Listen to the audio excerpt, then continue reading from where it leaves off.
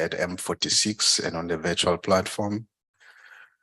Acknowledge the public protector here at M46 and her legal team led by Advocate Mpofu, the evidence leaders, Advocates Bauer and Mayosi, members of the media with us, our entire support staff, their various duties, and lastly but not least, those who brought us here, the members of the public and their various platforms, YouTube, 408.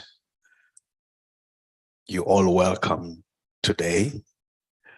We are proceeding with our inquiry with the next witness today, which will be introduced very shortly by Ms. Fatima Ibrahim. We have this witness the whole of today up until midday tomorrow. And so we're going to do our business within that timeline. Thank you very much for your attention. Without any delay, I'm going to ask Ms. Ibrahim to do the preliminaries, introduce the witness, and then we start our proceedings. Thank you. Over to you, Ms. Ibrahim. Thank you, Chairperson. Chair, the witness for today is Professor Madonsela, the former public protector.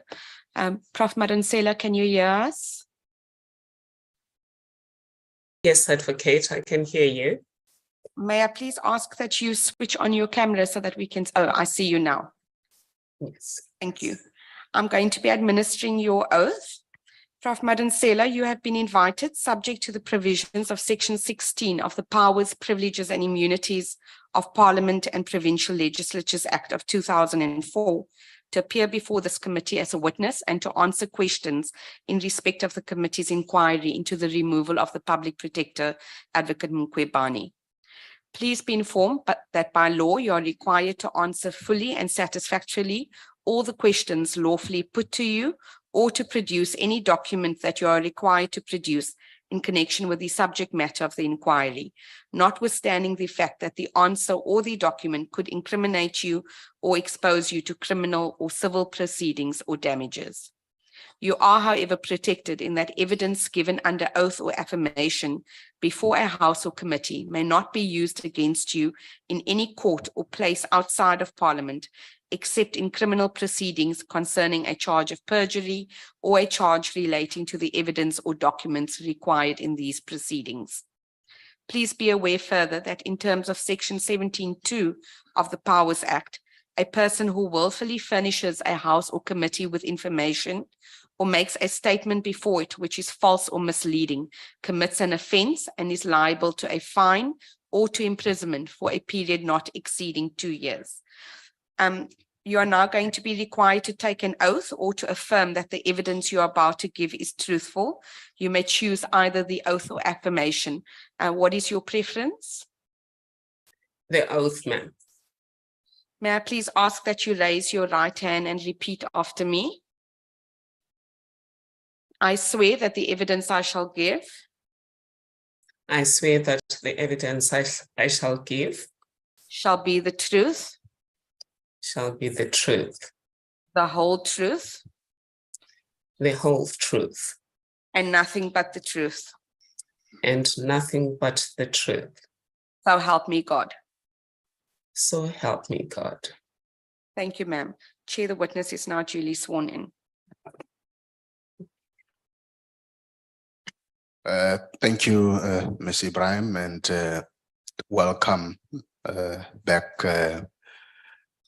Professor Thuli Madonsela, to the inquiry. This now seems to be a real start than the false start we had. So welcome you back. I am aware, before I invite Advocate Mpofu, that you had requested to make a few remarks, and I now allow you to do that. Thank you. Thank you.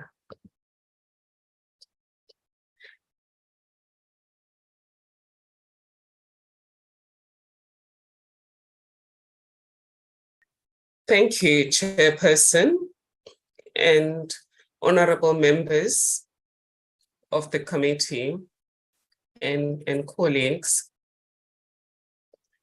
I appreciate the privilege to appear before you.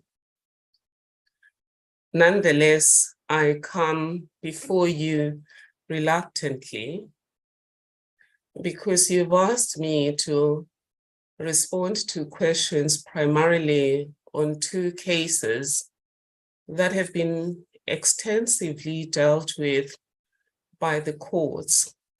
And therefore, my reluctance to appear before this committee had nothing to do with lack of respect for this important pillar of our democracy. It was because of apprehension that I'll be put in a situation where we are rehashing what the courts have decided about this South African Reserve Bank matter, also known as the CX matter, and also about the Freddie Dairy matter. I therefore apologize if there's a sense that has been given that I was reluctant to appear. I secondly would like to just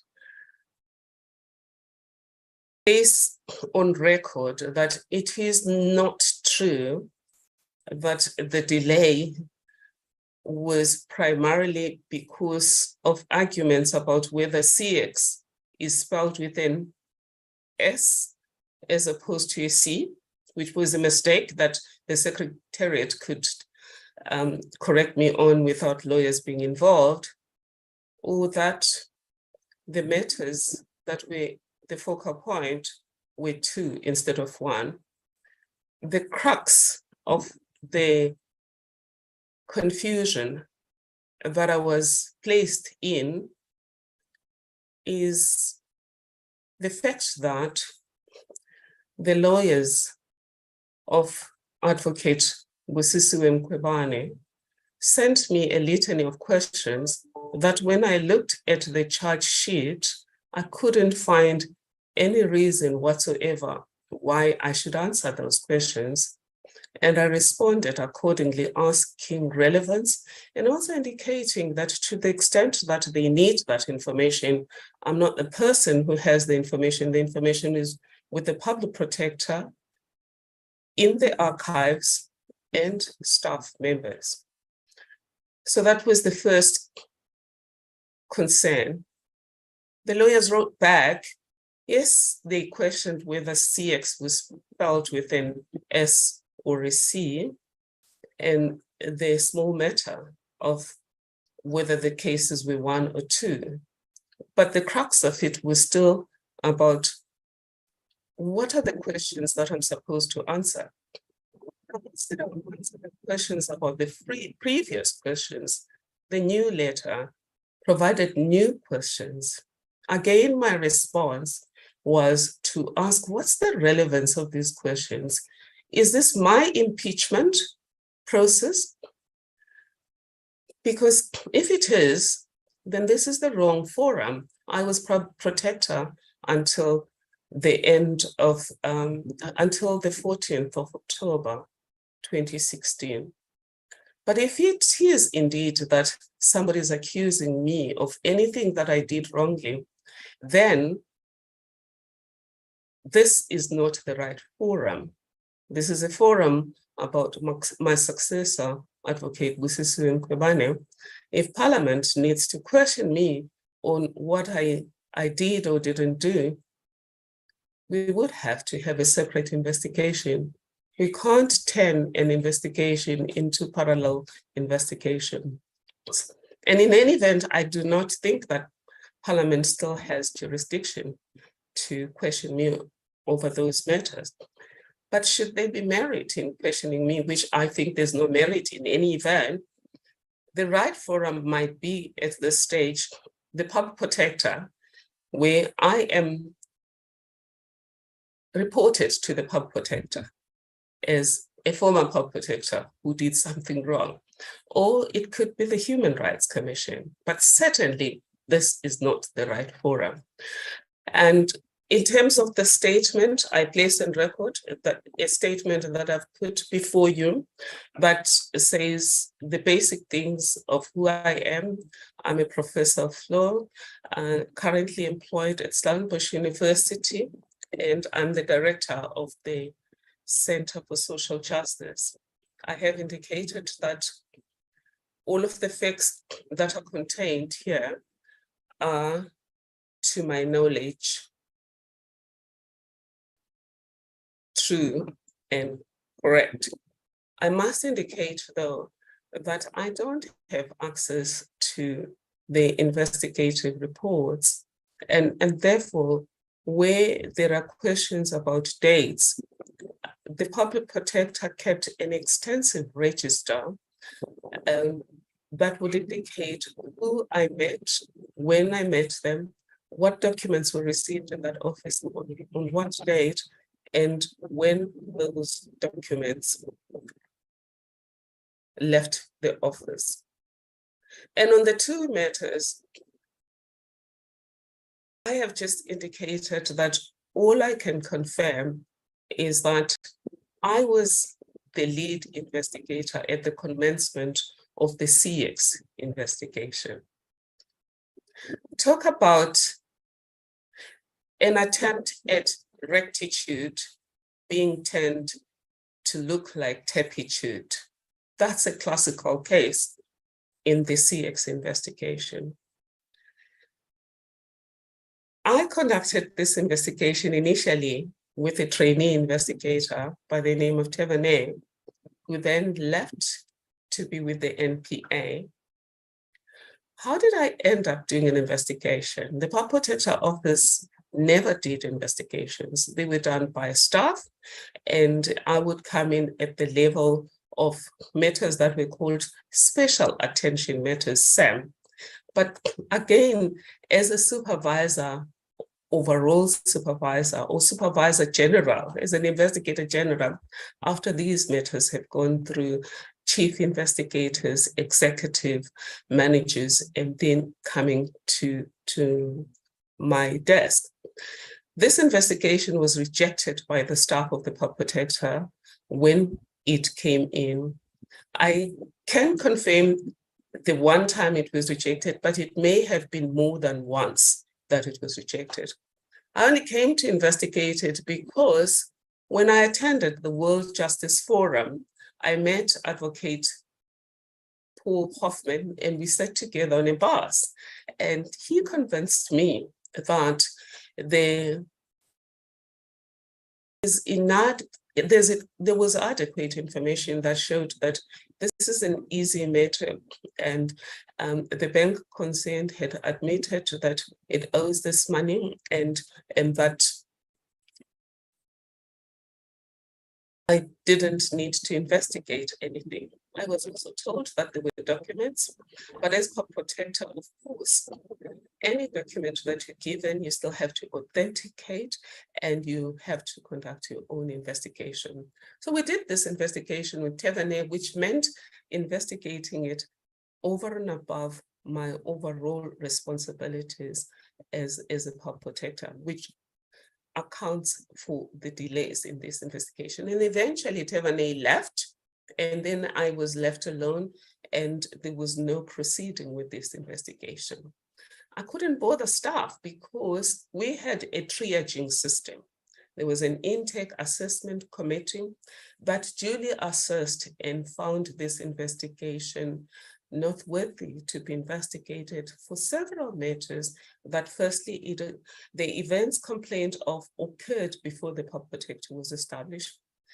Even if the money was recoverable, it would have prescribed. Also, it was firstly an issue of jurisdiction, given the fact that the matters preceded the existence of the Public Protector. So why did I decide to investigate it regardless?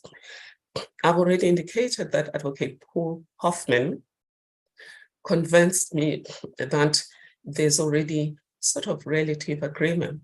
And also that if this money is recovered, it could it could make a difference in terms of the challenges of funding mainly social and economic rights such as education, health, RTP housing, etc. Then how did I overcome the fact that the public protector only came into being in 1995, and this matter happened before then?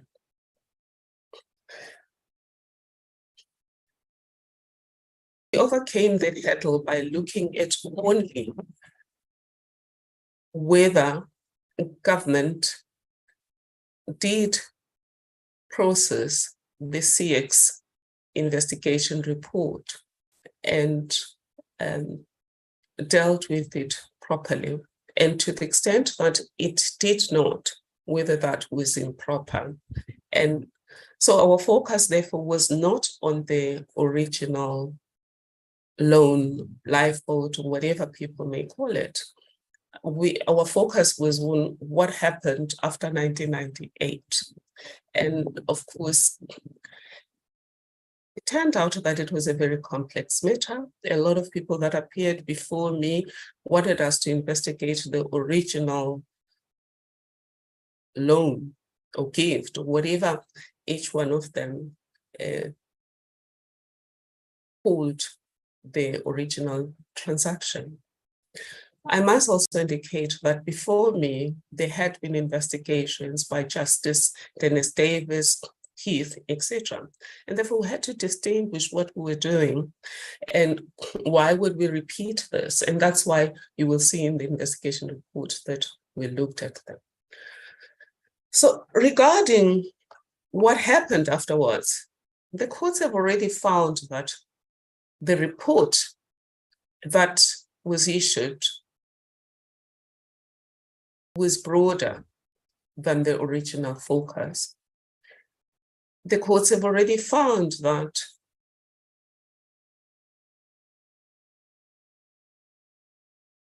the remedial action to change the constitution was neither part of the investigation nor is within the remit of the public protector. And there's nothing really I can do about that, given the fact that that's a decision of the court.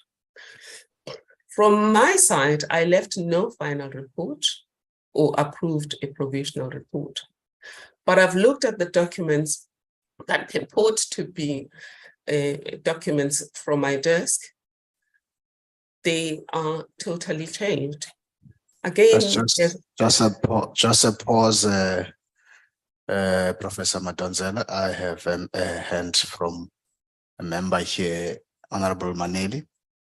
No, thank you, Honorable Chair. Apologies for the disruption, if it is, but I just wanted to be sure in terms of the notes I take as to where we are, because I understood you, Chair, because I'm not addressing the witness now, but you, was that there were to be opening remarks, and then we then get to actual evidence and so on. I'm raising it because having listened, some of the matters that are raised are matters of evidence that would have come before the committee, which we may need to interact with. So if you can just indicate, which will also help us with time also, to what point would those opening remarks be done. Okay. Thanks, Chair. No, thank you, Honorable Maneli.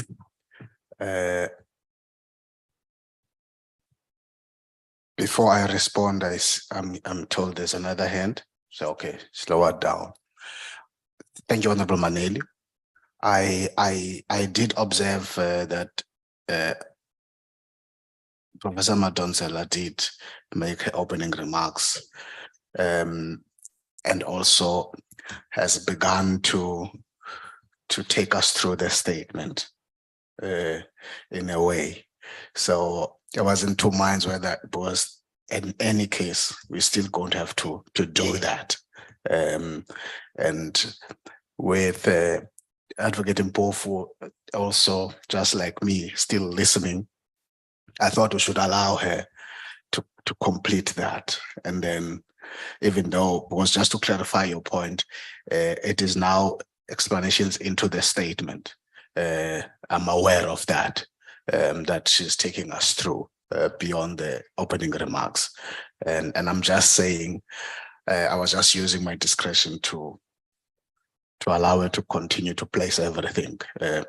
Because at the end, when Advocate Mpofu starts, he might have started there on that issue. Maybe that helps his time also.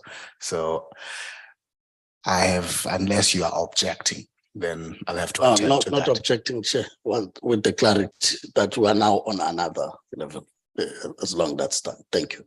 Can proceed, Chair. Thank you. I think, I hope that helps to clarify. We're just following.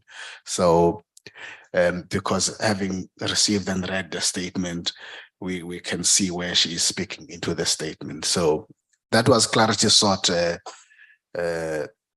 Professor Madonsela, from a member. As I indicated, there being no objection, I'm going to allow you to continue.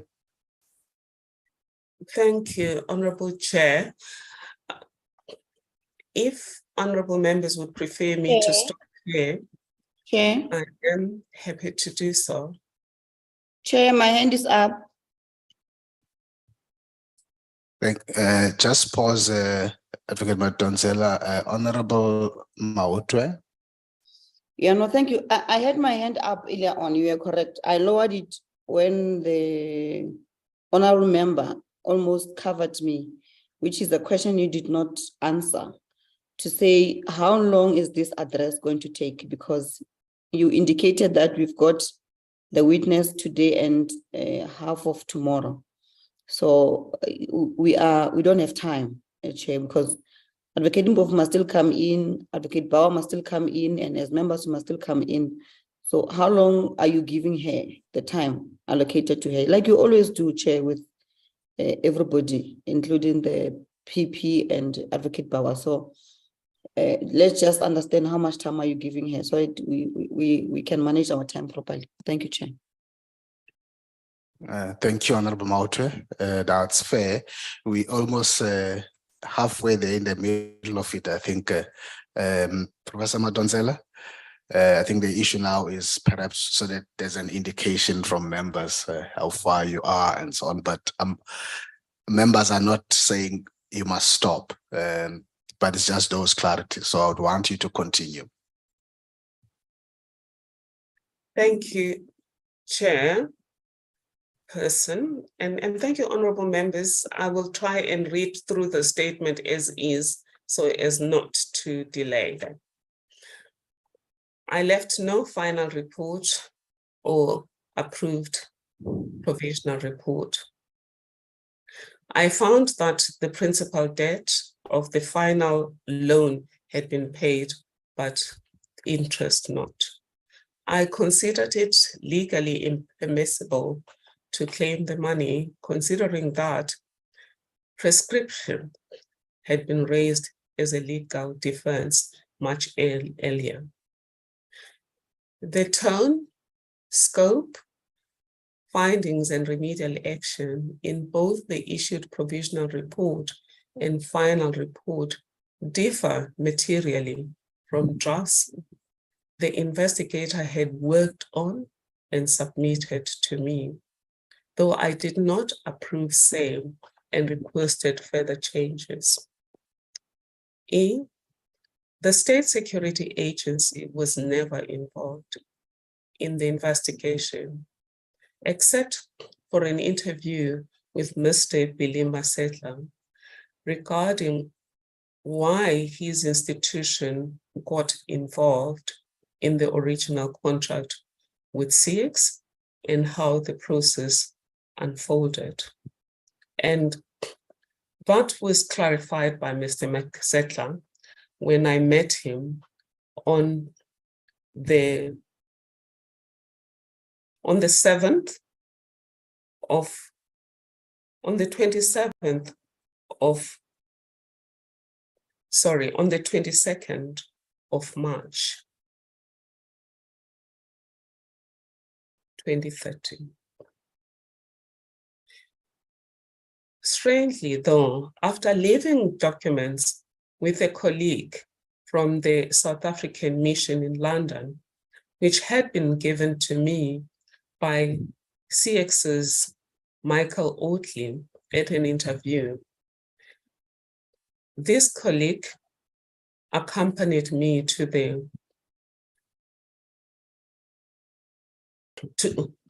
accompanied me to the documents arrived from the State Security Agency, opened and with a note from the State Security Agency Director General.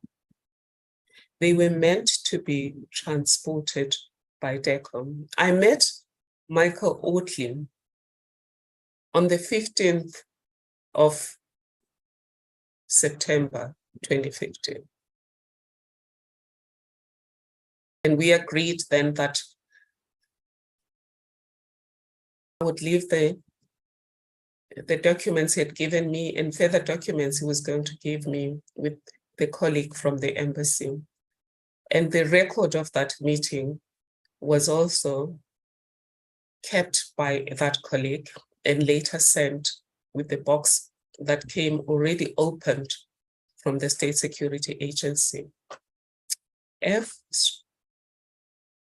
Now, key changes that I've observed in the final CX report include the remedial action regarding changing the powers of the Reserve Bank, which was not an issue, as the issue concerned lending and debt collecting practices. Regarding the Freddie Dairy investigation, I confirm that 1, the investigation was conducted by the Public Protector Regional Office in Bloemfontein during my term. 2, the investigator and her team struggled with drafts being sent back from my desk and from their peers in the think tank, presumably because the investigator had been doing service failure or early resolution nature cases whilst at national office. And until my time, regional offices did not conduct investigations on complex matters, particularly involving corruption and related financial impropriety allegations. 3, they still fail to meet the standards in the standard operating protocol, which I personally developed and issued as a handbook. And even after training the team with the same tool. One of the key reasons was omission of names and failure to conduct a forensic investigation, which is compulsory in the SOP in matters where corrupt relationships are alleged or suspected. When Mr. Samuel, not Samuels, I'm sorry about the S, took over as regional representative, I asked him to take the investigation over. My concluding remarks touch on the staffing arrangements in the office, which staffing arrangements just basically were primarily the domain of the deputy. I found it so, I left it so, and the CEO. So 1, I inherited a well-run institution that had been built virtually from scratch and improved step by step by my predecessors. Through learning and growing together, we kept improving the system guided by Seneca's assertion that, quote, "Will I not walk in the steps of my predecessors? I will indeed use the ancient road. But if I find another route that is more direct and has fewer ups and downs, I will stake out that one." Found in William Stevens, 2020. 3, 2 of the investigation guardrails I personally developed, followed by peer review by the team, was the Handbook on Administrative Investigations in Public Protector Mandate Book. So the Handbook on Administrative Investigations was a standard operating protocol that investigators had to comply with. Before then, we had guidelines, and the feeling was that guidelines are guidelines, and therefore to have proper guardrails that people could be held account on the basis of, we needed a standard operating protocol. Before then, we also had developed a public protector handbook to make sure that we know which version of which law to apply and which laws were applicable to us. 4, I further did what I could to collaborate with colleagues towards guardrailing the Ombudsman institution globally, which included establishing the African Ombudsman Research Center, AYOC, a process commenced by immediate predecessor, Advocate Lawrence Mushwana, and personally suggesting and developing the OR Tambo Declaration on Minimum Standards for Effective Ombudsman Institution. Chairperson. Right. Just a pause, Professor Madonsela, Advocate Mpofu. Okay, yeah. Good morning, Chairperson, and everyone. Yeah, I'm at sea as to what is actually taking place now. I think the issues raised by the members are quite valid. If the witness is just going to be reading her statement or reading it out, I think the process here has been that once a statement is tabled, everyone can read the statement, and that the evidence is led in the form of questions by someone. Otherwise, yeah, Chair, Okay. I think let's get into that. All right. Yes, that's what we attended to earlier. I'm just going to ask her to conclude. She's about to conclude. Thank you, Advocate Mpofu. Thank you, Chair. Thank you. It's just 2 lines now, or 2 paragraphs. 5, I resisted being spied on by the State Security Agency through sudden repeated requests to vet me as I was finalizing the Waterkloof lending incidents by the Gupta family. What I could not prevent is it lending with the CX box and flash disk, all of which had been opened on arrival. I've included this because there have been questions around the CX investigation and the involvement of the State Security Agency. I just want to confirm here that it was never involved. The only person that was interviewed on the 22nd of March 2013 was Billy Masetla, simply because I needed to know what was the basis for the State Security Agency getting involved and how the process unfolded, and he clarified that.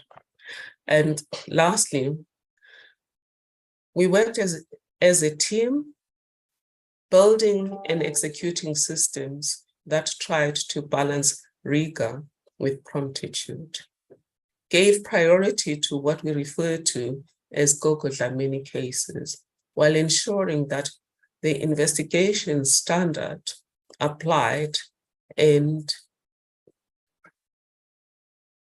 duty of care was uniform. It is my considered view that the above is all that is relevant in the light of the Section 194 investigation. I therefore do not believe I should be asked a lot of the questions that were in the 2 letters that were sent to me. Thank you. Thank you, Professor Madonsela, for firstly those remarks and walking us into the statement as well. We are now going to invite Advocate Mpofu to interact with the witness. And I'm going to ask Advocate Mpofu, because a bit of your time would have been taken.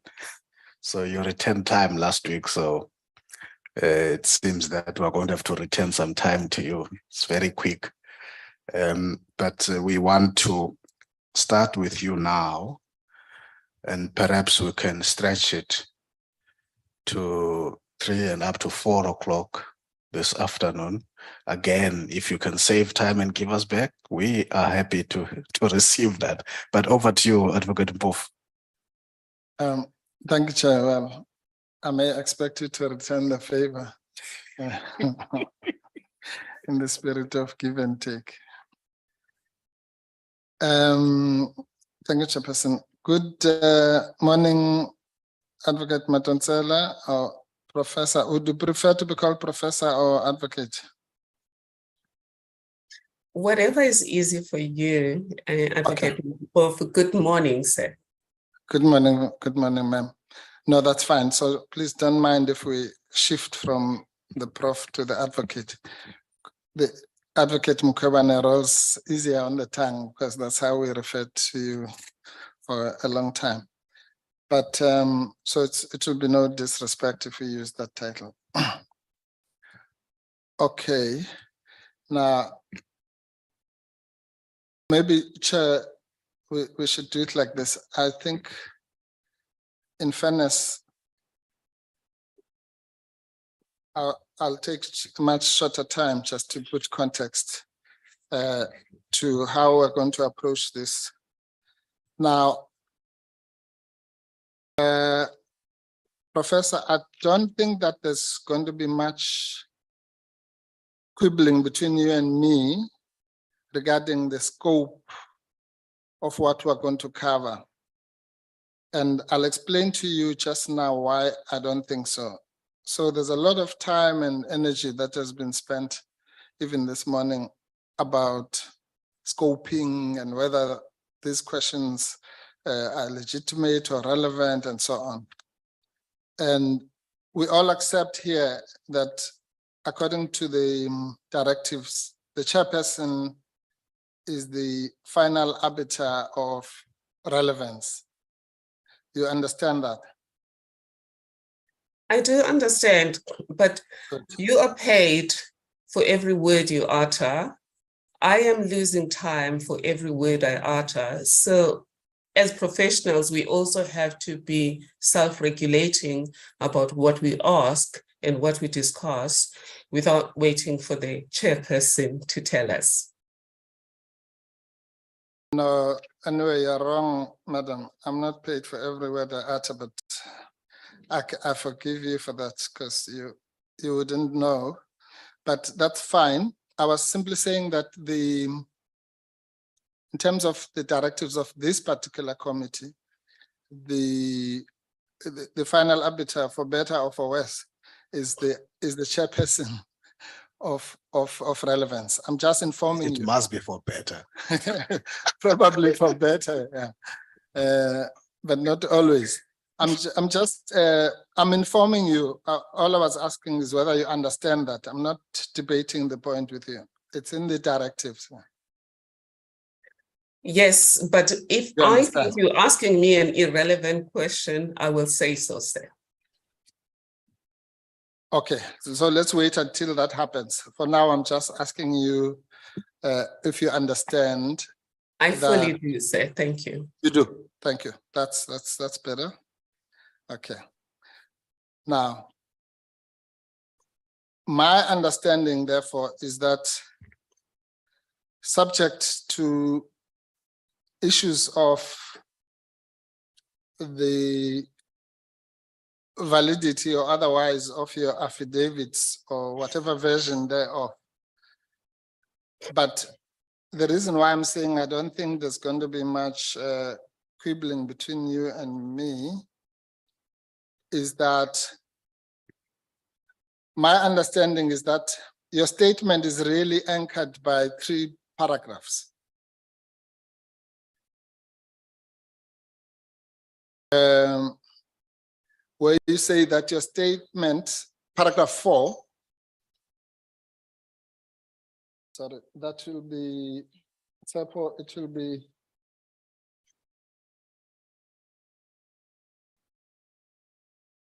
bundle H, Madonsela folder, the final affidavit or the third affidavit, 31.6. Yes, paragraph 4. There you say that the statement sets out a summary of what you intend to share with the committee. And that's the summary that you've just given now. So in other words, what you've put in the statement is just a summary, not the full version, correct? It was a summary, but yes, sir, I have now been given an opportunity to present what I could, and I have done so. Good. So that's the first anchor paragraph, paragraph 4. And then you then refer to the chairperson's letter, wherein you were invited to, among other things, or rather you were told that you deal with issues which are relevant to the motion. I think on that we all agree, correct?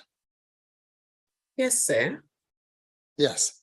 Now, but the most important paragraph, I think, is paragraph 10, which is your last paragraph, which you just articulated now, where you say that in my considered view, the above is all that is relevant in the light of the Section 194 inquiry and the contents of the letter, the chairperson of the committee. So everything above paragraph 10 is what you call all that is relevant, in your view at least. As I said, we might differ on what's relevant and not relevant, but at the very least, your version is that whatever is on from paragraph 1 to 9 is all that is relevant, correct? As a summary, yes, sir. Yes, good. Now then, that's perfect, because in my view then, unless if there's any difference between you and me, which I will indicate to the chair towards the end, I am happy to proceed on the basis that we start with what you and I agree is all that is relevant. And if at the end, there's still 1 or 2 issues on which we quibble, then obviously we'll refer that to the chair to determine. I think that's a fair way of proceeding also, so that you and I will be on the same page. So we will, for the first part, then be governed by your statement, correct? Are you happy with that? Very happy. Thank you, Good. sir. Perfect, perfect. All right. Now that we've got that clear, I said it was subject to determining whether there's even a statement before this committee or an affidavit or not. We are at this stage confused as to whether there's an affidavit. As I understand, you are reading now from the 3rd version of your statement, correct? As far as I know, there's only one version of my statement. And again, Advocate Mpofu, I did say that you paid for every word you utter. There's only one version of my statement. And that version was sent on the 25th with a very tight deadline because of the quibbling between the lawyers of Advocate Mkhwebane and myself about what exactly should I cover. Finally, on Saturday, I was given the deadline of the 24th, and I requested that it be moved. I think it was the 22nd. I requested that it be moved to the 25th, which was a Saturday. And against several odds, including load shedding, I sent the statement, and only to discover that there were small typos on the statement, and those typos were corrected, and a corrected statement was sent.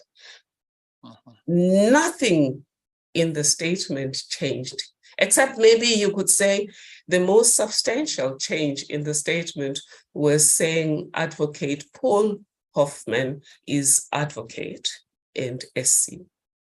Everything else was just spelling corrections. But if you want to make an issue out of that, and we use taxpayers' money to quibble about that, be my guest, sir.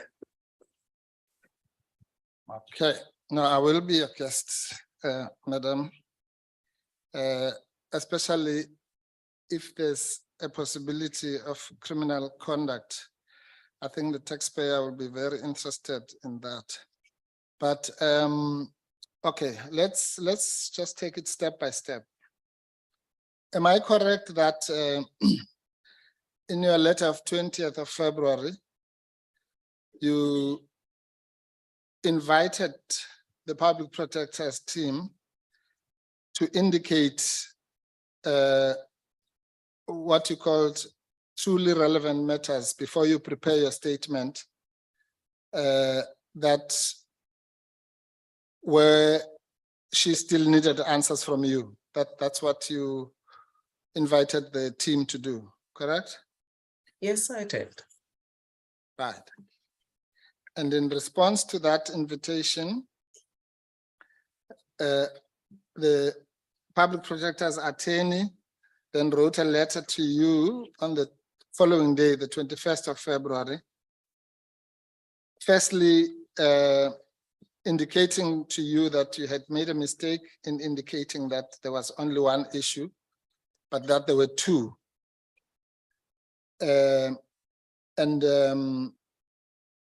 issue about the spelling is a non-issue, really. The substance was that you had indicated that you were only going to be testifying on the CX matter, and we indicated to you that even on the version of the chairperson, which we didn't agree with, you were supposed to do two matters. So you harbored that issue on the 1st, and I guess you were paid for that time. I dealt with it earlier. I don't know what else must we do with it. I think But also, can I just answer the question, ma'am? I think it will assist us if you just answer the question. Can I just finish also? But yeah, my answer is yes. There was quibbling about, no, you don't cut me like that, say. There was quibbling about that, you, but in my earlier statement, please don't talk over me. In my earlier statement, I had also indicated that you compacted the quibbling to those two matters, yet the real confusion was around whose inquiry is this. And all of those vague statements where you say, oh, courts have made these remarks about your cases, what is your comment on that? So I wanted to know, number one, am I being investigated now? And two, which cases? Must I go all over the internet to find out what have courts said about my cases? And three, I specifically mentioned to you that as far as I know, no court has accused me of not understanding the Constitution or being dishonest. Those were in those letters, say, we can't reduce it to how I spelled CS and the matter of the two cases. Okay, ma'am, can I ask you to please firstly listen to the question and then just answer the question that is asked of you. Then we will get somewhere, because on your theory, I don't only get paid by words I utter, but even the words I listen to. So let's not make them too many. I'm asking you a very simple question, that in response to your invitation for us to indicate which other areas other than CX that we needed answers to. Number one, we indicated to you that the other issue is Friede, because that's common cause that was from the chair. That's what we did at paragraph 6 of our response, correct? Yes. Thanks. That's now we're getting somewhere. And then the other issue where we corrected you was to say that it is false to state, as you stated in your statement, that the public protector's team had, quote, forbidden the evidence leaders from assisting you with a statement. And we said, please indicate to us who advised you of that non-existence fact. That was the second issue that we raised in that response, correct? Yes. And as it happened, the Secretariat, I think, without our knowledge, had also sent you a letter indicating that that allegation was incorrect, right? Yes, sir. Thank you. That was my mistake, which I admitted.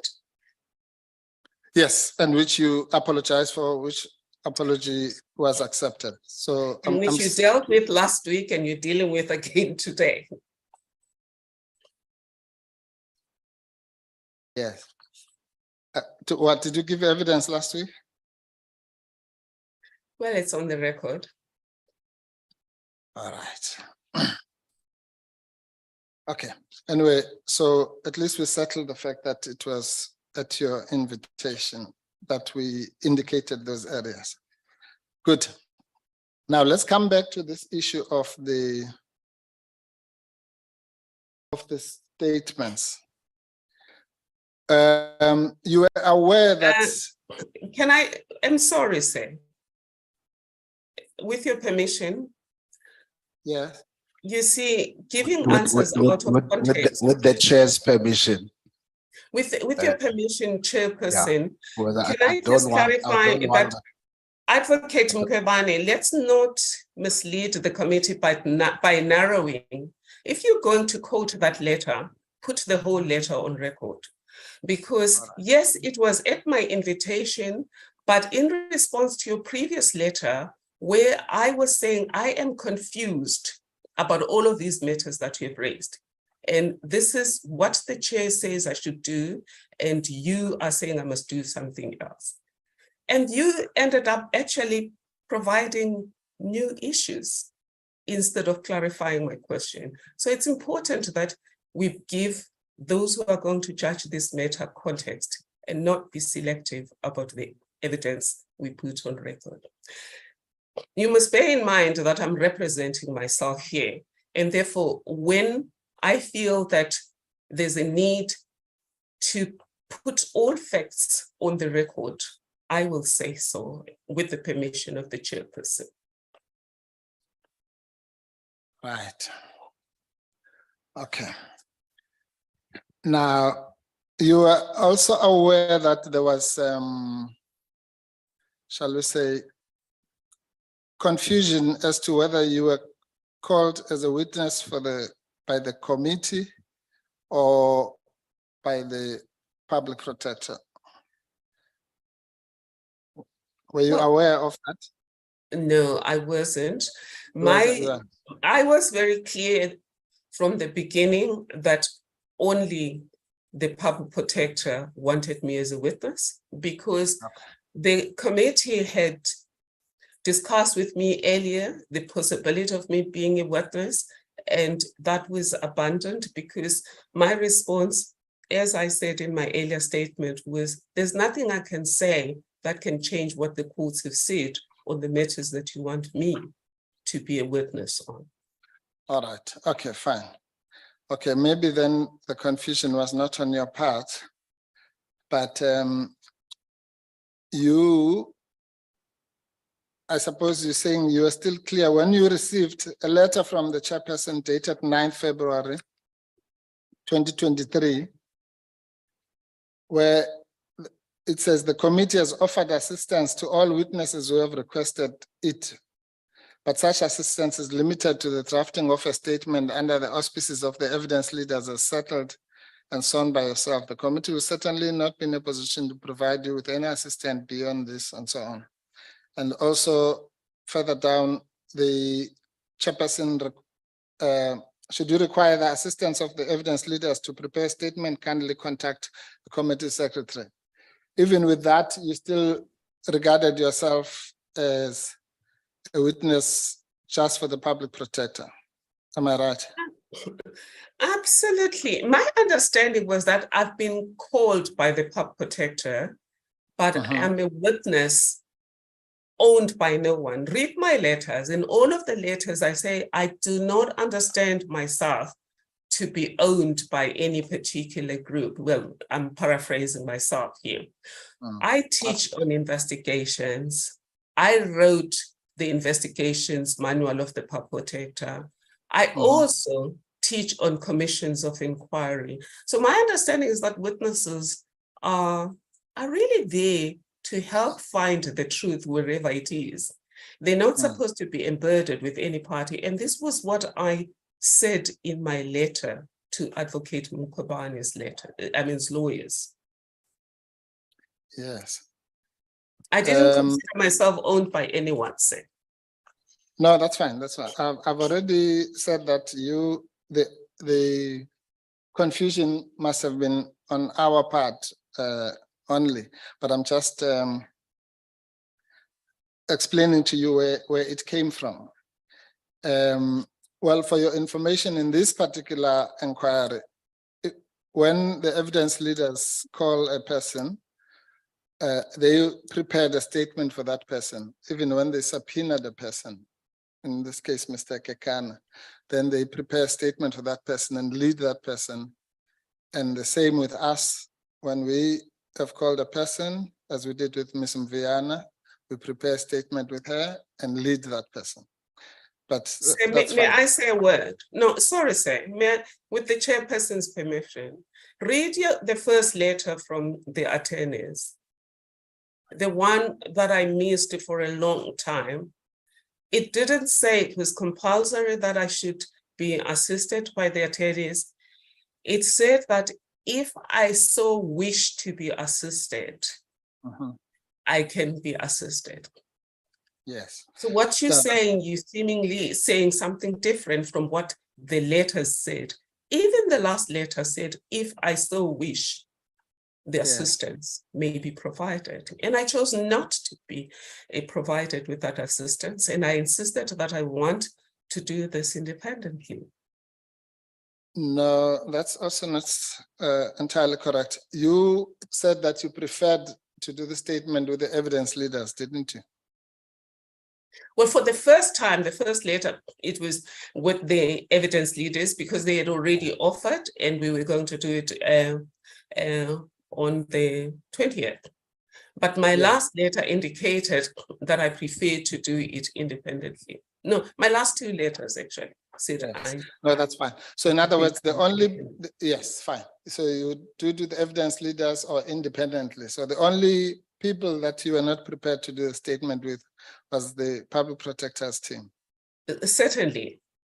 Good. Precisely because of the kind of questions that had been asked, it didn't seem to me that I am a witness to assist with providing evidence that could assist your client to explain herself to Parliament. The questions that I was sent in the very first letter were accusing me of certain things.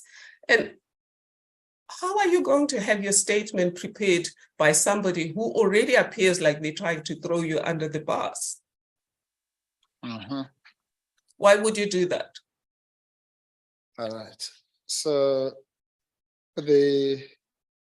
just a minute.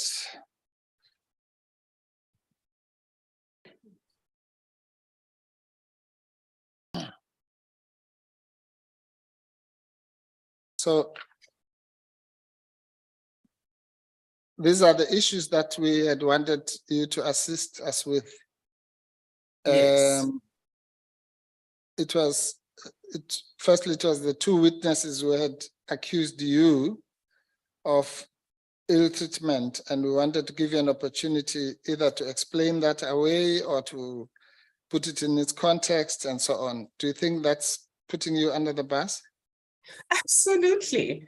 This is not an inquiry into my conduct. To write to me about two witnesses, at that stage, I didn't even know who were they.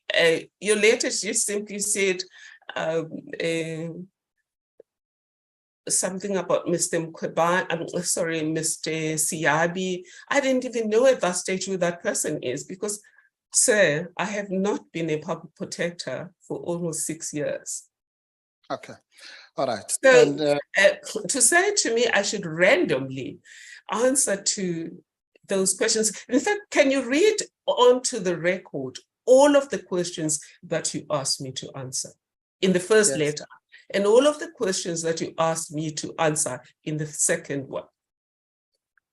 yes, no, I'm not going to read the first one because that was overtaken by events. But the second ones, which we responded to you at your invitation, we started with the two issues that I've just mentioned now, your alleged role in the ill treatment of Mr. Nyatela by the Office of the Public Protector. The second one was the alleged role in the ill treatment of Mr. Siyabi by the Office of Public Protector. We've already covered that. The third one was relevant human resource issues and policies regarding security clearance issue. And you regarded that as well as putting you under the bus.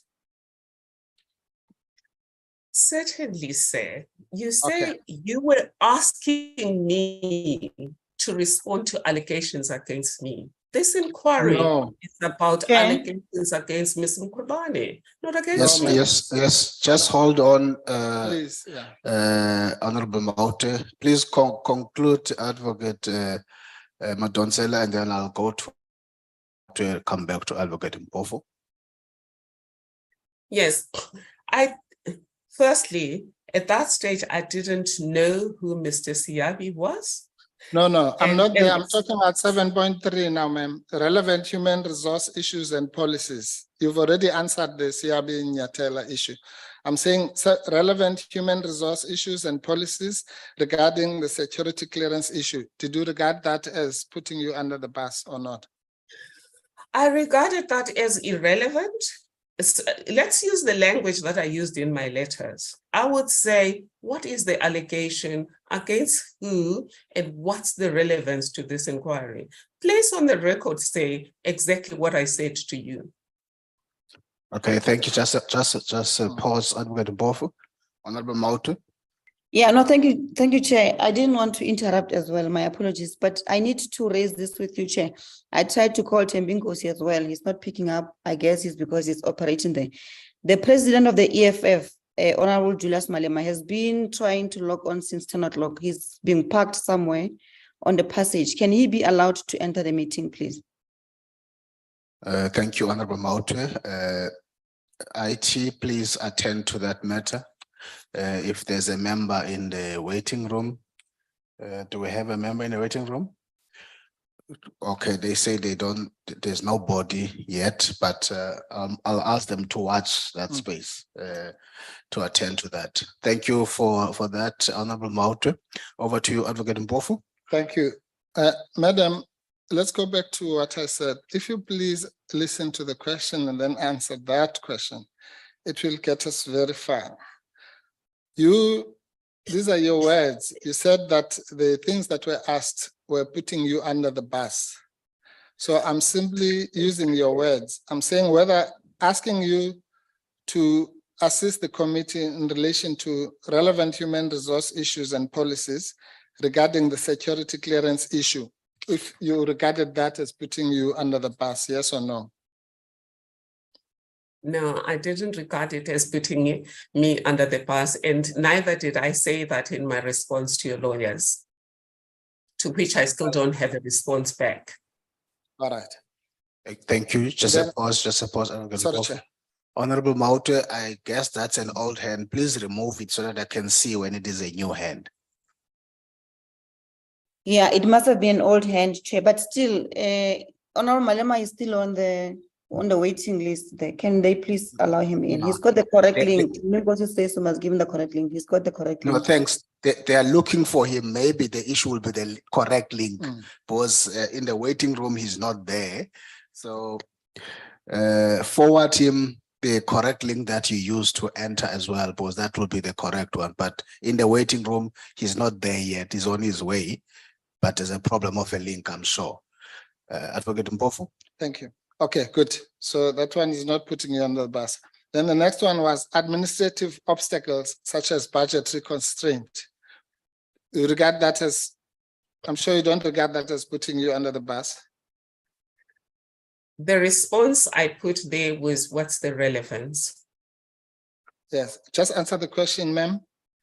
I'm sure you don't regard the issue of administrative obstacles such as budgetary constraints as putting you under the bus. Mr. Advocate Mpofu, I use the under the bus quip as an add-on. Are we going to latch on to a footnote? Surely you didn't come to this event prepared to latch on to a footnote. Can we deal with what we came for? Can you please answer the question, Advocate Madonsela? Or do you want me to ask it for the third time? Well, okay, I don't know, because the questions were vague. I had no idea whether the intention was to put me under the bus or not. Oh, I see. So now you didn't know whether it was the intention. I thought you said that was the intention. Okay, that's fine. And then the next one was on the record, governance. on the record, it would say differently. All right. And then the next one we said we'd ask you on governance issues and audit outcomes. Do you regard that as putting you under the bus? I regard it as irrelevant. But not putting you under the bus? I'm not sure, depending on what was intended with it. Anything that was vague was potentially trying to put, not putting me under the bus, trying to. I see. And then the next one was the management of backlogs and other performance challenges. Under the bus? I don't know. Don't know. The next one was scathing remarks made by the courts in respect of some of the reports issued during your term. Under the bus? Irrelevant, sir. Okay, but not under the bus. Then the next one was the impact of especially the EFF versus Speaker, the Nkandla judgment on the frequency of court challenges and the spend on legal fees, as well as clarity on the question of which version of the Executive Ethics Code you applied in respect of the Nkandla investigation and others. Under the bus?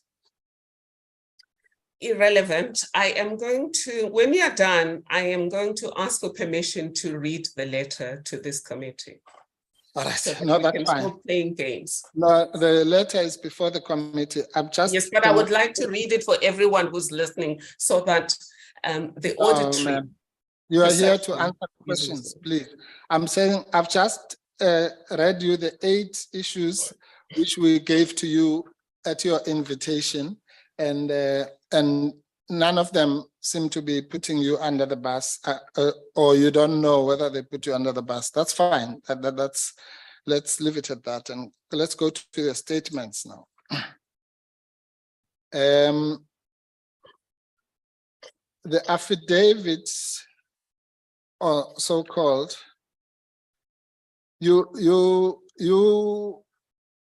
okay, let me put it this way.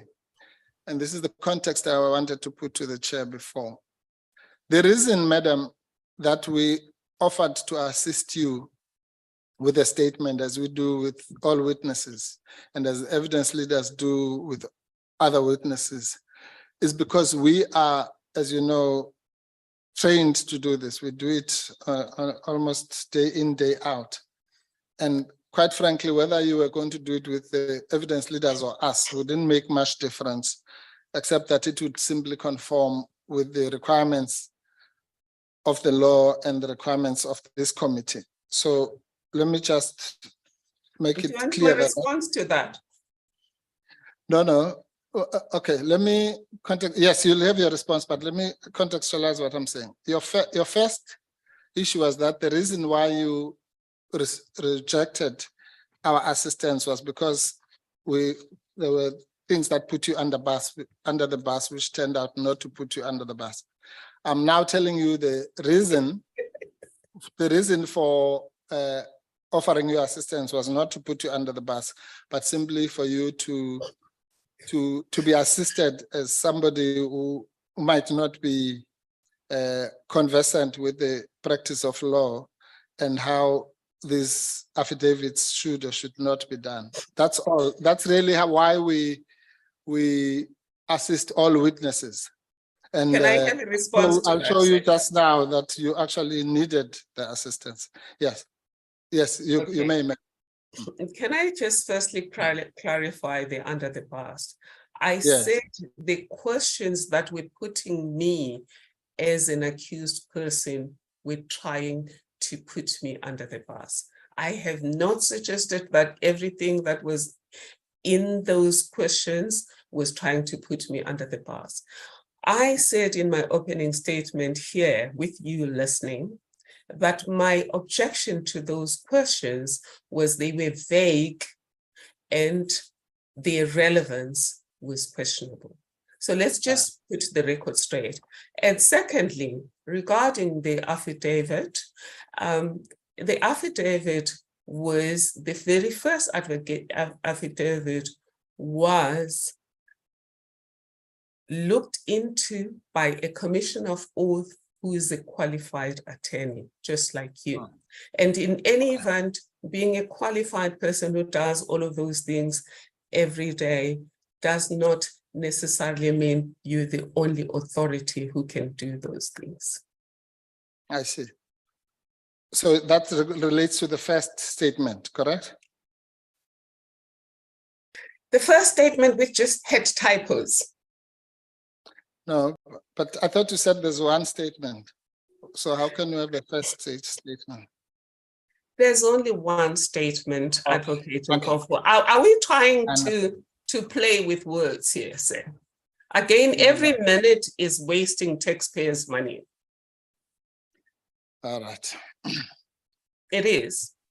Yes, no, that's fine, ma'am. We'll try and save the taxpayers' money by the first important thing you would accept at least that it's important for this committee to understand whether or not there's an affidavit before it, so that if there is, then we go through it. But if there isn't, then the law must take its course. Well, that is important, but I would have thought for me, just from a commission of inquiry type of investigation, that's a point in limine that should have been resolved last week. The chairperson announced on the 2nd of March, exactly a week from now, that the affidavit that was going to be used today was the affidavit that I sent as corrected on the 28th of March, which was the very same affidavit that was sent on the 25th of March, but corrected for typos and signed by a different commissioner of oath who has a business in Joburg, but lives here in Somerset West. All right. And was No, with me here. I think you are missing the point. Maybe let me assist you. There is no affidavit by you, but we'll come to that just now. I'm saying that, do you know that you are, all right, let's start with the first affidavit, as you call it. It's dated the 23rd, and then there's a correction, it's changed to the 25th. You remember that? Advocate Mpofu, there is one affidavit. It was sent on the 25th, and you know yourself that things can be corrected and annotated on the side where there are corrections. And that affidavit was replaced by one that was sent on the 28th. You didn't object to that affidavit. You had a whole week to say that's not an affidavit. To come now and decide that you're going to spend taxpayers' money arguing about whether the document on the 28th is an affidavit or not is shocking, to say the least. But anyway, well, it's the park protector that's paying, it's not me. So maybe I shouldn't be dealing with that. Yeah, maybe not, ma'am. But as a taxpayer, it worries me. Yeah, no, that's fine. Well, as a taxpayer, it also Chair. worries me when it looks like there's a Chair. crime that is committed here. But do you know, maybe let's do it like, do you know that you may not correct an affidavit after it has been attested? Chairperson? Sorry, what's that? What do you mean, what's that? Don't speak like you're in a crawl. No, What do you mean, you have not raised your hand, We're in Honorable a Malema. meeting here. Don't say what's that. You What's have that? not What do raised you your mean? hand, Honorable Malema. I'm raising Honorable my Malema, hand. I'm You raising have my not hand. raised it. But You I'm have raising not my raised your hand hand. now. I'm raising it. No, you don't raise it like that. You know how to raise a How hand. do I raise it? You know how you got in here. You use the same tools to raise a hand. Honorable Yeah, Malema. but I don't I'm know how asking to that raise to a you. hand here. I'm trying to get your attention. Then if you can't And then you raise can't a start hand, by saying what's that. Instead of Honorable Malema, recognizing me properly. Don't say Honorable what's that. Malema, Why do you say what's that? Don't Honorable talk to me Malema, like you are talking to a garden boy when a man. I am speaking to you now. If you can't raise a hand, you call a point of order, I give you attention. You don't just get into a conversation. It's I'm not how trying to get your done. attention, Chair. I'm trying to get your attention. I'm now recognizing you. Please speak to the witness, not to interrupt Advocate Mpofu, because it doesn't come across as being dignified, and it's irritating to say the least. Let her give her a chance, because watching from here, when she just budges and interrupts the way she wants with the advocate, it doesn't look like the required decorum of these proceedings. Please.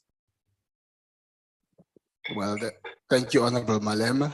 And that's not a point of order, but I hear what you're raising, which we attended to earlier before you joined, about the interactions and each waiting for the other, but also speaking through the chair. I attended to that, and I'm going to be watching that space. Thank you. Over to you, Advocate Mpofu. When you say each waiting for the other, are you suggesting that I interrupted her? No, I'm not. Okay, thank you. Thank you, sir. Madam, Professor. Yes, sir. Yes. I was just asking you whether you know or you don't know that an affidavit cannot be changed after it has been attested. I stand to be corrected, sir. My understanding is that you can correct it, provided it's a proper procedure. That's why the affidavit of the 28th was attested to by a commissioner of oaths. Yes. It wasn't just changes randomly on the street. Well, but the second one, where you changed by putting hand changes, seems like it was just changed in the street, and it was changed after the public, or rather after the commissioner had signed it. Let me demonstrate that to you, ma'am. Can you put up the first affidavit? That's 31.6.2. Tsepo.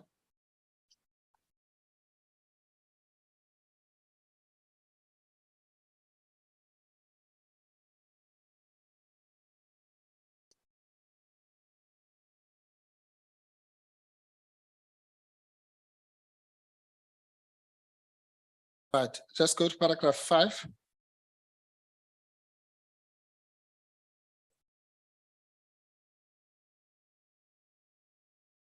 Right. 5, yeah. Okay, you see in paragraph 5 that it says the contents and intended appearance are in response to the letter of the chairperson of the committee, Honorable Q.R. Janchi, MP, dated 1st February 2023. You see that? Yes, sir. All right. Now, that version was then signed by the Commissioner of Oaths on the 25th of February, correct? Yes, sir. Yes. Now, after that, you then went to change that date to the 21st, correct? Yes, sir. Do you know that that is illegal? You cannot do that. Once it has been signed by the Commissioner of Oaths, you can't then change the date on your own in the street, as you call it. Do you know Can that I- that's... Can I explain that that's not what I did? Is it Alright. okay if I explain, sir? No, firstly, just answer my question, then you can explain. Do you know Yes. that? Yes, I it's do. not done. It's illegal. I Okay, do. fine. Then you can explain. Yes. I did not change the original affidavit by hand. I took a copy of it and I made the changes. You must look at the email that was sent on the 1st of March to everyone. The email explained properly that what we are doing is we're not replacing the affidavit of the 25th with the handwritten. We replaced it with the electronic version. And that electronic version was signed by Commissioner of Oath. In my wisdom, which seemingly now seems to be turpitude instead of rectitude, I wanted to make it easier for the committee, because it was now short notice, to see what's the difference between the affidavit signed by a Commissioner of Oath on the 28th and the affidavit signed by a Commissioner of Oath on the 25th. So the handwritten version was just for ease of reference, and the email says so. I'm certain that the Secretariat can produce the email that was indicated. Okay, then maybe let me assist you. If you know that it's illegal to change an affidavit by hand after it has been attested to, then can you go to the second affidavit, Seppo? 31.6.1.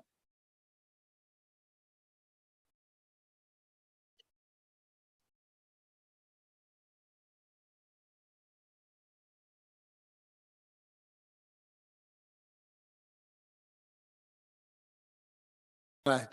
So, okay, at paragraph 5, you did exactly what you say you know is illegal, which is to change the affidavit by hand after it has been attested to, and then you put your initials next to that paragraph, correct?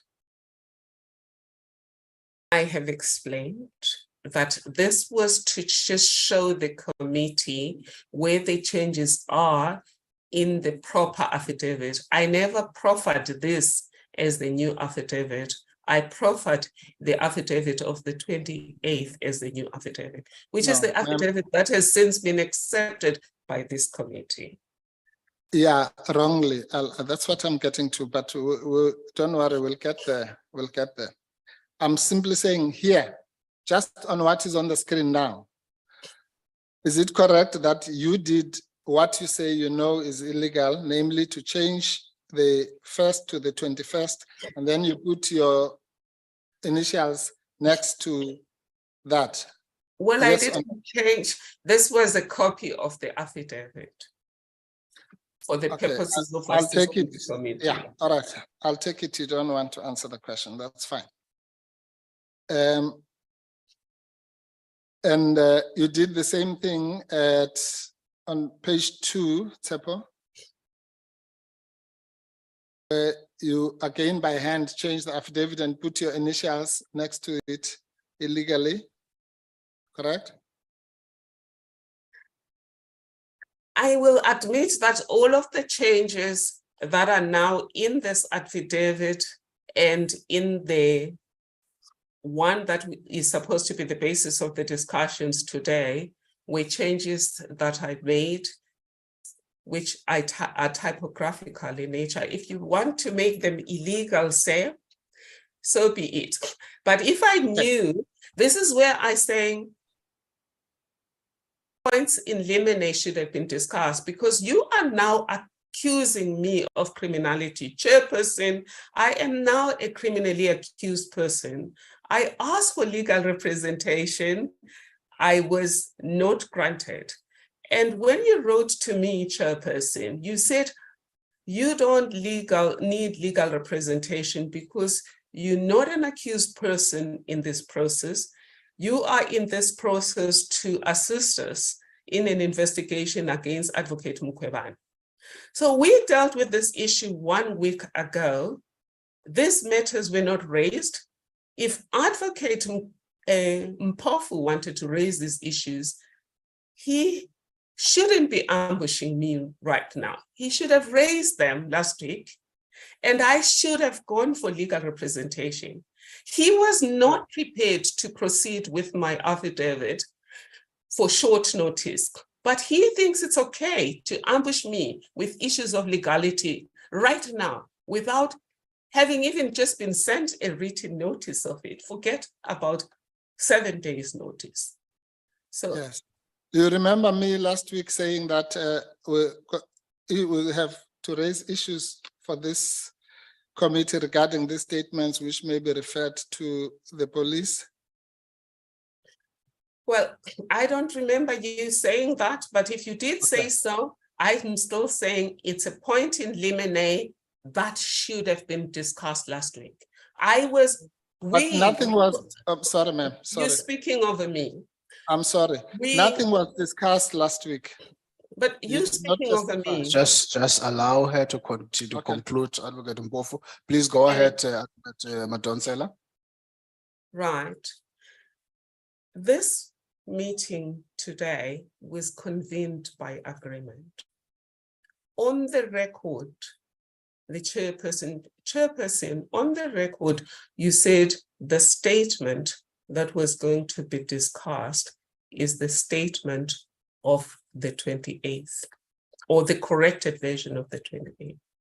And this was after Advocate Abraham had said that that's the statement that I'm prepared to go with. If Advocate Mpofu wanted to put me on trial for how the changes happened between the statements happened, he should have indicated last week, Monday, that he wants me criminally charged for that, in which case it changes the complexity of this event today. No, ma'am. I should have then had a lawyer to come and represent me because I'm now being accused of criminality.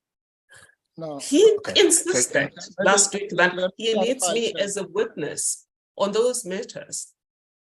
Okay. When he was saying why he needed me, he didn't say he needs me to answer for this statement. I remember when you had ruled, Chairperson, that this is the end of the matter. Thank you, Advocate Madonsela. Yeah. I think you have canvassed and ventilated the issues quite firmly. Thank you for that. Thank you.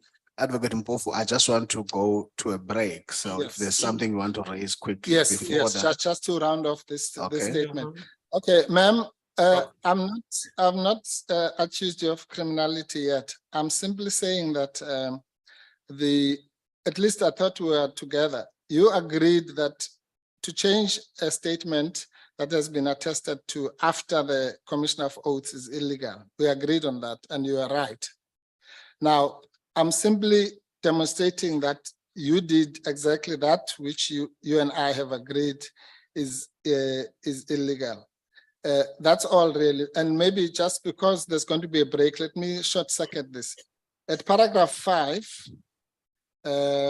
paragraph 6, paragraph 7.3, Tsepo, maybe you can just run those so that for the witness to see. Paragraph 8.3 twice, and paragraph 9.6. So it's 1, 2, 3, 4, 5 places you did that which you have admitted is illegal by changing the statement by hand and putting your signature next to it at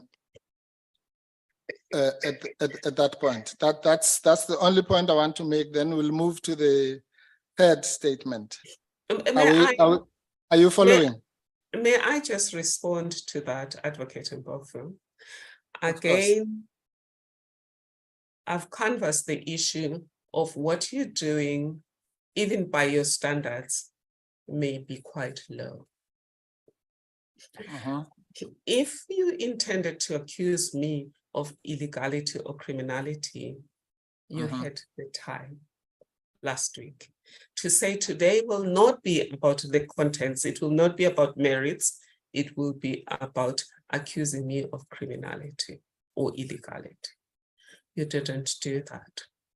And I disagree with you that I deny that I did anything illegal. Okay. All I admit to is I indicated where the changes in the electronic statements are. Last week, just my last word on this, last week when you had an opportunity to indicate why you want me today. On this matter, the only thing that you raised as an issue about this statement was the fact that the stamp of the Commissioner of Oaths of the statement of the 28th was in Joburg, whereas we claimed that this happened in Stellenbosch. Okay, ma'am. The evidence leader read the law to indicate that it's okay to have a business stamp for a different place, but if it can be confirmed that the statement has been done where it claims to have been done. So that was all that you raised. This incremental approach is quite shocking. Okay, ma'am. All right. I'm sorry to shock you, but all I'm saying is we have to establish whether there is indeed an affidavit before this court. If all you were doing was to indicate, for example, not the court.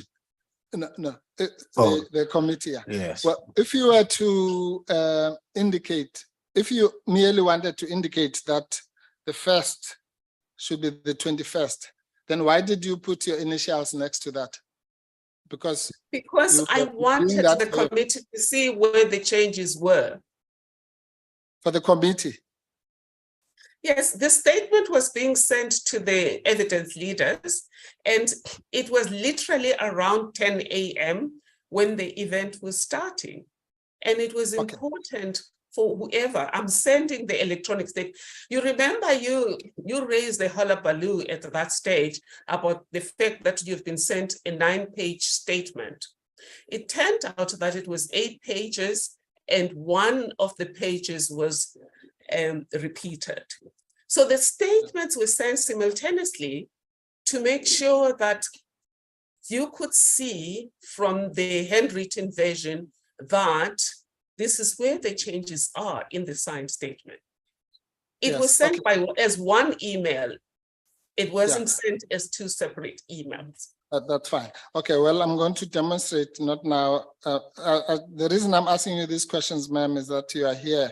So it's important for you to answer for yourself. Otherwise, if I raise them in argument when you are not here, that would be unfair.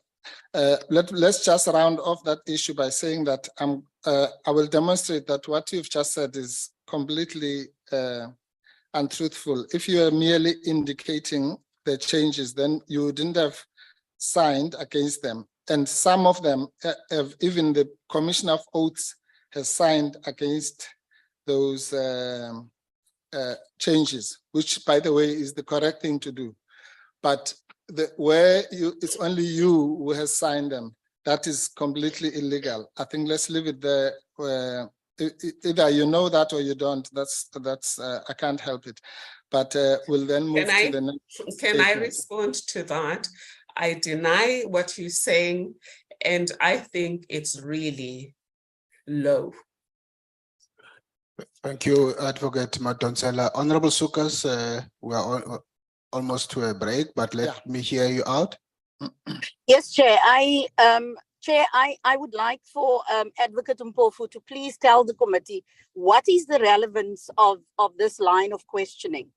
Advocate Thuli Madonsela came here to answer or to speak to evidence relating to two cases. We've now spent almost half a day on this.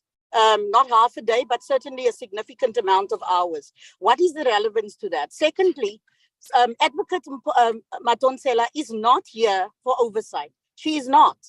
And none of what has now been discussed or been questioned has to do with the aim of this inquiry. Thank you, Honorable Sukas. Honorable Malema. Advocate Mpofu is well within his right and is correct to ask the questions that he is asking, because we can't have defective papers before us, or to a particular extent even be told lies, and then we say it is not what Advocate Madonsela is here for. Advocate Madonsela's credibility and whatever he has put in the affidavit or the letter, because we are still not even sure if these are still going to be referred to as affidavits, have to be questioned so that at the point of deliberations, we don't get shocked. And that Advocate Mpofu has made that point, that I'm raising these points because during deliberations, I don't want to be told that I was unfair to you. We should all be worried that a committee like ours, even when people are not here as accused, they can come and lie here. Then it's a waste of time.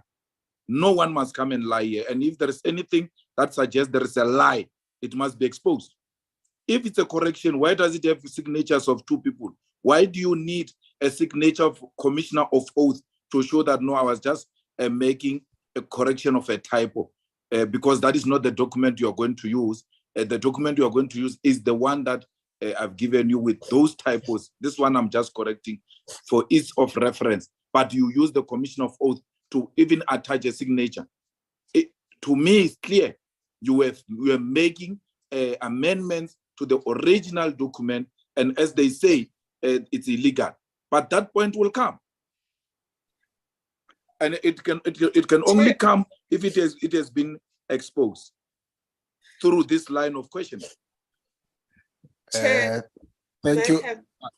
I will recognize you, Advocate Madonsela. Thank you, Honorable Malema, because I'm going to try and make a summary and make a ruling on this issue. Advocate Mpofu? Yes, thank you, Chair.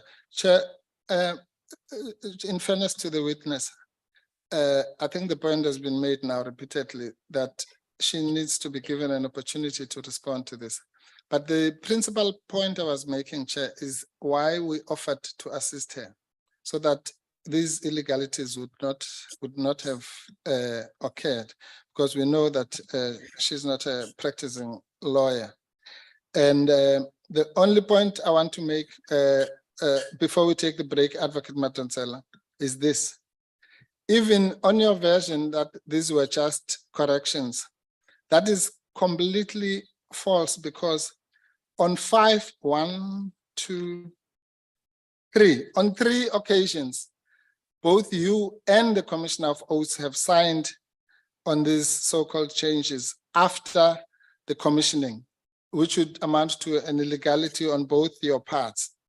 And then on 1, 2, 3, 4, 5 occasions you only signed on your own. Just that inconsistency. Either you were going to sign on your own or sign with the Commissioner of Oaths. But May I assist? those things, sorry, both of those things cannot be correct. The correct one, as you should know, is the one where you both signed. So where you've just signed on your own is incorrect, is illegal on your part. Where the Commissioner of Oaths has signed on his part after you have already commissioned, then that's illegality on his part or her part. That's really the gist of this. And it's not a small matter. This is Parliament. It is the Parliament that passed the law that defines what an affidavit is. True. So if this Parliament was just playing games when it passed that law, then they will tell us. But I'm sure they were passing that law for a reason, so that people don't come and misrepresent the truth. And so that is the importance of this exercise. And finally, sorry, Chair, finally, the issue is really as to whether there is or there isn't an affidavit before this committee. But we can round that off. I hope you understand those. Do you? I disagree. Can I explain and assist you this time? Assist I don't you, need even your though assistance, I'm not being ma'am. paid to assist you. No, I don't can need you your please- assistance, nor your snide remarks, ma'am. Please, I you're just do here want to to ask assist questions, you. not to be sarcastic. Okay. I do If the want to chair won't assist stop sir. you, okay, I know the chair is not stopping you from all that. You've been insulting me and Please being don't sarcastic. speak over me. No, I no, do want just to assist you, sir. just pause, Advocate Madonsela. Can you conclude, Advocate? Yes, You must thank tool a man. Hey, Chair. Arr. Okay, no, Miss Advocate Madonsela, I'm saying to you, and I'm saying it as kindly as I can master, despite all your insults to me this morning. I'm saying that now you're speaking over me. All right, let me start Sorry, again. sir. That's fine, apology accepted. I'm saying, ma'am, that I'm making 3 points here, and either you understand them or you don't. One is that your version that these were merely indicative changes is belied by the fact that you signed against it. Secondly, the fact that on some parts only you signed for it, which is wrong, and then other parts you and the Commissioner of Oaths signed against it, shows illegality on both your parts. And thirdly, I'm saying it's important for this committee to know, because our directives say so, that witnesses should make an affidavit. Witnesses are free not to make an affidavit, but once they purport to make an affidavit, it has to be an affidavit. Do you understand that or not? Well, I'm not saying you agree with it, but do you understand that? I don't understand your logic, sir. Okay, well, that's fine. Then maybe you can go and let's take a tea break. Maybe. No, No, I'm before then. the chair. Sorry. Thank you, Advocate Mpofu. I mean, Chair, no, sorry, sir. I'm not Thank taking you. over your meeting. I'm Thank you. saying Thank you. on this Thank you, Advocate segment. Mpofu. Yes. Over to you, Advocate Madonsela. Thank you, sir. What I wanted to assist Advocate Mpofu with are 2 points. There's one document on the table in 3 articulations. It's a 4-page affidavit. It was signed before an attorney who is the director of the law firm where he is on the 25th. On each page of that affidavit, both he and I initialed it, and it was sent to the committee. So now Advocate Mpofu has not only insulted me and criminalized me, he has now criminalized a fellow member of the bar by simply failing to read documents that he's paid to read. That affidavit of the 25th is in the document pack, I hope. And in any event, it was sent to the attorneys that are instructing Advocate Mpofu. The signature of the attorney who assisted me is at the end on page 4, and he's initialized all of the pages.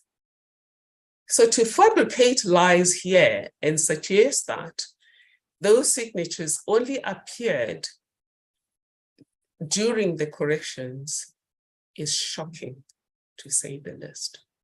And again, this could have been corrected if we had had a pre-trial kind of hearing to clarify these things instead of trying here to play games. I've indicated that there are 3 articulations of one document. Okay, I have not proffered to this committee the version that Advocate Mpofu is latching on to as the document on the record. The document that I've offered to the committee was the version that is electronic, where the changes are made, and therefore a new commissioner of oath signed that document, precisely because we realize that if you made changes on the previous document, it would be a problem, legally speaking. Hence, a new commissioner of oath signed the document that I came to this committee today understanding with the basis of our discussion. But 2 hours later, we are discussing things that should be discussed at a pre-trial conference, and certainly between learned friends, being the evidence leaders and the lawyers before we come to these events. Thank you, Advocate Madonsela. I want to make a ruling before we go for tea, but I see the hand of Advocate Mayos. Nobody wants tea today, but I'll have to make that ruling before tea. We've been at it for some time now. Advocate Mayosi. No, Chair, I'll retract. You could proceed. Okay. Chair, please bear with me. I know you want to go to lunch. I want to make a ruling, to make a break, but can I just make a response just by one point? Advocate Madonsela, yes, ma'am. Okay. What you have just said is completely untrue, and I'll demonstrate it to you, ma'am. You said that where the public protector, sorry.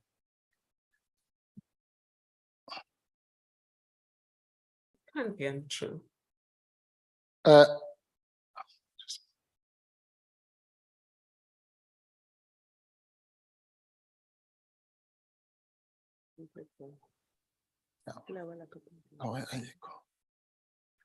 right. You said that you've just said now in your last answer that in the versions that you rendered to the committee, all the pages were signed by you and the Commissioner of Oaths, correct? May I answer, sir? In the Yes, first version of this affidavit, the first version of this affidavit, being the one sent on the 25th, was signed by the Commissioner of Oaths. He never ever signed anything else after that. No, that's not true. Let's go to that. Sorry. I just wanted to start with something else when I come back. No, thank you. Okay, let me just summarize then. I want you to pause there now. Can I summarize? The witness can either confirm or not. Okay. This is the truth, madam. On the first version, you are right. On page 1, you and the commissioner signed. On page 2, at 7.4, you and the commissioner signed. Page 3, 8.3, you and the commissioner signed. Yes. But on page 4 of 5, 9.6, the commissioner did not sign. In other words, you are the only person who signed that. That's where it talks about Gogo, Dlamini and all that. Do you admit that, or do you want to dispute it so that we can put it up after the break? I dispute it. The document only has 4 pages. Good. There's Very no good. document with 5 pages. Okay, that's fine. So at 9.6, your version is that both you and the commissioner signed. The commissioner was just signing each page. The commissioner of oaths, he wasn't signing changes except the one where he had made a mistake on the date. No, that's also not true. He signed 4 times, but I'm saying, He signed so 4 times, of course, because he initialized each page. yes. Okay, ma'am. He Look, initialized okay. each page. Look, okay, let me just tell you, yeah, you've just made it worse. I think that the sum total, which I will argue at the end, is that none of your versions hold water or consistently appear through the statement, and none of the statements therefore qualify to be called an affidavit. And to the extent that either you or the Commissioner of Oaths breached the act, then those matters. Are you a member of the Legal Practice Council? Advocate Mpofu. Yes, ma'am. I'm going to stop you now. That's irrelevant. I thought you were saying you were honestly summarizing. think, firstly, number one. Advocate Madonsela, Advocate Madonsela, No, wait. Advocate Madonsela, please pause. I want you to pause as well. We're now going to take a tea for 15 minutes, back after 15 minutes, and I will make a ruling. Thank you, so that we proceed. But Chair, I'm still talking.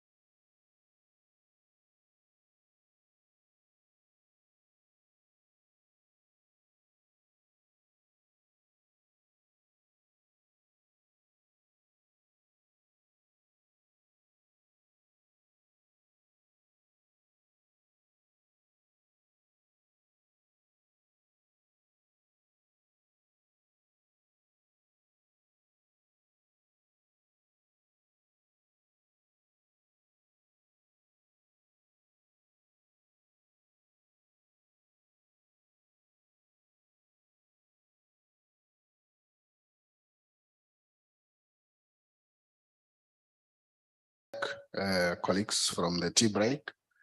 I had promised that we're going to, from the chair, make a ruling so that we proceed with our work.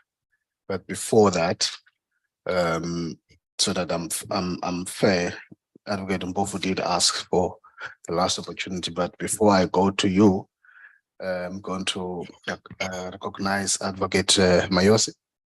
Thank you, Chair. Thank you. Chair, I don't want to interrupt Advocate Mpofu. I don't know how far he is with concluding on this issue, but I thought that it might assist the committee if you could perhaps indicate whether there is a problem with Advocate Madonsela's statement dated the 28th of February, because that is the statement that is before the committee. Yes, thank you, Chair. Yes, that's a fair question. Yes, well, there's a problem with all the three versions, so that would automatically include that one. But that's not the issue. I mean, you can't tell us that that is the only issue before the committee. The committee has been presented with illegally signed statements against the, at least that's one thing that the witness and I agree on. But Chair, for the sake of progress, I'm actually going to move to that statement.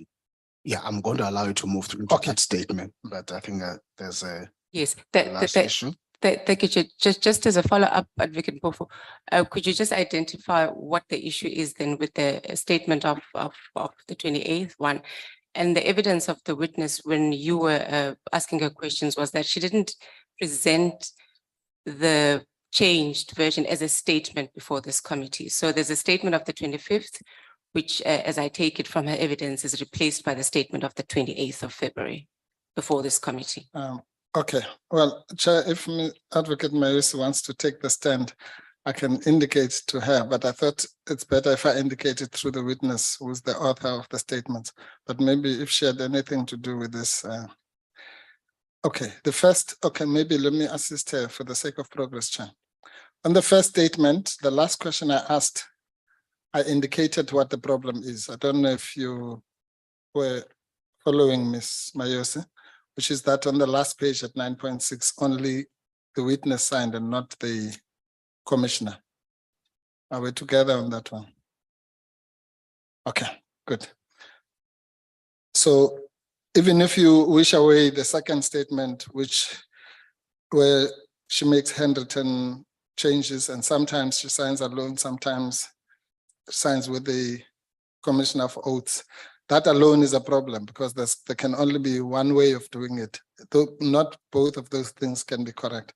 But I'll say for the sake of progress, Chair, if I can move to the statement of the 28th.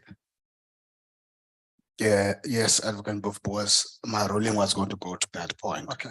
So are you now moving into that statement? I am, Chair. Okay. Yes. Let me allow you. Thank you, Chair. Ma'am, Advocate Madonsela, Professor. Is the witness still with us, Chair? Yes, she's with us. I'm right, yes.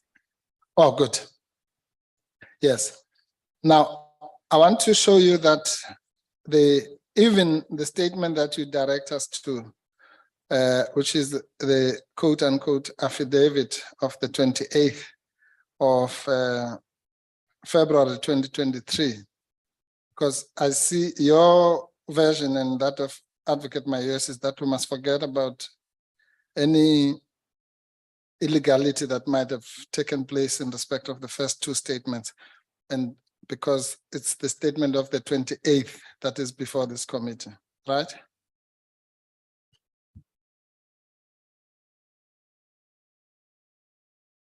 Professor? I think There we've was lost. no illegality. Firstly, Yeah. you made a mistake, sir, by saying that the Commissioner of Oaths signed the corrections, which means you did not look at the original affidavit, because you would have seen that anything that is signed by the Commissioner of Oaths is symmetrical between the statement of the 25th and the hand-corrected statement. So it would be nice if you were to withdraw that accusation of a fellow member of the legal profession by simply failing to look at the two statements together. Okay, now you're bringing us back. Sorry, Chair, I was trying to avoid this. Can you then go to the statement bundle H, item 31.6? And I'll just deal with the front page so as to save time. Just the front page. Move up from paragraph 4. Yeah, move up. Okay. Chair, are you able to remove those pictures of me and the professor? Just minimize. Or minimize, because we want to see the margins where the signatures are. It's or well, whoever. IT. Let's hide the pictures for now. Minimize.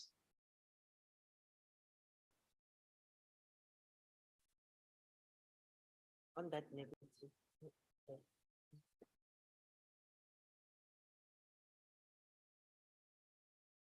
Take away the picture. Yeah. Okay, Yes. you can see them now. Thank you. Yes. Okay. You see there that the signature is just your signature. Sorry, I think that's the wrong statement anyway. That's the one of the 28th. That's Now the I want wrong the one. I want the one of the 25th. It's 486, page 486.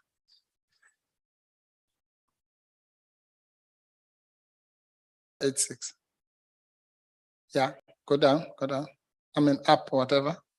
Other down. Yeah. Further down. Yeah, that's it. Can you see that picture, Professor? Yes. Right. At the bottom, both you and the commissioner signed, correct? Yes, as you will see in the original statement, it's exactly symmetrical. No, just answer the question. At the bottom, both you and the of those three. Yes, as in the original statement, it is symmetrical. No, ma'am. Please just answer the question. At there are three. Go further down. I want all three to show at the same time. Yeah, like that. There's 1, 2, 3. The bottom one is signed by you and the commissioner, correct? Yes, sir, as exactly as it's the same in the statement of the 25th. And then just play the 25th one, you'll see the symmetry. That is the statement of the 25th, ma'am. I'm saying at the bottom, just answer the question. Don't worry about anything else. If I want something else, I'll ask you a question. At the bottom of those three signatures is you and the commissioner. Yes, no? Yes, it is. Yes. And at the top two signatures is just you. Yes, no? This is where I was all by myself indicating the corrections. Yes, it is me, because the Commissioner of Oaths was not there. He signed all of the statements on the same day. Good, thank you. So you signed there in the absence of the Commissioner of Oaths, correct? That's what you're saying. Yes, because that statement is not what is presented to this committee. And I think Advocate Mayosi just indicated to you that the statement presented to this committee is the electronic version, which is signed by a Commissioner of Oaths. Okay, then at least it's clear that on that page that we see there's inconsistency. On the one signature, both of you signed, and on the other two, only you signed. That's fine. Let's go quickly to the statement that you seem to be so keen to go to, of the 28th. Can you put that up, Tsepo? That's the item 31.6. Go towards paragraph 5. Yes, only you signed there, correct? Yes, it is me only. Yes, and so what you said before T is untrue, that you and the commissioner signed on the on the final statement, correct? No, Mr. Ofu, are you trying to deliberately misunderstand me? Can I correct you if you're trying to Yes, ma'am. The record misrepresent what I says- say? yeah. Yes, yes. The statement of the 25th, which your team and the evidence leaders have, has Mhm. my signature and the signature of the Commissioner of Courts. That's At the certain first parts, Commissioner. at certain parts, we've established On, that is. no, on every page. That statement, don't play between the two statements.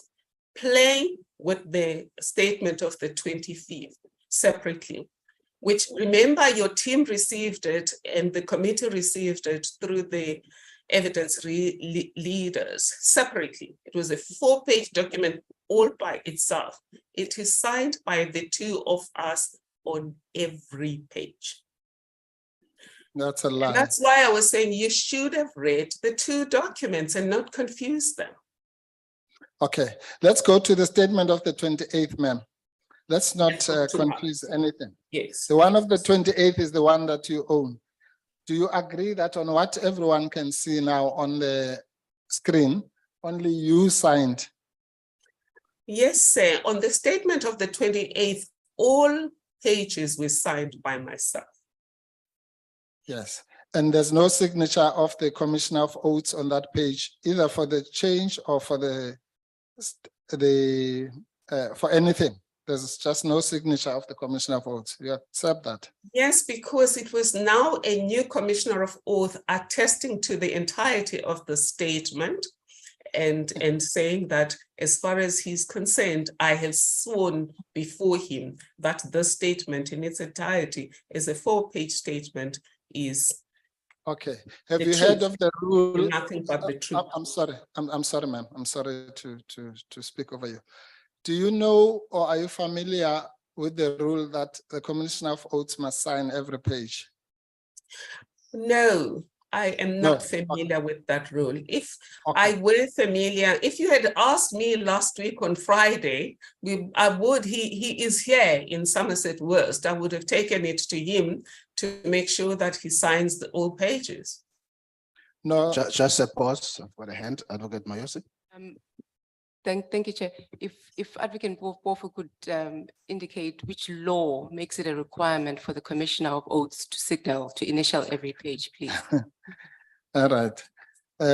It's I'll give you the name of the act. The reason, let me show you how that you accept that the Commissioners of Oaths are ruled by the same rules. Madam. I accept it, sir. I am just Yes. sad that you'd rather waste 3 hours when you could have raised this thing last week. There was an issue about the statement. Is it the right statement? Is it the wrong statement? And the chair ruled, with me having said there's nothing wrong with the statement, he ruled that this will be the statement. Had you said then, you have a new objection to the one you had, because on that day, the only objection you raised, sir, was that the Commissioner of Oaths signed with the stamp in Joburg, whereas he was here in Stellenbosch. Had you raised that, say, we would have not wasted taxpayers' money in 4 hours. I would have called him to come to my house or gone to his house to fix that and have a new statement for you. Okay, no, it's not 7 fixable. days. Oh, no, ma'am, it's not fixable. You see, that's the whole point. That's the whole point of swearing to God and saying, I swear that the contents of this declaration are true, so help me God. Once that is done, you cannot alter that which you have sworn to God is the statement. Maybe you don't understand that part. But Can I respond to that, sorry, sir? we will get the Commissioner of Oaths to give us an affidavit on all the contentious issues. But for now, I'm simply asking you, because you are the only one who's here, that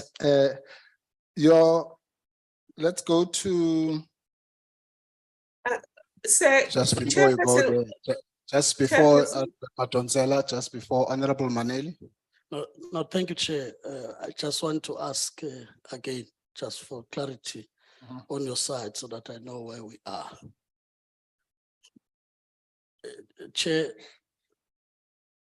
first, we were not supposed to convene on this witness as per the first ruling. But on argument put on the table, we were convinced to Just switch review. off your mic, Advocate Mpofu.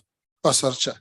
You were convinced to review the position of the committee, and you made that ruling that would use this statement of the 28th as the basis for the engagement.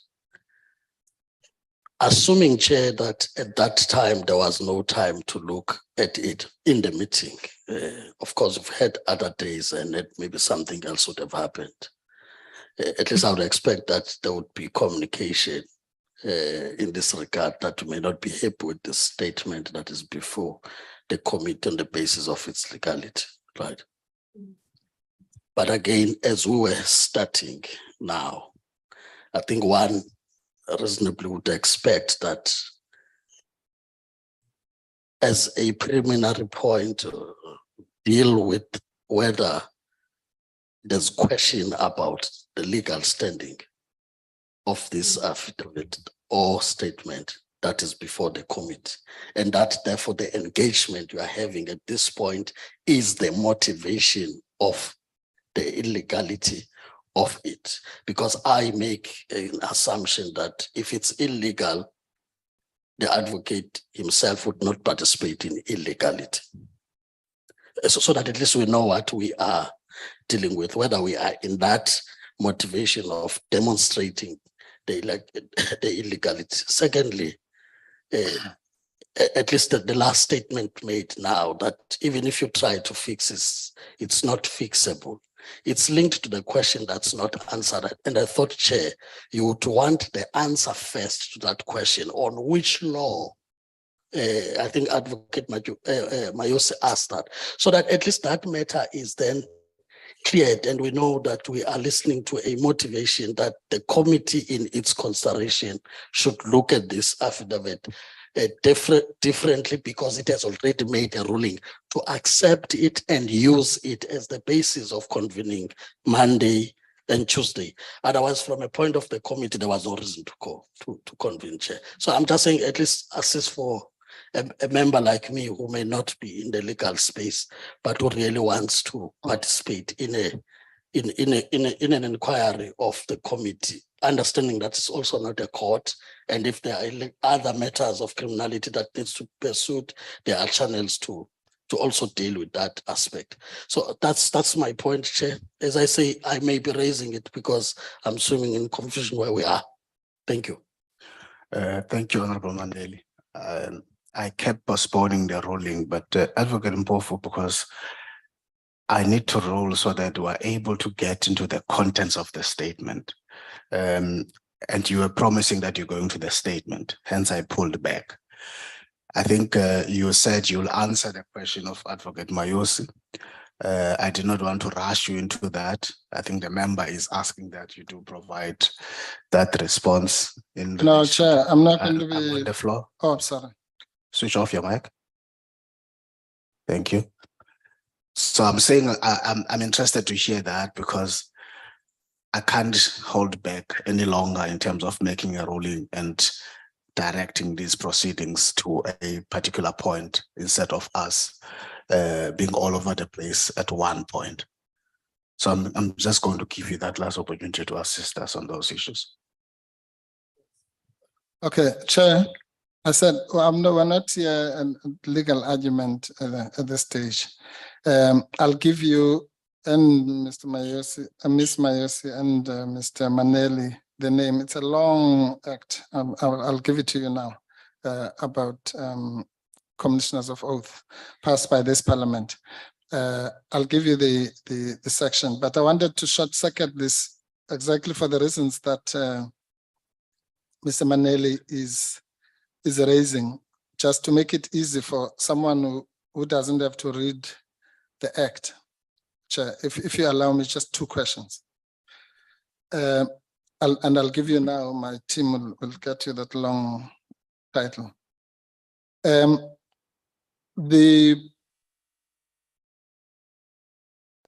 Let's go to the statement of the 25th, Tsepo. This is going to be short, Chair.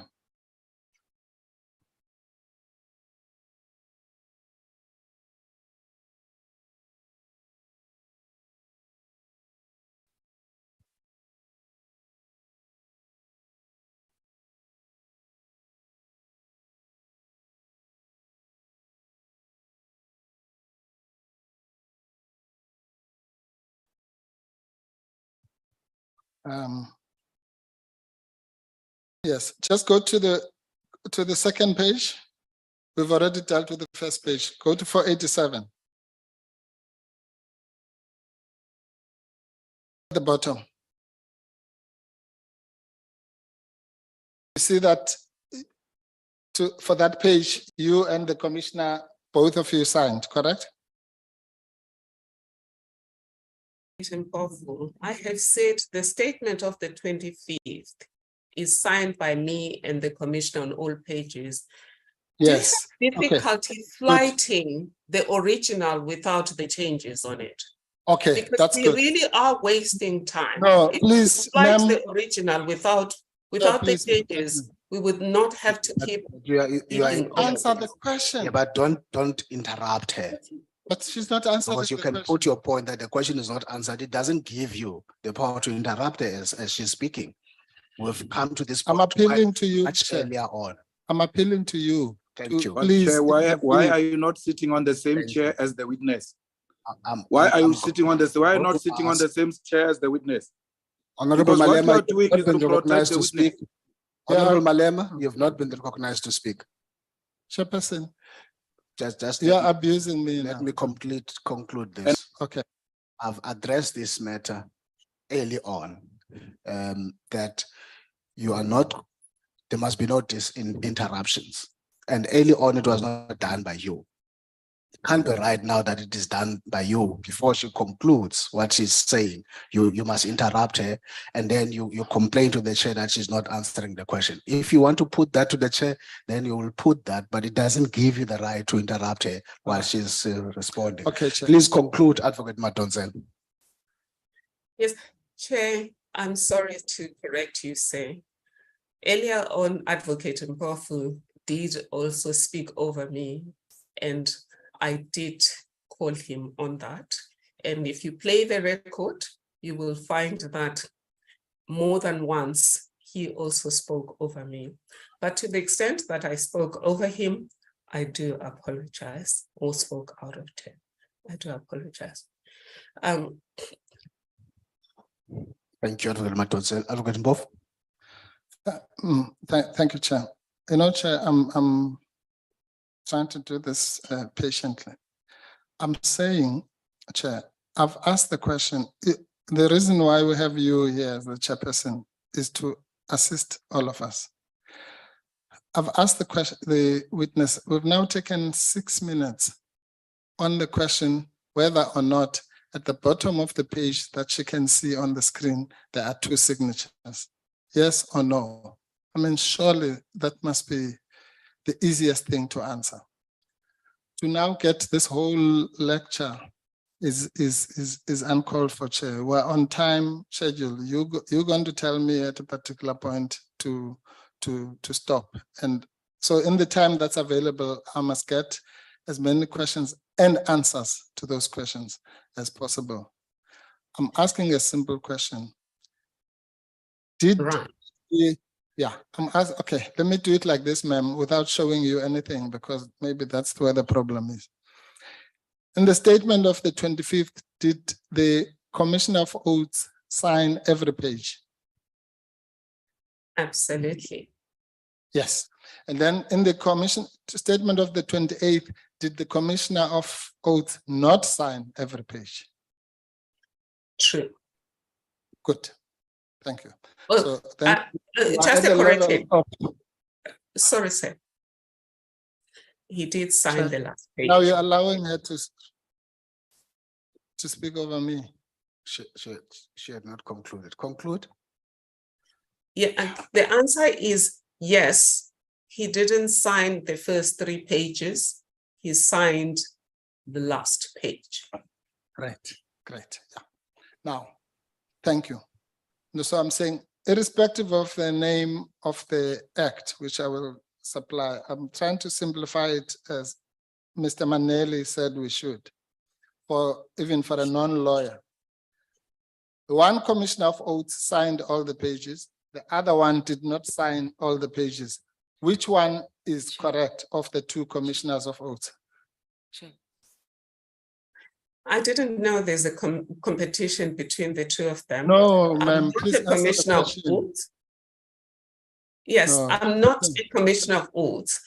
All I know is that I submitted to this committee the statement of the 28th that is signed by a commissioner of oath as the statement for consideration. And the chair ruled that that was the statement that would be the basis of these deliberations on the 1st of March.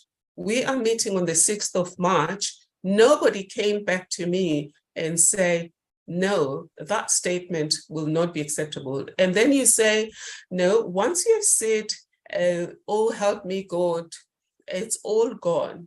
Well, oh, help me God, it was the truth.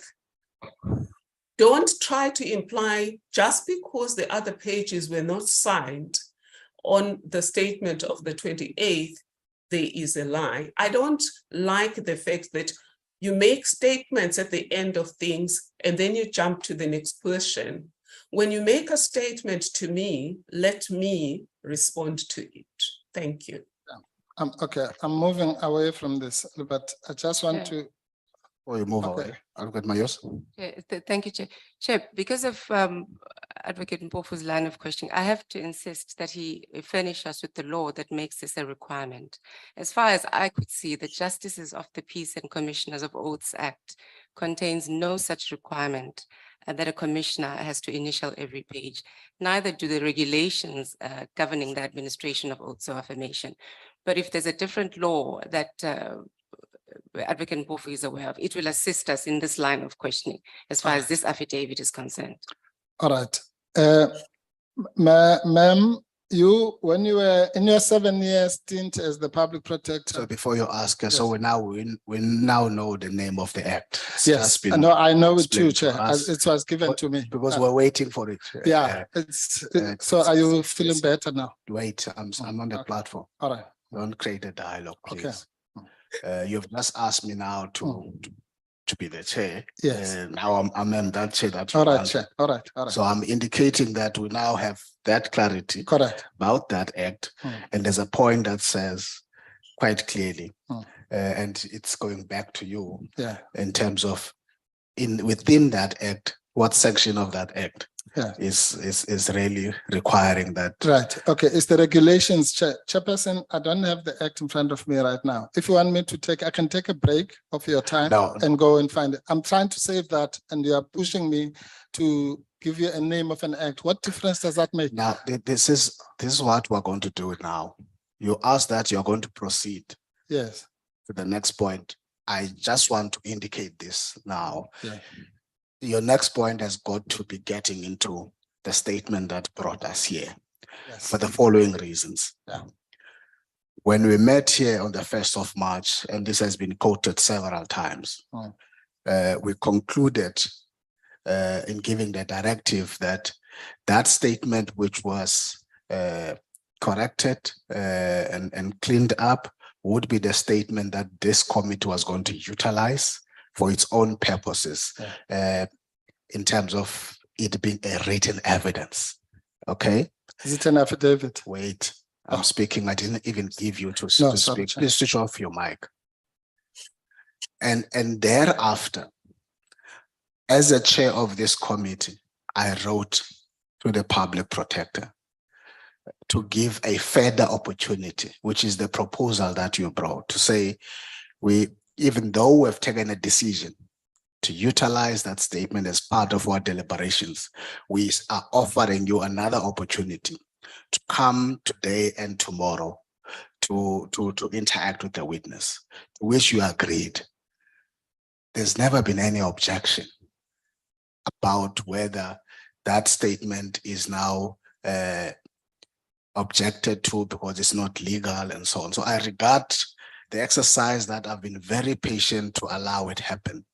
It's now become a peripheral issue in relation to what we're here for today and tomorrow. All right. I want you to come and get into interacting with the witness based on the statement that this committee adopted here, that it is going to use for now in terms of the testimony, but also for its deliberations. Okay. Chairperson, if I may just respond to that. Firstly, you are being extremely unfair. I said to you on that day, and I've been hearing the witness saying we should have raised this on the first, but there were no proceedings on the first. There was, at least I never interacted with the witness. But even under those circumstances, Chair, I told you that we have problems with these statements. That's number one. Number two, I told you that the statement of the 28th arrived at 10:13 while I was talking to you. I started talking to you at 10 o'clock. So when was I going to look at that statement and see all the defects in it when it arrived while I was busy addressing you? That's the second point. The third point is that, as you know, this witness has refused to consult with us. If she had consulted with us even after that time, all this would have been resolved with her. So the only and first opportunity for us to deal with this matter is now and here.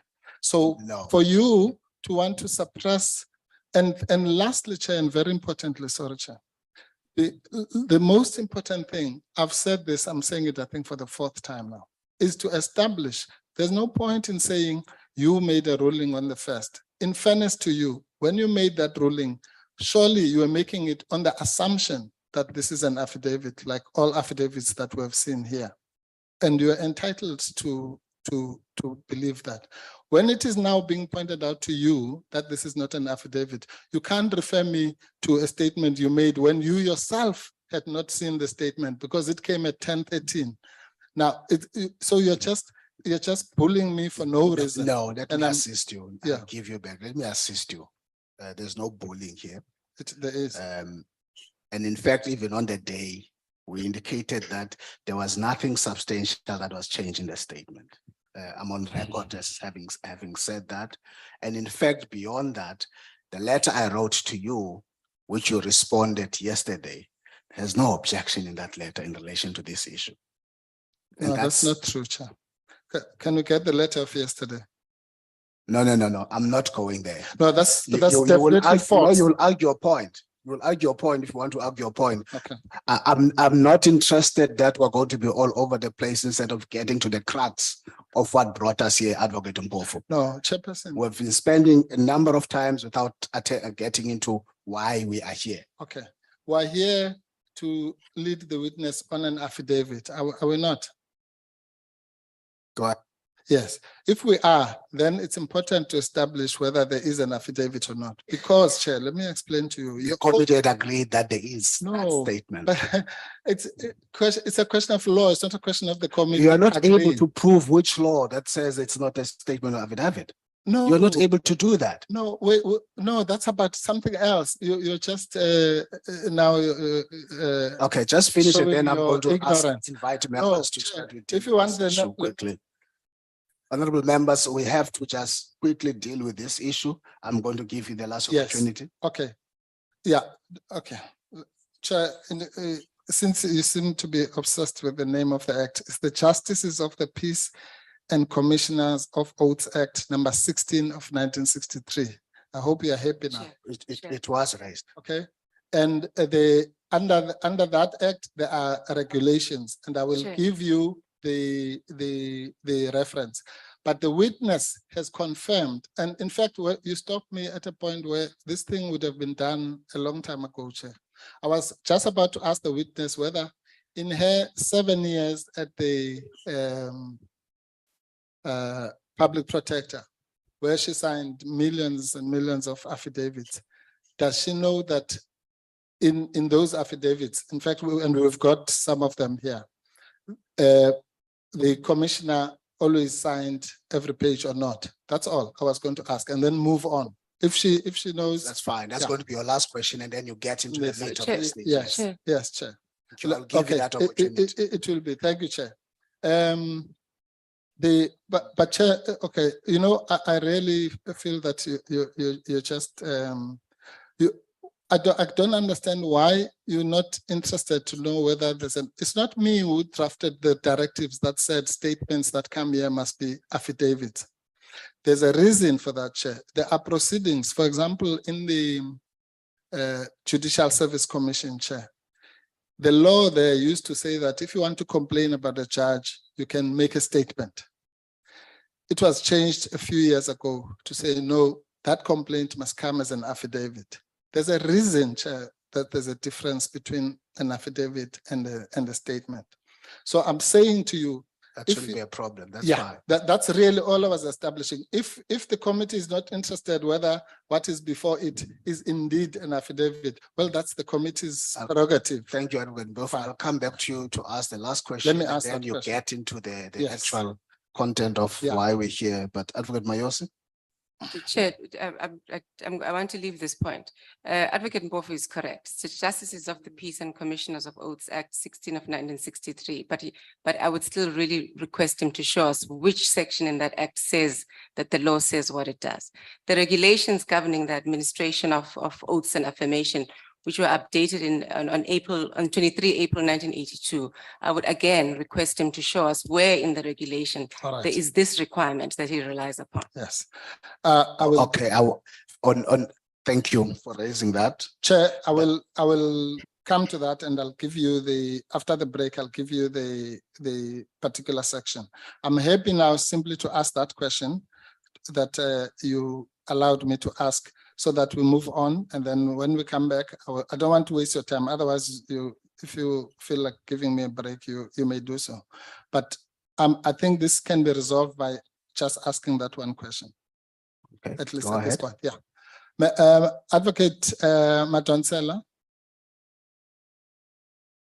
Yes, sir. Yes, I want to ask you whether you, in your experience as a public protector or as anything to do with the law, in the affidavits that you have signed before, whether it was in the Nkandla matter or any other matter, you ever noticed that you would be required to sign every page, and so would the Commissioner of Oaths? If you remember, just from memory. If you don't, we will demonstrate later, but do you remember anything of that sort? No, I didn't Okay. pay attention to the fact that Good. all of them were done the same way.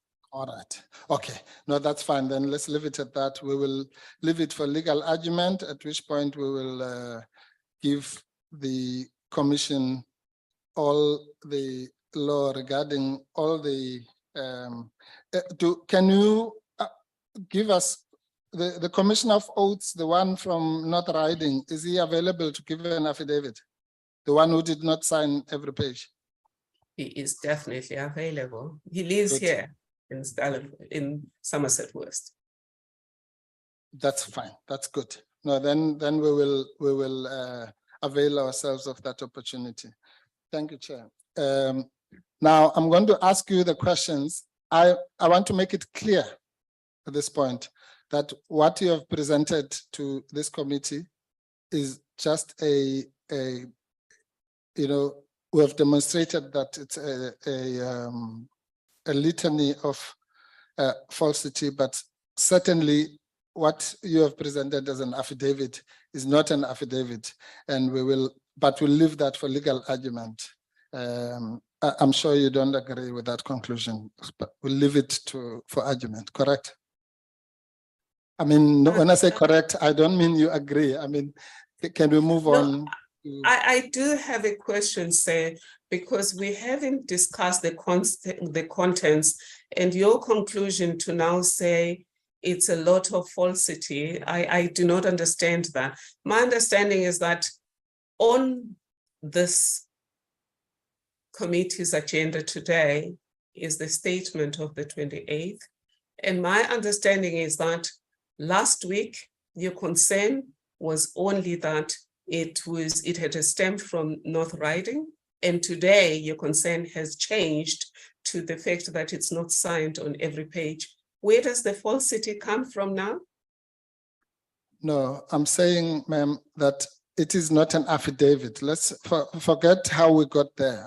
I'm just simply saying it is not an affidavit that is compliant with our laws. But I will ask you questions on it on the assumption. Which law, say? It is the one that I just cited. Okay. All right. And I'll give you if you want it again. Anyway, no, let's not go there. I'm going to ask you questions now on the assumption that what you said in that, I think let's rather call it a statement, not an affidavit. What you said in that document is what you want to testify on. Okay, so we're now going to go to the document. I think I'll call it a document. Yeah. All right. Now let's go to, you have correctly, if I may say so, as a lawyer, you know that saying that says Sorry, context is everything. Sorry to disturb you. It's just a hand. Honorable Malema, just before you proceed. Honorable Malema. No, I was worried that Advocate Madonsela is now asking Advocate Mpofu questions, and you allow that as a chairperson. Advocate Mpofu is not there to answer questions, and you should be directing that meeting in a proper way. Please. Thank you, Honorable Malema. Proceed, Advocate Mpofu.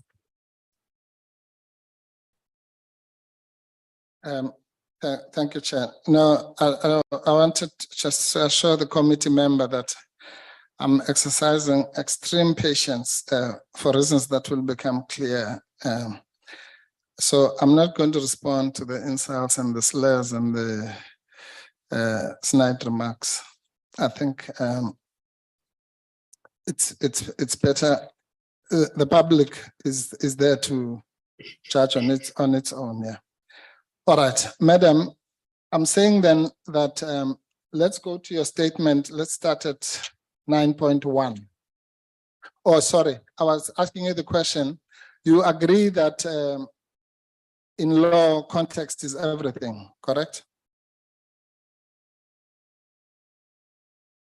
No, You it don't. is not everything. It's part of the considerations you make. As a Okay. lawyer, you would also know that it's just part of what you consider. It's not everything. Okay. You've never heard of the often repeated statement by judges that context is everything in law. Or if you've heard of it, you differ with it, correct? No, I haven't heard of it, but you can guide me which judgment has said that. The Constitutional Court judgments don't say that. They consider context as one of the considerations they make. Yeah, no, that's fine.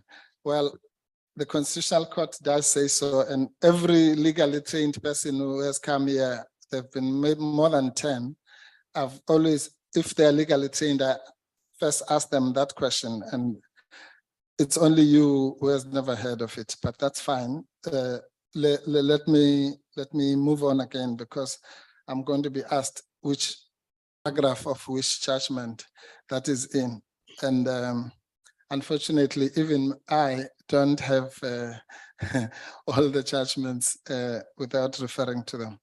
But okay, it's fine. Let's not quibble about that. But okay, let's say you agree that context is important.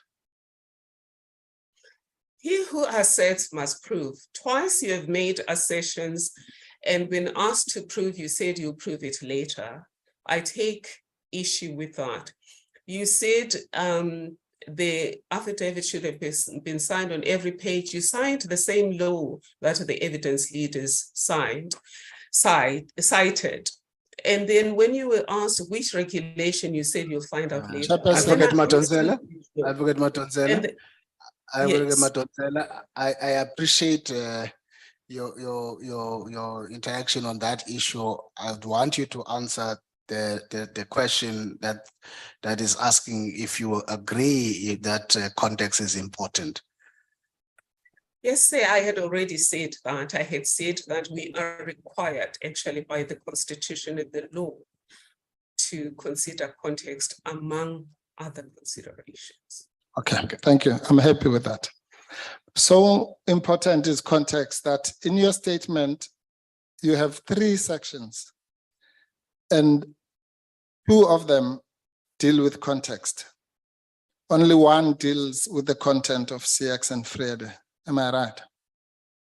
Certainly not as everything, as one of the considerations. Ma'am, did you hear the question? Is it so that in your statement you have part A, which is headed context, part B, which deals with the content, let's say, and part C, which deals again with context? In other words, of the 3 sections in your statement, 2 of them deal with context. Is that so or not so?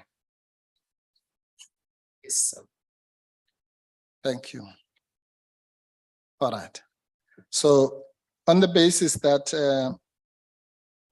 your statement is, let's say, 66% made up of context, then we're going to start with that context. Right. Now, I want to start at paragraph 9.1 of your statement. You said everything that is above paragraph 10 is relevant. So let's do it like that so that we stick to what you regard as relevant. You say at paragraph 9.1, I inherited a well-run institution that had been built virtually from scratch and improved step by step by my predecessors, correct? Yes, sir. Right. Okay, so let's deal with that part. Yeah.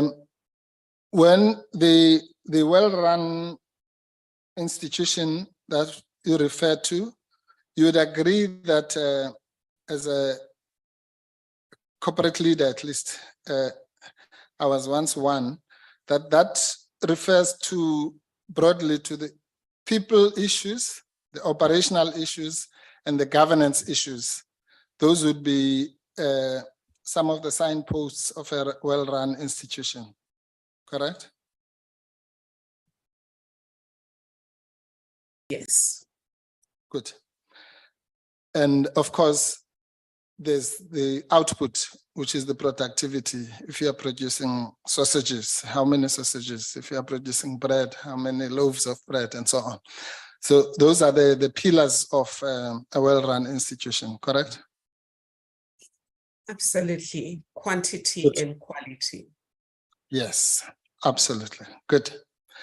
And in fact, very good. On all those aspects, it's quantity and quality. So the people, the HR issues, the operations, the governance, and the output, those would be measured qualitatively and quantitatively. I agree with you. All right.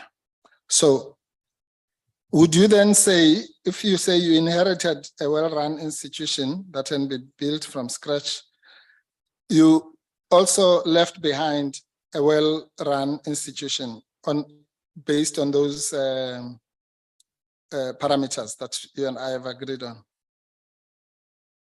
Yes. All right. And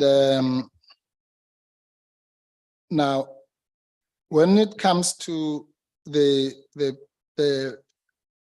people issues, you had, obviously, there's never 100% in these things, but you had the necessary skills that you needed to run the institution, correct? Absolutely. Although I'm not sure now whether this is now about me or it No, was ma'am. just me giving context about the institution, because you're now asking me about my skills. I'm not sure No. what's the relevance of that question. No, if you listen, you'll get the relevance. I didn't ask you about your skills at all. Oh. I didn't, ma'am. I was talking about the institution. I thought you said I inherited a well-run institution. Well-run and having all the skills that you need are two different stories. All right. Interrelated, but don't have the same meaning. I think you know that. All right. So what's the answer? Or do you not want to answer? Whether you had the necessary, oh, I see why you were confused. When I say you had the necessary skills, I don't mean you. I mean, did you have the necessary skills base to call it a well-run institution when you left it? I'm not sure who's confused between the two of us at times. I know you like using that sentence, but sometimes I wonder who's the confused one. But let me answer your question. We had the right skills base. And what you had put now for the public view would show you that there's a logical sequence to what I said. That it was a well-run institution, but we kept learning and growing together. In other words, it was not a perfect institution. Yes. And it says so in the affidavit. Yes, I think that's the same thing as what I just said, that it's never 100%, but if you prefer to say it that way, that's fine. And okay, so let's put that one. And then in terms of governance, were you satisfied with the achievements of the institution? The institution kept growing. I know this is irrelevant, but it's you trying to insert your attempt to measure me instead of making this about your client. But I will answer you nonetheless, Sam, because you've been wanting this for a long time. The institution that I inherited was well run, built by two advocates of this country, one of them a judge who built it from scratch. It was, though, an evolving institution. And when we came in, the concerns around, for example, issues of corruption ballooned because the Scorpions had been discontinued. And obviously, this well-run institution had to be agile in adjusting to change, which, if you're talking about the skills base, anyone who had ever worked in the provinces had never dealt with a complex investigation unless they had worked at a national office. Chairperson, please. Corruption and good governance matters, or conduct failure matters, were never dealt in the provinces. And therefore, that's an institution that had to evolve and adjust to that. With regard to governance, when I arrived, the institution had gotten a disclaimer, not because my immediate predecessor was incompetent, because the CFO had died. So my first appearance in Parliament was to speak to a report where there had been a disclaimer. That's where we started to rebuild. Okay, thank you. I was so that really... means, well, sorry.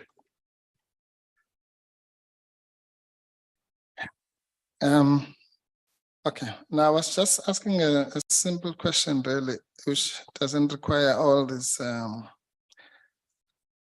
stories. I'm simply saying, as far as governance is concerned, were you happy or not happy with the performance of the institution that you call well run? When it comes to governance, I was happy. When it came to investigations, we changed the emphasis on numbers Chair, to Okay, balance numbers with the yeah, rigor. that would be operations. Advocate Madonsela, you did answer in terms of governance, so you don't stretch it further than that. Yeah. Um, In fact, Chair, yes, I'm not going to go to operations because I think then we'll spend another 15 minutes. All right. And it is indeed so that until recently, the institution never received a clean audit, correct? I knew you were getting there, and because that's one of the irrelevant questions you had asked me. Of course, I would have been shocked if my successor never got a clean audit, because if you understand the auditing process, Sam, No, ma'am, please answer the question. Starting from a zero balance, which is where we started. No, just answer the question. Sorry, Chairperson. No, I can't. We can't do allow this. me. Answer the question. I will ask you if I want to know about balance sheets and all that. I'm asking you whether the institution did or did not have clean audits before until recently. It's a simple question, yes or no? Progressively, it arrived at a clean audit eventually with the systems we put in place. Yes. And the leadership we had. Progressively, it had to. Yes, yeah. Okay, but yes, no, I understand that. But it could have deteriorated, so it improved recently, correct? Well, from an audit point of view, you would say yes, because every year the points. Thank you, ma'am. All right. Oh, okay. Thank you. I thank you. All right. Then, so that's your 9.1. So we know at least that there was this recent improvement in one of the areas. Okay. And then when it comes to the issues of, you know that one of the issues that bedevil any institution like that is the issue of backlogs, correct? Yes. Yes. And the evidence of Mr. Niels van der Merwe is that the backlogs are now at an all-time low. An explanation. Why No. there's no one in the apology both to yourself and Advocate Madonsela. Honorable Ngola, we're not interested to hear who's talking there where you are. Please stay muted. Over to you, Advocate Mpofu. Thank you. Now, I was saying, do you agree with the evidence of Advocate van der Merwe, which you may or may not have listened to, but I will tell you what it said, that who has been there since the beginning of time with the institution, that currently, because of the systems that are put in place, the backlogs are at a considerable all-time low. I don't know what was the backlog before I arrived. I said I inherited a well-run institution. But one of the things we had to deal with was the emphasis on speed versus rigor. And therefore the slowing down had to do with making sure that there was rigor. Okay. So I've never measured the office purely on the basis of backlogs, much as, in fact, in KZN, there was a time when they had cleaned up all of the cases and they would have, of course, registered a nil backlog. We went back and reopened all of those investigations because they were improperly closed. So we were concerned that justice should not be sacrificed at the altar of speed. Okay, so one of the reports that we're going to deal with specifically sat on your desk, as it were, for something like 5 to 6 years. Is that what you mean by ensuring rigor? Absolutely, I did deal with it in my statement, if you will recall, sir. That's the one that I voluntarily chose to do against a decision of my team, and therefore it had to be my cross to bear. Yes, no, I understand. I'm saying insofar as it went on for about 5 to 6 We're going years. to attend comrades to these things. Exactly, it was an outlier. We're going to attend comrades to these things, and we hope, Madam, Just that pause. as we attend to them, no one will think that they For are the last time, can somebody for the last Our time mute target is one. Mola One or on- remove him from the platform? Thank you, Chair. All right, fine, then we'll take that answer for now until we get to that report. Now, you then say that at 9.4, or let's start with 9.5. We'll come back to 9.4 when we come back.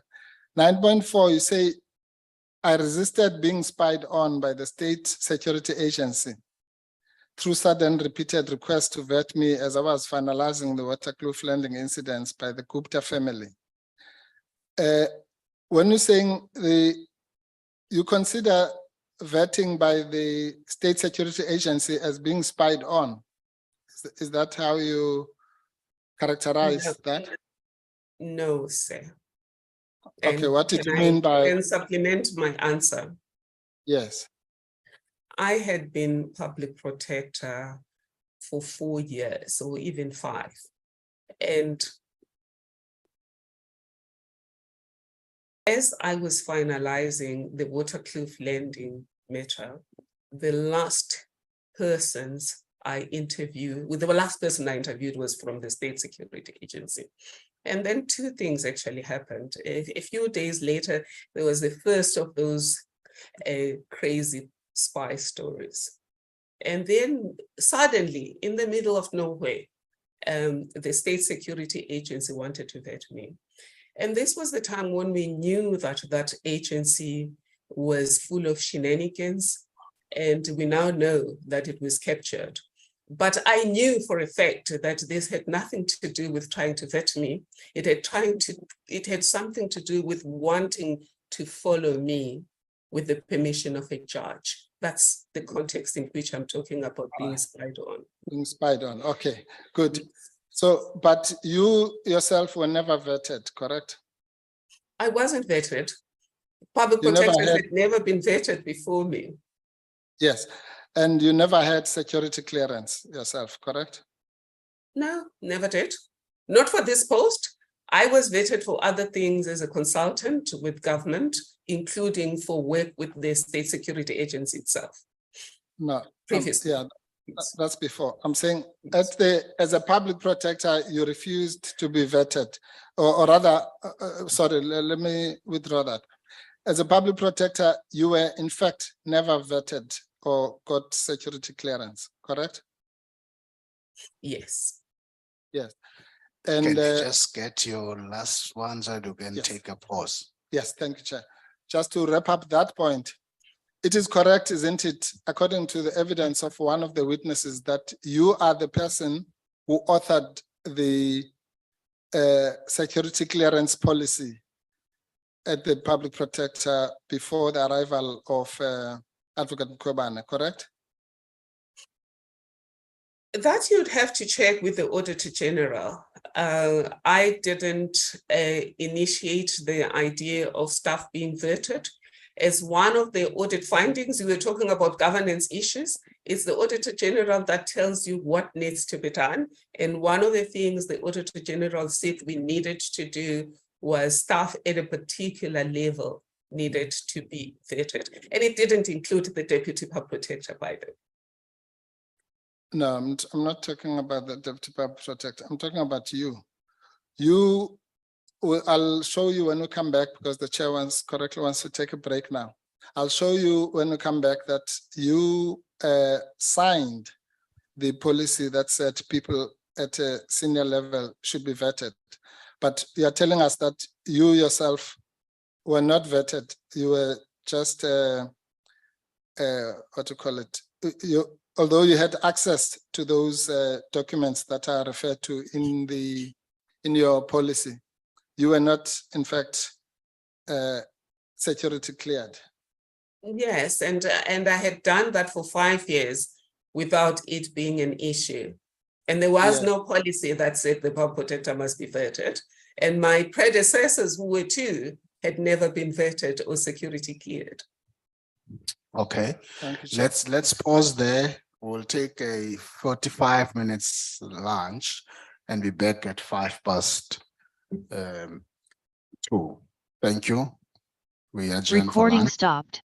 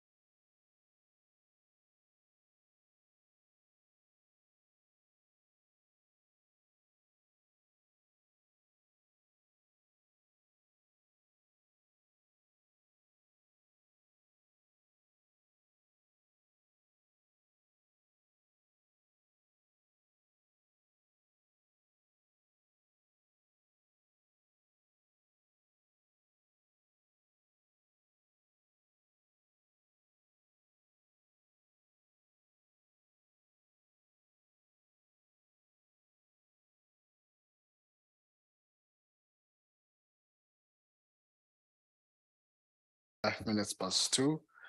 We're going to resume with our inquiry. Let me quickly check if we are connected with honorable members. Honorable Malema, can you hear me?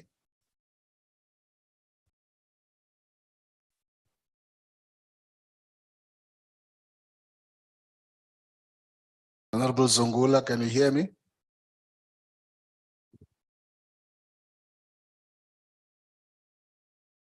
I can hear you, Chair. Thank you. Professor Madonsela, can you hear us? Yes, sir. Thank you. Thank you. Thank you. We now proceed. Over to you, Advocate Mpofu.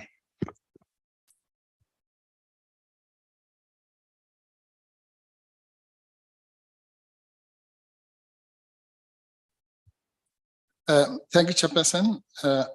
Yeah, I'm going to require your protection to deal with the questions. I'm going to try and ask them in a simple manner that requires short answers. But Chair, I just wanted to make the references to the passages or the references in law that you were harassing me to do. And I said that even I don't have all these things registered in my head without looking at them. The first one, Chair, is, and we'll deal with this obviously when we argue, but just for the record, it's the act that I told you about, the 1963 Act, the regulations governing the administering of an oath for affirmation. If you go to regulation 4.1, which is the one that I was dealing with the witness with about below, where there's a co-signatory, so to speak. Yeah. So it says, below the deponent's signature or mark, the commissioner of oaths shall certify that the deponent has acknowledged that he knows and understands the contents of the declaration, and he shall state the manner, place, and date taking the declaration. Now, the point I was making to the witness, Chair, is that the interpretation of that signature or mark, a mark could even be just initialing. Below that, the commissioner has to certify, and that must not be confused with regulation 4.1, rather 4.2, which deals with the signature at the end of the statement, where it says the commissioner of oaths shall sign the declaration and print his full name and business address below his signature. So that's the reference to that, to the issue of signature. The other one, Thank you. Thank you, Chair. The other one, the witness challenged me to refer to a constitutional court case to do with context. Yes, that, Chair, you'll find in many cases there, we found lots of SCA cases and so on. But one of the most recent ones is judgment of Gampepe J in University of Johannesburg versus Auckland Park Theological Seminary.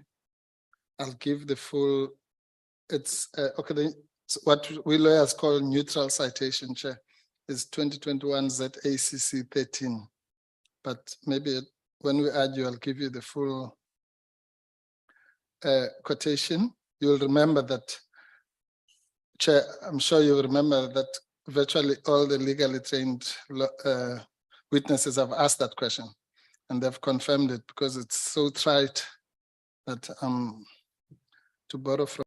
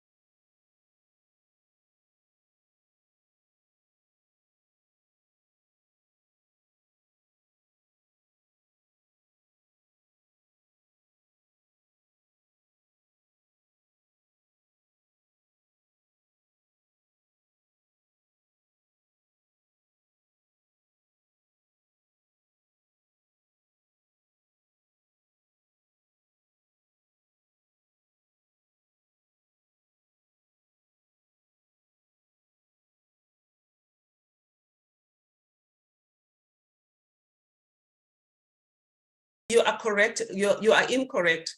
Again, you've distorted what I said. I No, ma'am, said, don't.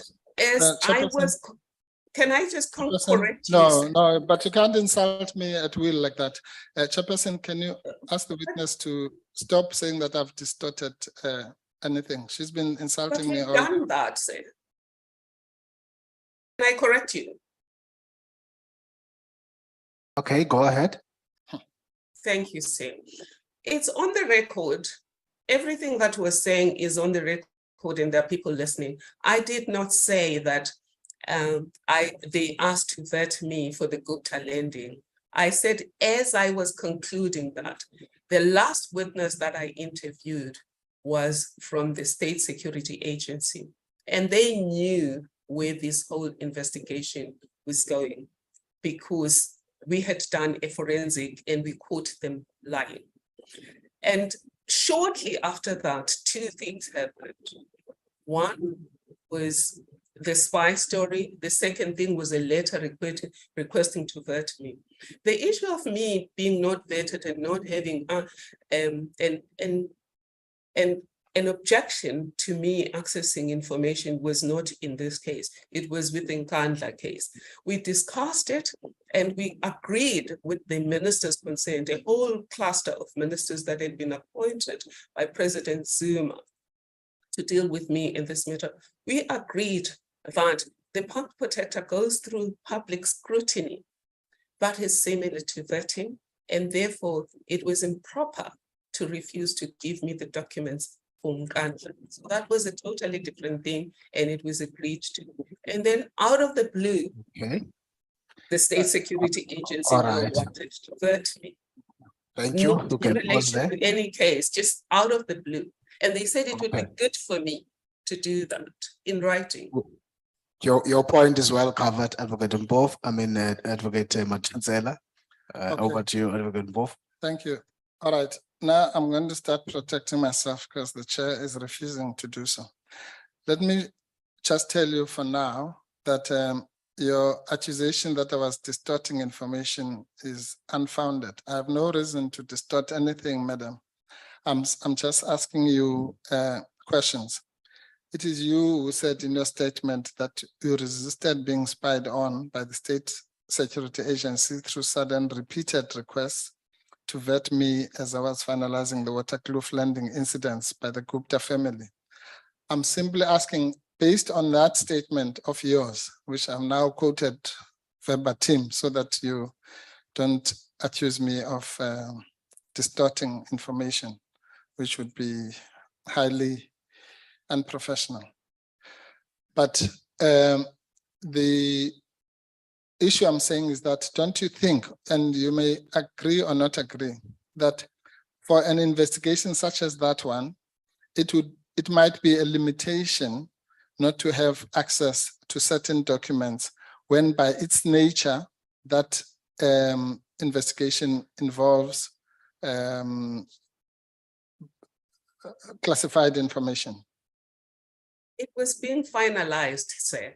So all of the investigation and access to documents had already been done. As my statement says, it wasn't before I did the investigation, this was raised. It was when I interviewed the last person who was a member of the State Security Agency. A few days after that, when I'm talking finalizing an investigation, I'm talking writing the report, which for whatever strange reason, never saw the light of day. Yes, okay. Let's quickly go to the bundle C folder 2, item 27, please, Tsepa.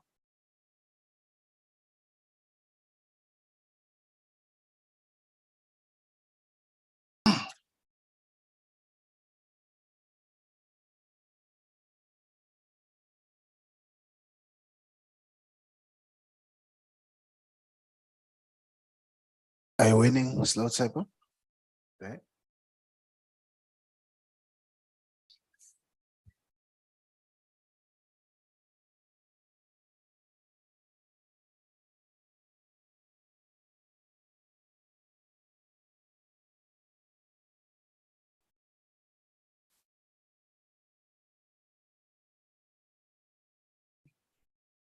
Right, thank you, Chair. If we go to the first page.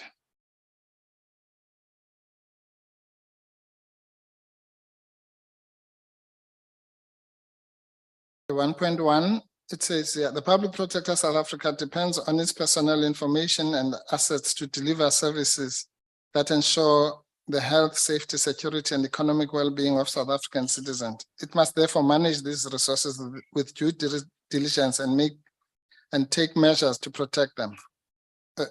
You remember that? No, I wouldn't remember it. It happened so many years ago and we live in the digital age. But Okay, I well, take it that okay, is from my institution, yeah. my former institution. Okay, ma'am. Let's assume you don't remember it, but you can't dispute that it was part of the policy. I cannot dispute that. I cannot see my signature on it because the policies that were signed by the Public Protector would have my signature on it. I have no reason to say yes or no. Fine, let's go to page 459.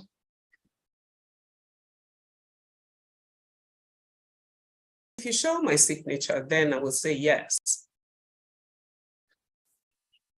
Let's go to page 459.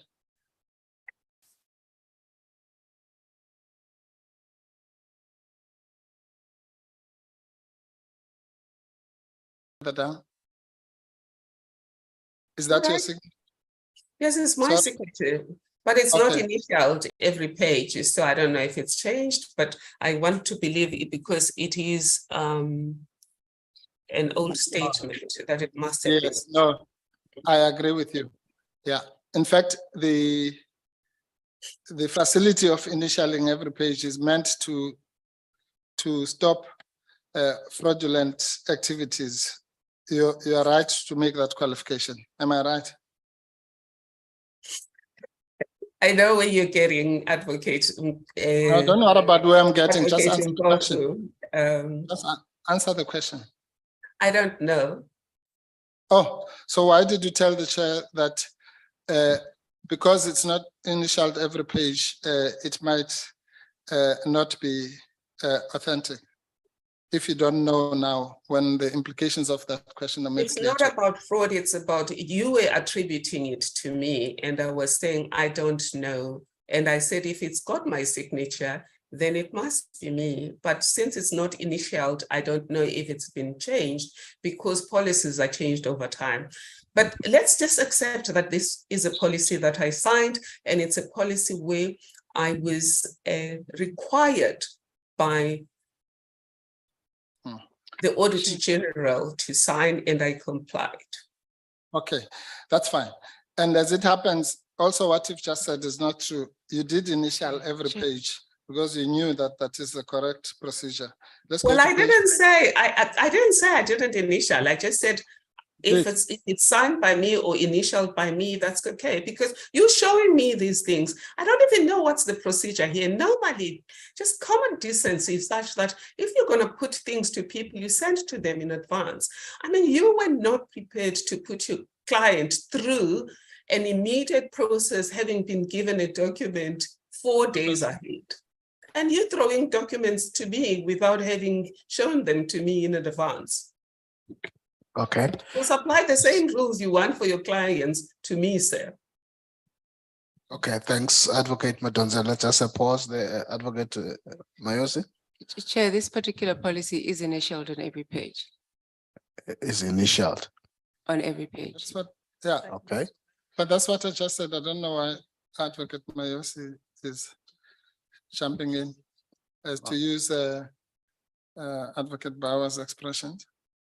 I've just said to the witness that as it happens that this is signed every page. So initialed every page. Initialed every page. So Okay. what's the purpose of that intervention, Chair? Okay, that's fine. Maybe she didn't pick that up. Let's proceed. How do you know Over that? to you. How do you know that she didn't pick it up? She's saying now. Oh, okay. That's fine. Ma'am, please, I don't want to debate with you. The record will show that you said it's not initialed on every page. So there's no point in me debating that with you. All I'm saying is the significance of that. You raised the point, not me. Okay, I did not raise the issue about signing every page after lunch. You raised it. May I So just I'm respond saying- to? No, wait, let me finish, please, Chairperson. Yes, finish, Advocate Mpofu. Madam, I'm saying that you raised the issue, and I'm simply saying that the only reason you raise it of your own volition is part of either an attempt to disown this document or discredit the fact that it has your signature at the end, is because indeed the practice of initialing every page, which you did here, ensures that the signature at the end is not just inserted, because all sorts of things could happen. And I know earlier you denied falsely that in the many affidavits that you signed over the years at the public protector, you and the Commissioner of Oaths signed every page. But let's put that aside. I'm saying you're raising it in this context here. And the fact that you did do the right thing of initialing every page means that you know, despite your fake or feigned ignorance, that that is a guarantee, the signing every page. It's a guarantee. And I respond to that, sir, because that's an attack. You don't want me to finish? It's fine. If you don't want me to finish, you can. Yes. I just want to respond to the digression. Before I speak, before I finish. Yes, please, sir. Don't you, isn't it better to respond once I've finished? Because you're going to go to a different issue. I want to respond to the lie you've just made. No, ma'am, I will never go to another issue without giving you an opportunity to respond. Believe me. Okay. That has never happened. Okay.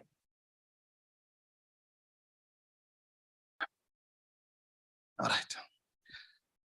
So I'm saying, madam, that the reason why you, not me, raised that issue is because you know very well, despite your earlier false denials, that the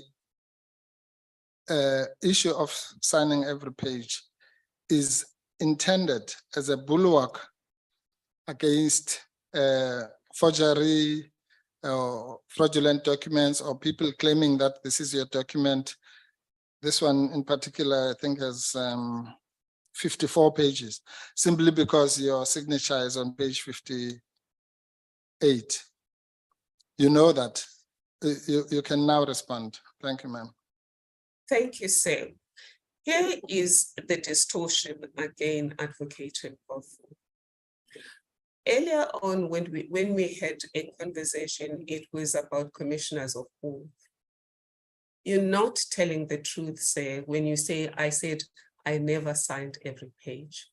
You asked me, in the practice of commissioners of oath, and I've been public protector for many years, do I know of any occasion of where there was no joint signatures? And then I said, I don't know, because I don't have a recollection of every document.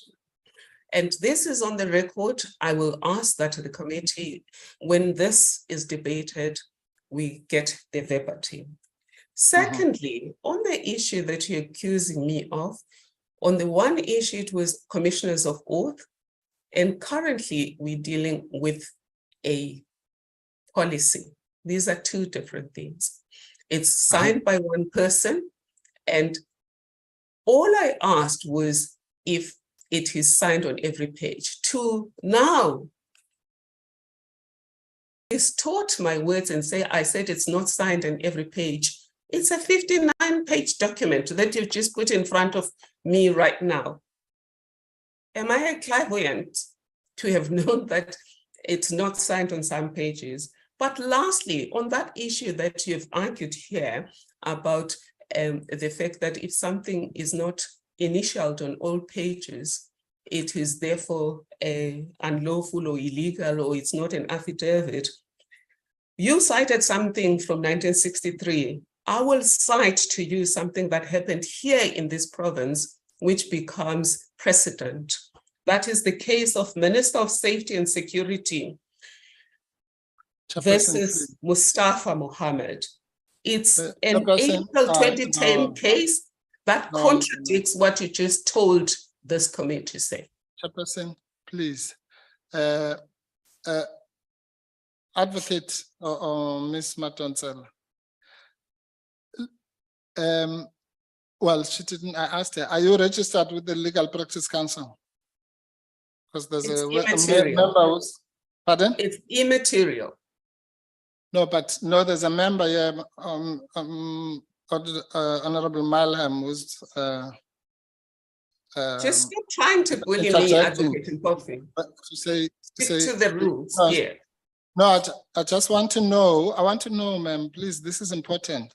So, a member says that you are an advocate. So I want to know if you are registered as such with the Legal Practice Council. That's all. It's a simple yes or no. It's immaterial. So I'll take that as a no. Take it whatever way you want, say.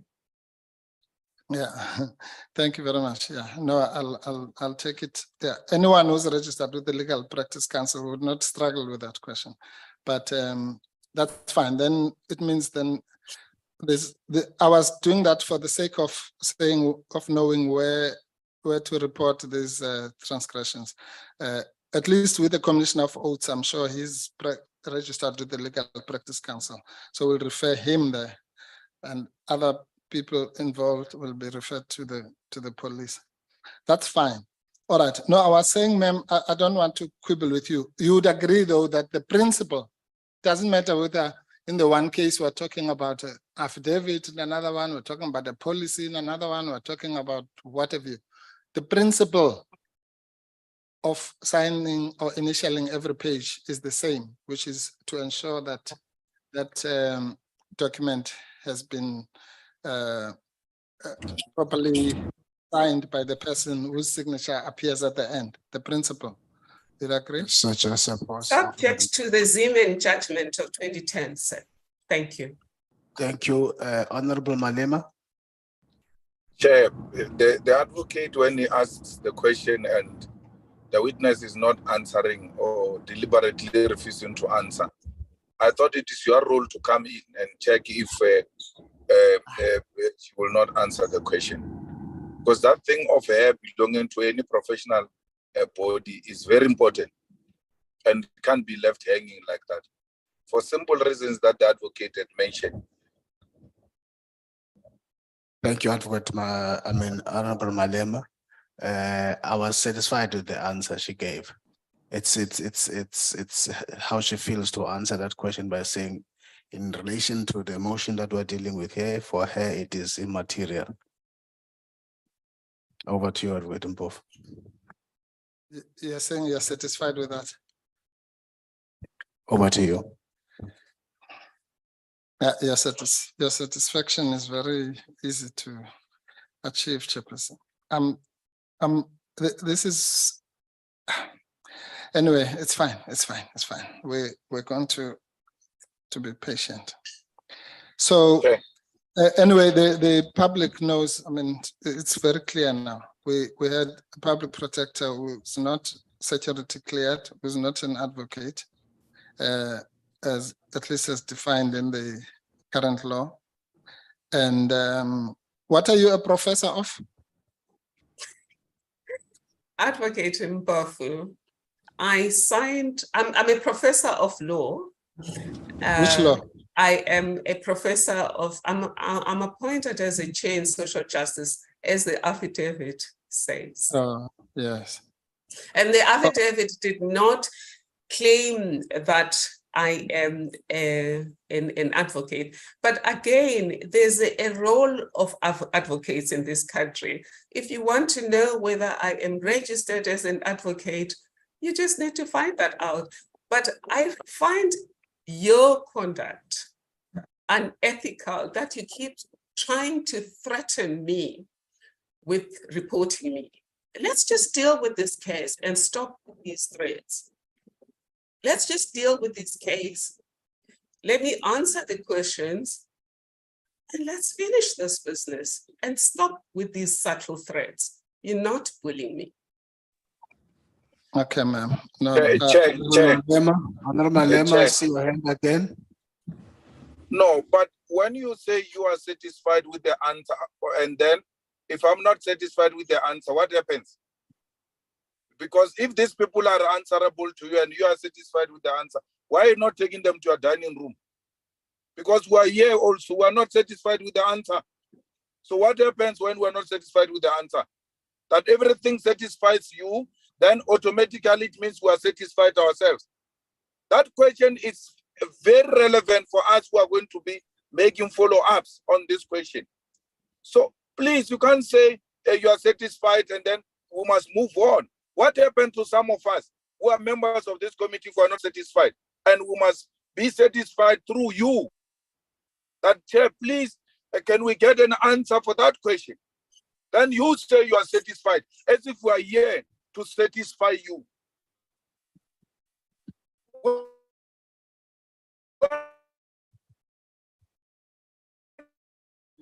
Chairperson, my answer remains. No, I've not recognized you, Advocate Okay, thank you, Madonsela. sir.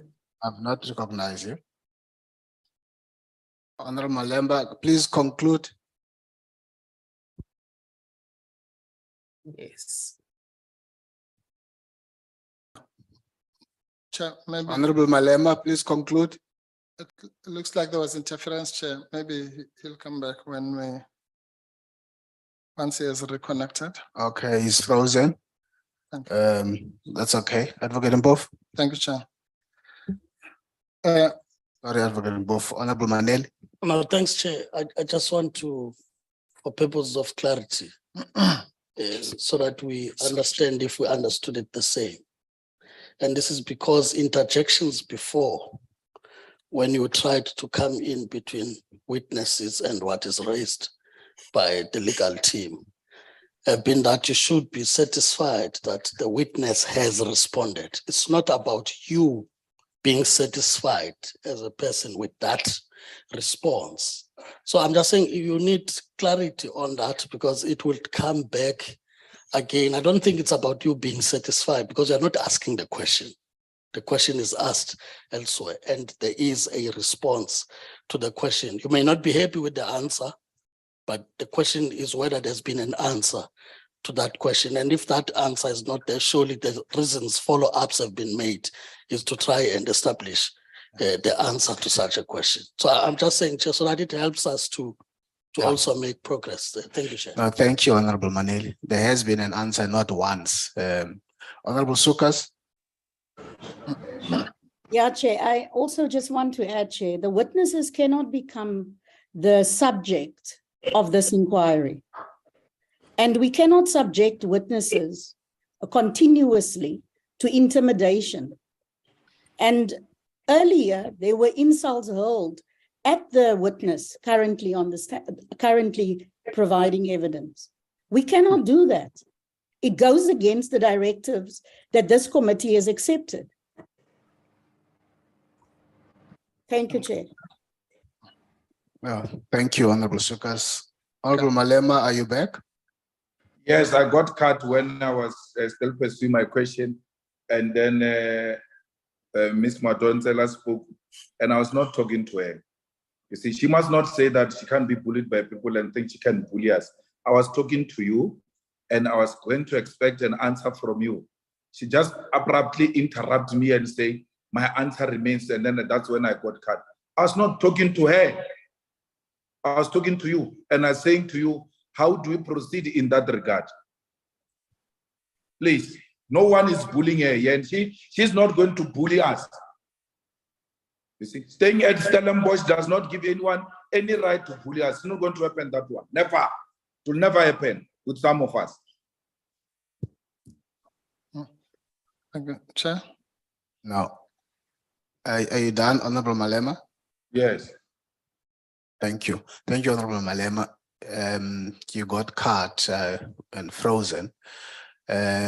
And members are still going to have an opportunity to interact themselves directly with the witness. For now, it is an interaction between the witness and the legal team of the public protector. So we're still going to allow that, but I repeat, and I've been directed properly that I'm satisfied with the manner the witness has responded, not once on the issue. It might not be an issue that from the one who's listening that it's not satisfying in terms of what has been asked, but she has tried to respond to the matter. Yes. Advocate Mpofu. Yes, thank you, Chair. No, she has tried, but she has not succeeded. I'm saying, Chair, just to assist Honorable Maneli, your role as chairperson is not simply to be satisfied, and I think I've said this before, to be satisfied that somebody has moved their lips and they're speaking. So if I, for example, I say, are you an advocate? And the person tells me the score of the Kaizer Chiefs game yesterday, that you might be satisfied that they've responded because they have, but you should be satisfied as to whether they answered the question. That's really your role. Because to be satisfied that someone has responded means that people can just come here and do anything. Which is not the case. Yes, on but, this. That's but an, yeah. So and that's why I wanted to understand. No, Chair. In Thank fact, you. you're quite right. So I wanted to understand that you are satisfied that she is refusing to answer that question, which is crucial. The very first question, very first question I asked this witness this morning was whether I should refer to her as professor or advocate. And she said, I can use both. And I'm simply wanting now, given the demonstrable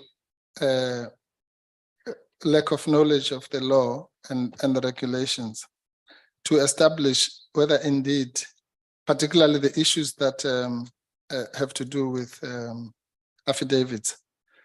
And I was really asking that, Chair, not to embarrass the witness, but simply, as I said, to know whether any allegations against her should be referred to the Legal Practice Council. There would be no point in doing that if she's not registered with that body. But it's fine, Chair. The public, I think, will make its own conclusions. I don't want to waste time on this. So, Ms. Madonsela, the policy that you signed says, can you go to, I think it's 40.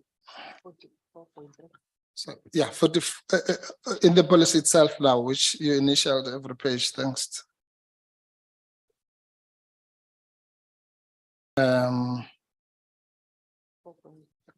It's 4.3.5.1.1. Yeah. You people at the Public Protector know how to number documents. 409. 4.3.5.1.1.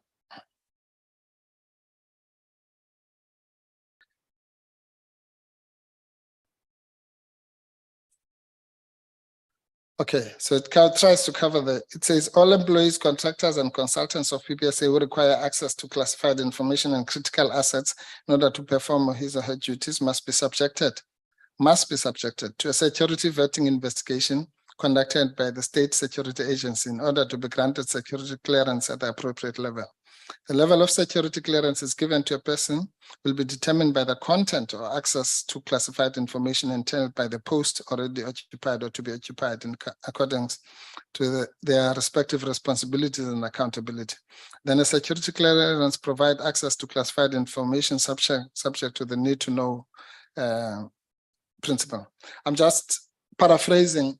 The essence of that is that people who are going to have access to sensitive information must be subjected to security vetting investigation. Is that a fair summary? No, it doesn't say people, it says staff. It says personnel. No, I didn't see that, but it says, It doesn't say people, sir. yeah, it doesn't say staff either. It says employees, contractors, and consultants, and those are people, human beings, you understand? So I'm saying those employees, contractors, and consultants, those people who require access to classified information must be subjected to security vetting. Is that a fair summary of what the policy that you signed requires? It speaks for itself, sir. Yes. Yes, thank you. All right. And now, right, we've already established that you signed this because its absence was seen as a deficiency by the Auditor General, correct? Yes, sir. Good.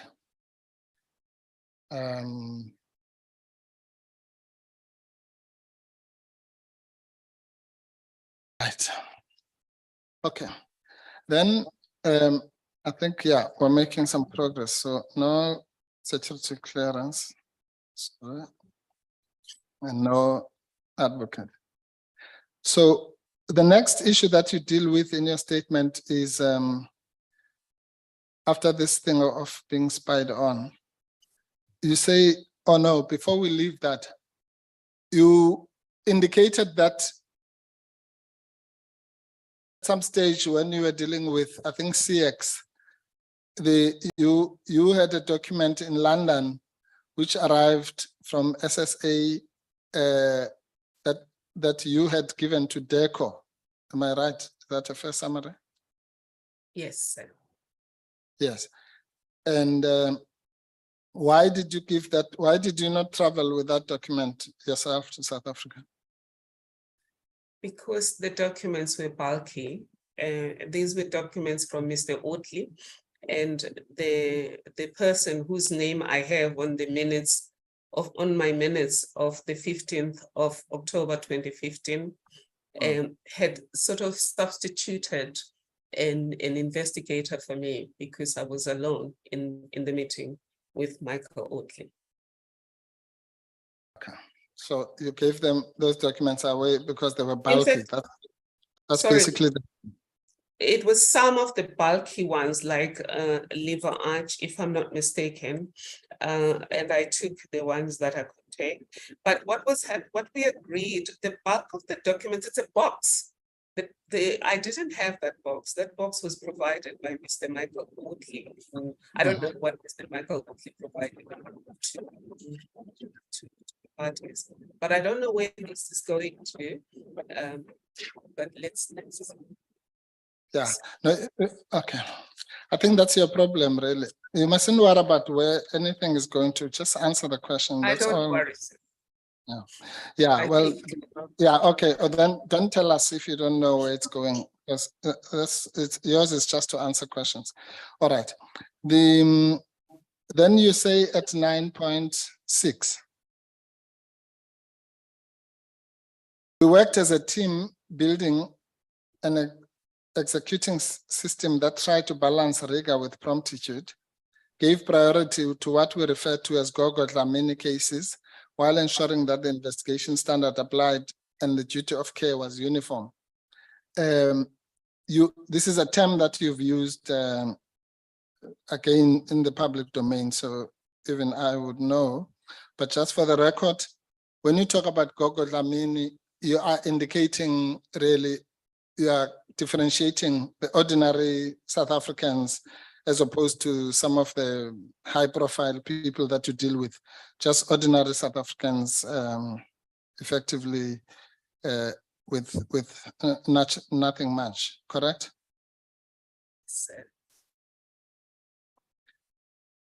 Yes? Yes, sir.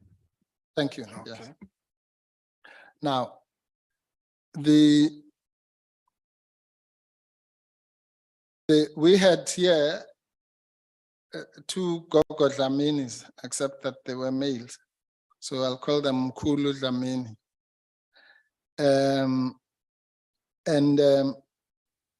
Both of them, or at least one of them, said that you took 11 years without resolving their problem. Would you categorize that as giving priority to what you refer to as Gogo Dlamini? And maybe before you answer, so that we save time, the other one was Real Mkhulu, was 80 years old, and he was here, and as I indicated last week, he cried tears because he says you ignored him when he told you that he had been assaulted by a member of your staff. Right. Mr. Samuel, now, would you agree that, at least from the evidence before this committee, the Gogo Dlaminis that we've had testifying here have had only praise for Advocate Kobane, who in both cases intervened on their behalf, ordinary people, but they gave us horror stories about your lack of response to them. I'm saying that in relation to your claim of giving priority to Gogo Dlaminis. You would agree that, and I want to give you an opportunity to deal with it, that doesn't leave, that doesn't give us an impression that you prioritize Gogo Dlaminis. Actually, it gives us the impression that you terrorize them. I knew you would want to insert this in the back door. These are two of the cases that I had objected to being asked about, and I asked, whose impeachment inquiry is this, given the fact that these questions are about my conduct, and they also are selective cases. But nonetheless, because you have decided that I am on trial, despite the fact that this committee said I did not need legal representation because I'm not on trial, I will answer you. We gave priority to Gogo Dlamini cases as an institution. And that's what my affidavit says. We gave priority to Gogo Dlamini as an institution. Giving priority to Gogo Dlamini does not mean you will submit in relation to each case at the time you choose to submit. For example, in November, or it was in December, when I was at UJ, a student came running to me in front of the other students and insisted she wanted to take a picture with me because I am the reason she's at university, because her mother was part of a group of employees that had been dismissed, that I gave the jobs back. I didn't know that. So it's just one example of Gogo Dlamini and of this child who I took a picture with because she has taken law because I dealt with their case. They were traffic officers, they were Gogo Dlaminis. So you selected the cases of Sarah. Sarah is a case of artists. As far as I recall, I did conciliate that. And why conciliate? Because we gave priority to Gogo Dlamini cases. If you look at my schedule as a protector, and this you can get because the diaries stay back there in the office, you will see that the majority of cases that I dealt with were cases that involved common people, despite the fact that we had an institution that was divided into the service delivery, its access to justice and service delivery, as the affidavit of Ms. Mokhaladi says, and my role was the overall institution plus special attention matters from any of the branches, from all of the provinces, plus the good governance in the property branch. But I still sat on those cases. I can talk Yeah. about the Mahlangu. Okay. This matter had transcended 3 public protectors. So you're going to say if the Department of Arts and Culture did not implement the agreement on time, then that means I did not prioritize the cases. Yes. That's Okay. perverted logic. Yeah, no, that's fine. Really perverted you- logic, but because you'd even the very agree- fact- No, can I finish, sir? Even the very fact that I got involved was precisely because of prioritization, because that branch was the deputy. And at the time that matter started, my deputy was Advocate Shai. And then the other Alright. case was a human resource matter. Again, human resources, if you had bothered to ask for institutional documents, you would have found how the structure was shared between me. Again, that matter was dealt with properly according to the institution in terms of the procedures.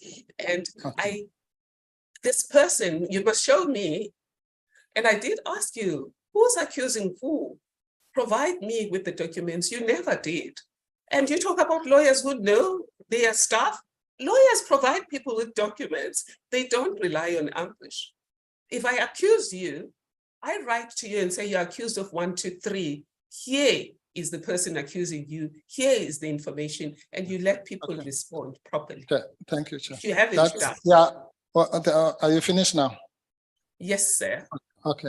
No, that is why, Madam, we were at pains to beg you to consult so that we could have put these things, but you rejected that offer. But be that as it may, you are now saying that making a person like Mr. Nyatela to wait for 11 years until the current public protector came to his rescue is you're saying that counts for nothing. It's he just had to wait for 11 years and forever. If your term was 20 years, he would wait for 20 years. I didn't say that. There are matters that are resolved. This matter, for example, transcended 3 public protectors. And as far as I recall, because I don't have the information now, there was one resolution after the very first time I got involved. There was a resolution between the Department of Art and Culture and this person. And I haven't had an opportunity to get that information, but I do know that there was a resolution. But having said that, I am saying your effort is to try and to resolve these matters. And if at the end of the day they're not resolved, it doesn't mean you haven't prioritized it. In the same way that there are matters that I have resolved, there are matters that come to me now where there was a finding of no wrongdoing. There's a case, for example, that I want because of the names of the people that I was dealing with, and my successor found no wrongdoing. And when I dealt with the department, we've moved an inch on something because there were clearly files were lost. And somebody, but the finding was that there was no maladministration. Yet this person's files were lost. How can you say? So I'm just saying, when we're dealing with these matters, sometimes the outcomes are in the hands of other people. Yours is to make sure that you assign people, and when you personally need to get involved, you get involved. Yes, okay, that's fine. I won't bother you with the gory details, but the evidence of Mr. Nyatela in front of this committee is uncontradicted. And I was just giving you an opportunity to deal with it, but you're telling me about students at University of Johannesburg who I assume also fall under Kokotlamin. But I'm going to ask you about the specific case then of Mr. Siabi, because you may be right that you rely on others and so on. Mr. Siabi, who cried here, said that he told you, not somebody else, that this person who is chairing your meeting assaulted me, and you said you'd talk to him after that meeting, and instead you just drove off to Tabazimbi, and he says the only thing you did was to take Mr. Samuel to the Free State, and there was never any comeback for his being assaulted by Mr. Samuel, and that's evidence is also uncontradicted. Would you agree that that doesn't demonstrate prioritization of Gogo Dlamini if you allow septuagenarians like that who's now an octogenarian to be assaulted by members of your staff? Firstly, that's not true. That whole story is not true. It's also not true that that matter was never dealt with. Again, when this matter was put among the accusations that now made me the person who's being impeached, I did ask you specifications, and you shouldn't say to me, I needed to come for consultations. Earlier on, you asked me about my practices as a pub protector. As a pub protector, when people were being accused of things, we wrote long letters to them indicating specifically what are they being accused of and what do we know. And I do not understand, for you being highly paid, why were you not able to write specifically and say, what are you accusing me of?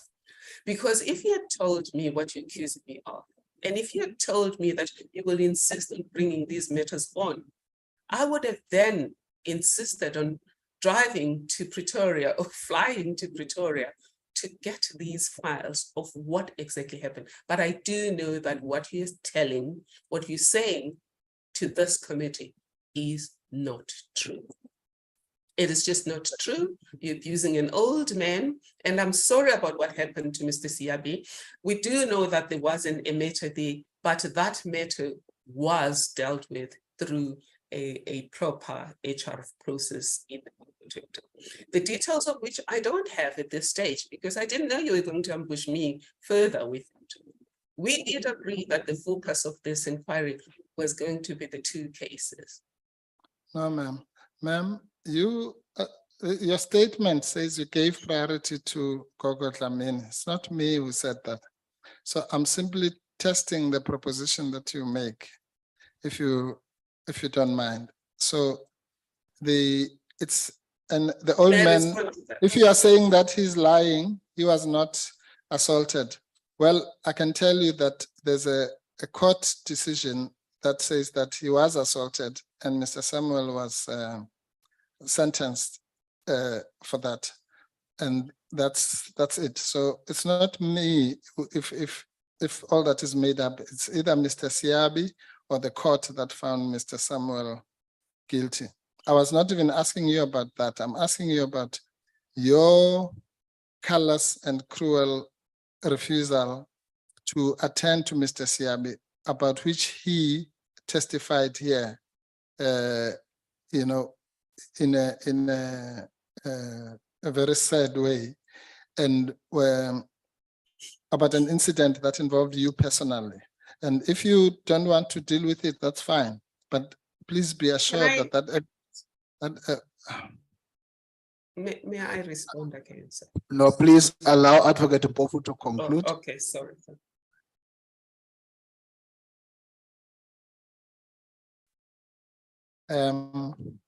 So now I was saying, Madam, that the evidence of Mr. Siabi before this committee in that respect is not contradicted. And in relation, sorry, Chair, in relation to the issue that you raise of relevance, that is very relevant. This is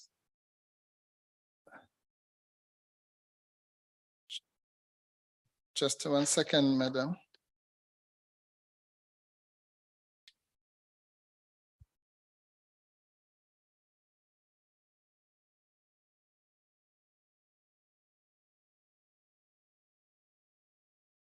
Mr. Siabi, that you'll find it at bundle K, Chairperson, page 6456, if you can put it up.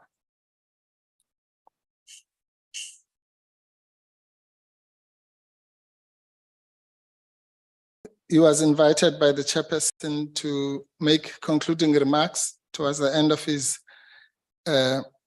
evidence, which, as I say, was quite, can be sure there was not a dry eye in this room when he told his story. He said, 6456, I want to thank you from the bottom of my heart, said to the chairperson. I know that now I will be at ease. I could not report people like Advocate Madonsela anywhere. You gave me a platform and I know that my case is being attended to. To which Honorable Siwela then said, Advocate Madonsela will be part of those who will appear at the honorable members. And as the honorable members have said, but we condemn the issues of violence. And to which Honorable Tlakude said, regarding Advocate Madonsela, we will handle that on your behalf. And to which Honorable Ngola said, in that regard, is that Advocate Madonsela is due to come and appear before the committee. We will surely ask that question on your behalf. So there's no doubt about the relevance of what I'm raising to the issues that are before this committee. So all I'm saying is, do you have an answer or not to the allegations that you are complicit in the criminal assault of Mr. Siabi by Mr. Samuel? Two answers. The first one is, this is another low, even by your standards. Firstly, Chairperson, you please. are making. Okay, no, wait, Chairperson. Okay, just pause, Yeah. Advocate Madonsela.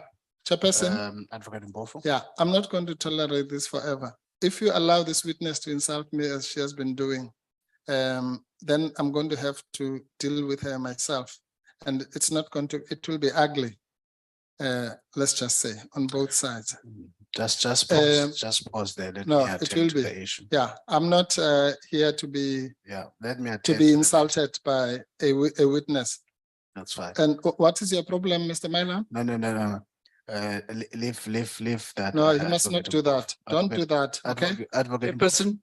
Advocate Mpofu. Must not do that. Advocate I'm Mpofu. being assaulted here and he's laughing, giggling. Advocate Mpofu. You know, I'm being insulted and he's giggling. Advocate Mpofu. Please, Chair, protect me from both the witness and from the likes of Mr. Milham, the husband of the complainant. I'll attend to both issues. The first one, let me start with the switch off your mic, Honorable Milham. I didn't recognize you. I would want you when you to speak through the chair. Yes, so that we avoid. No, sorry, I was addressing you. I would want you to register that point and then I attend it as a chair. But the problem you attend to it yourself. Yeah. And it doesn't help. Well, Chair, because you are failing to protect me. Then you are making another statement, which is also not correct. Okay, sure. I'll leave it to you. I'm going to ask, firstly, Honorable Milham, let's keep our calm and not even try and interject. In the House, we do that, but this is just another platform about whatever was. If you have something to raise your hand and raise the matter so that we avoid this issue. I'm not saying raise your hand now. I'm saying when you have to raise something, that's what you do. I'm not there now. To Advocate Madonsela, maybe it might be important. I know that there's been a lot of exchanges between yourself and Advocate Mpofu to refrain from that kind of language of this is a law or another law from you. I would want that you tone down on that language. No, sure. I'm sorry. So what are you doing? No, I'm on the platform. I'm not speaking to you even for that matter. Okay, but Please switch off. that's not the insult. Anyway, Switch off your mind. Okay, Chair.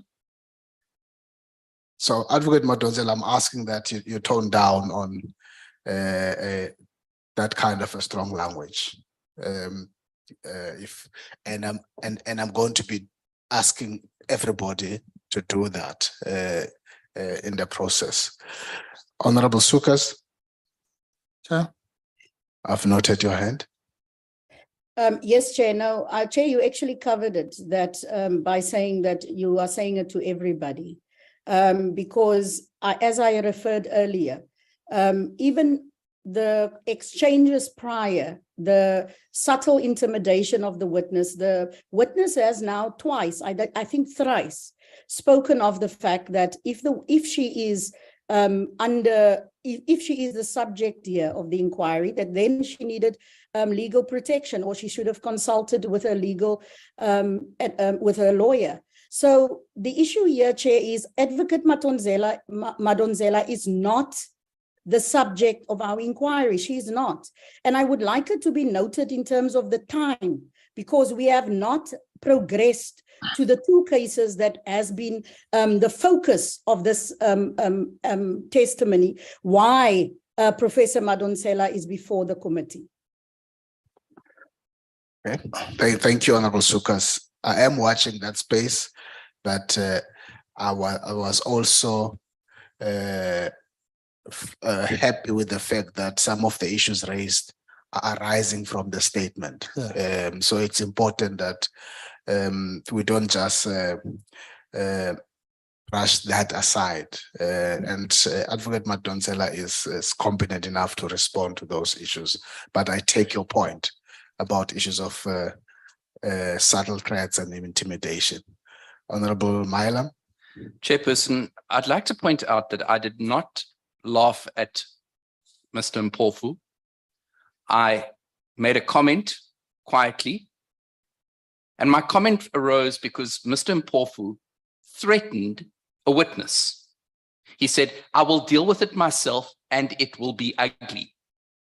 And Chair, that is absolutely unacceptable in a committee of Parliament, and I'd ask that you deal with that matter, Chair. Okay. Chairperson. Thank you, Honorable Mailam.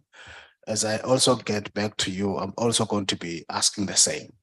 No, you can't ask the same, Chair. I'm the victim here. Wait. I'm being insulted. Wait. Ask the same for what? You're going to have to tone down your language here, Advocate Mpofu. You are not going to be treated special at any time. So whatever that I've just asked Advocate Madonsela to do, I'm asking you also to do that. You can't expect special treatment from the chairperson. I'm addressing both of you. Please proceed. Thank you, Chair. All I'm saying, Chair, is that when I'm being insulted by the witness, you can't say that you are addressing both of us, because I've refrained the whole day. I've been patient. I did not insult this witness. I did not intimidate her. I'm simply saying that if you fail, as you have dismally, to protect me from her insults, then I'm going to have no option but to do it myself. It's called self-defense. I cannot be just insulted at will by anybody, including the witness, you, anyone, human being alive, okay? So my lack of response must not be mistaken for not being able to do so if I want to. Yes. Please, Let that me mistake must just not be indicate made. this, and I'm going to say it once. Whatever self-defense you want to do the outside of this inquiry. No. In this inquiry, there's a chairperson who directs proceedings and who does everything. Who's supposed to defend us? You might feel that you don't feel protected. I'm playing a role that a chairperson must play, which must be fair to everybody. All right. If we have to initiate self-defense, it will be outside of this inquiry. Okay. Thank you. No, well, anyway, that's fine. Thank you. Madam, when you say even by my standards, what do you mean? What are those standards? Other than the intention to insult me and my professional integrity? What are the low standards you're referring to? Because that's not, the chairperson did not address the actual insult. I tried to assist him. So I'm going to ask you to answer that question. You have insulted me, you have berated me, you have ambushed me, you have threatened me. That I considered low. But out of respect for you as a fellow professional and out of respect to the chair for his ruling into this house, I have withdrawn the statement about it being low. You've only withdrawn that part, but you don't withdraw the rest of it? No, you have insulted me, sir. You have berated me. You have threatened me. You have If- not if you- insulted me? If Have you don't insulted have me? that self-awareness, No, I'm then asking, have I'm you not not your insulted me today since the morning and I've appealed to the chair? said, I didn't argue that I had not insulted you. All You right, said- that's fine. You said you've not insulted me, you've not berated me, you have not threatened me, and I'm saying that's not true. You've done all of All those things, and you've Okay. ambushed me, which legally is improper. You understand administrative law, but if you are going to be accused of something, you need proper notice and time to apply your mind. You're asking me about things that happened 6 years ago with no information given to me. Now or in Thank you. advance. All right. Yeah, anyway, I think as the chair said, everything I've asked you arises from your statement. Now, the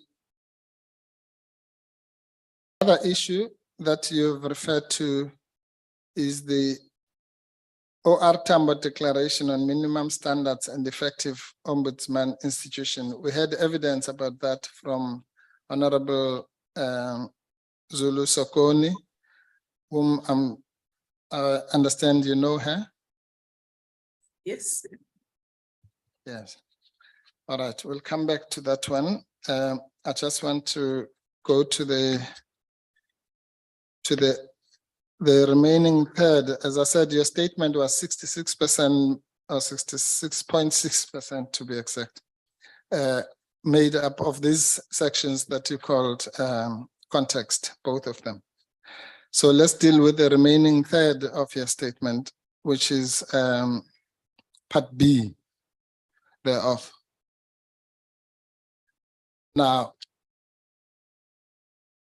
you've testified that you were the lead investigator in the CX matter, correct? At the beginning, as it says in the statement. No, there's no such thing as beginning. It says, I was the lead investigator on commencement only, working with a trainee investigator. And when he left, the investigation was stalled until I was given a young investigator who had just been promoted to the status of an investigator. So in respect of both persons, you were the lead investigator, correct? Commencement means the same thing as at the beginning. Yes, ma'am. And then you say after that, after the commencement or beginning or start, the investigation, you were given another investigator who had just been promoted. Were you the lead investigator even at that stage, which was no longer commencement? It was now at this stage shared because he did some of the work. And I was there only for, you see, okay, can I explain what is a lead investigator? A lead investigator is the person who will draft the rudimentary report. So before I had Advocate Livuani, I did the document drafting, and the initial document that I was consulting with was drafted by myself. But once I had somebody who was an investigator, that's why the report writing and scheduling of meetings So went to. is your answer then that when you were given a young investigator who had just been promoted to the status of an investigator, that person was the lead investigator, or you? It was a shared. Okay, were you? Can I finish the fine. answer? Were you a co-lead investigator? I would say that I wrote that it was an outlier because it had never been done that the public protector does an investigation. Because as public protector, you don't have the time to do that. So he was sort of the main, but with me there every step of the way. I think, yes, to say we were co-investigators would be fair, except that he was more main than me because the rudimentary documents now fell on him. Whereas when I was still with Tavernet, the rudimentary documents still fell on me. But the investigation was virtually being conducted by you. It was conducted by me and this young investigator who has appeared before this committee. Yes, but your statement says the opposite, ma'am. You say it's 7.1. The CX investigation was an outlier in that it was the only investigation that was directly supervised by and virtually conducted by myself, which is just the wrong grammar. I'm sure you wanted to say by me, conducted by quote unquote myself as public protector. I'm saying that is that a statement of fact, or are you now changing that? So that's again, those slides, when we start talking again about pointing each other's mistakes, just be sure that you have started again and don't be offended if it's brought back. Okay. As I said, it says virtually. So virtually doesn't mean exactly. Why are you threatening me now? With bringing back whatever you want to bring back. I'm just letting you know that virtually means exactly that. Like I'm with you now, virtually. No, come on, doesn't mean the same thing. That's okay, that's fine. But you accept that the investigation was virtually conducted by you as the public protector? Yes, that's what I've said, sir. Right, yeah. Okay, so no, it's what you did not say, but I pointed it out to you, it's fine. And then that, as far as the CX investigation is concerned, then made it, quite frankly, unprecedented and even unsucceeded, because I can assure you that I don't think any other public protector, including you, had ever conducted an investigation at that level, or even after you. Now, so you might want to explain to the committee why such a, okay, sorry, let me ask it like this, madam. Would you agree that as a matter of policy, it is undesirable that the public protector himself or herself does the investigation, but that it's better for them to supervise? That's the structure of the act. No, that's not true. Okay, so you think it's quite far. So all right. So why then has it never happened in the history of mankind that the public protector investigates himself or herself at that level? And you said 7.2 correctly. Before then, no investigations were conducted from my office and no other was. So why was that practice or policy or culture developed? Okay, when I say before then, I meant during my time. So I'm sorry that I didn't explain that I'm talking about my time, that before then, I had never conducted an investigation. I had personally done investigations before as public protector. And after this, there was no other investigation that was conducted by myself. I cannot speak for what happened under Advocate Mushwana or Bagwa, who dealt with the arms deal and other investigations. I would be lying if I said I know that they never conducted any investigation. Okay, but at least you know that you never conducted an investigation before the CX one. I said so. Even the virtually that you now claim to have corrected me, it is in my affidavit, sir. I said No, so in my own affidavit that this was an outlier. An outlier is an unusual thing, something that is out of the ordinary, because it came out of extraordinary circumstances. Yes, yeah, that's what we're getting to, ma'am. I'm saying that an outlier is like an exception to the rule, correct? Yeah. I'm saying this was not an outlier as such. It's something that had never happened either before or after the CX investigation, at least during your term. You're quite right that you might not refer to other people's terms, but it was unprecedented and unsucceeded by anything like it, correct? Was accordingly an outlier. I hope you don't intend for us to get dictionaries to define outlier. Okay, that's I thought I'm avoiding, ma'am, the dictionary. Let's just use simple English. Before this investigation or after it, you had never conducted an investigation yourself. Yes? In the office where I do the groundwork, yes. Thank you. All right.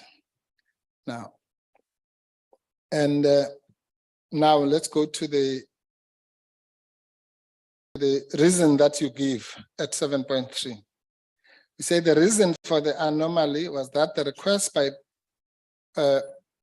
Advocate Paul Hoffman SC, sorry, to have this investigation conducted was rejected on grounds of the fact that the matters it dealt with preceded the genesis of the public protector. Who rejected it?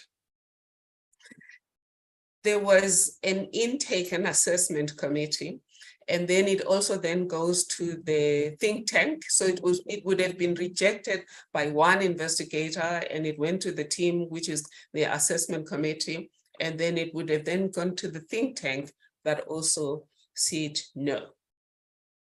Okay, so effectively, that's what happened. This was rejected by an investigator applying the policies of the organization, and also rejected by the think tank. And you basically overruled both those structures, well, the person and the structure, correct? I did, but this is what I did. And of course, you go back to the committee and say, there's additional information. What you didn't pick up is that there's this statement and the statement that I made this morning. It wasn't just they made a decision and then I overruled it. It was a decision was made. Then I traveled to Barcelona and met Advocate Paul Hoffman, who gave me additional information. And then I asked him to supply the additional information. And given the workload that people were already battling under, and the fact that at this stage, he seemed to think that there was no investigation that was going to be required, I then took it. So it wasn't just overruled arbitrarily. It was after additional information, I was persuaded that this could be done. And you did not think it would be. Yeah, yes, no, I know that. You did not think at that stage that you should have then taken it back to the people who rejected it? And of course, it gets taken back. You don't just make this arbitrary decision. Nothing was ever done from my office. It still goes back to the registry, but I request that we accept it on the grounds that I am going to do it. So it didn't just go into a little corner in my office. It went back again. Advocate Paul Hoffman, that's why you'll see the new request is late dated. I think it's not dated in 20, oh God, I'll have to look at my notes. He had to resubmit the investigation. But again, that we can get from the files from Mrs. Sigele, who was responsible, I think, at that stage for intake assessment and customer service. Nobody did things in the little corner during my time. Okay, so if whether it was a little corner or a big corner, the issue is that you're saying that there were also concerns regarding the efficient use of resources given the lapse of time, making this a cold case compounded by prescription rules regarding the recoverability of the relevant funds. So not only was it rejected on the basis that it preceded even the promulgation of the Public Protector Act, do you think you have a right to conduct an investigation for a matter that even precedes the promulgation of the Act? No. Let alone about the 2 years thing for now. No, definitely I don't. That's why my original report does not read like this report. I never investigated whether the gift was a gift, whether it was a lifeboat, whether it was a loan, whether it was corruption or not. No, even though some witnesses took me through that, like Judge Bertelsmann and others, I was clear that my investigation was what happened in 1998. My investigation was not whether it was a loan, a lifeboat, theft, or gift. My investigation was simply on receipt of the CX report. Did government act properly? And I had been made aware that it was not going to be an investigation at that start. It was the thinking or the impression that was given by Advocate Paul Hoffman was not. It was going to be something that is almost like a mediation. By the way, with public protector investigations, when it's conduct failure, it would not be mediated. But if it's a service failure, then it could be mediated. Okay, you've just said that your investigation was not whether it was a lifeboat or a gift. I'm putting to you that that is false. Well, you can put it to me that it is false, but I will tell you that I didn't investigate whether it was a lifeboat or a gift.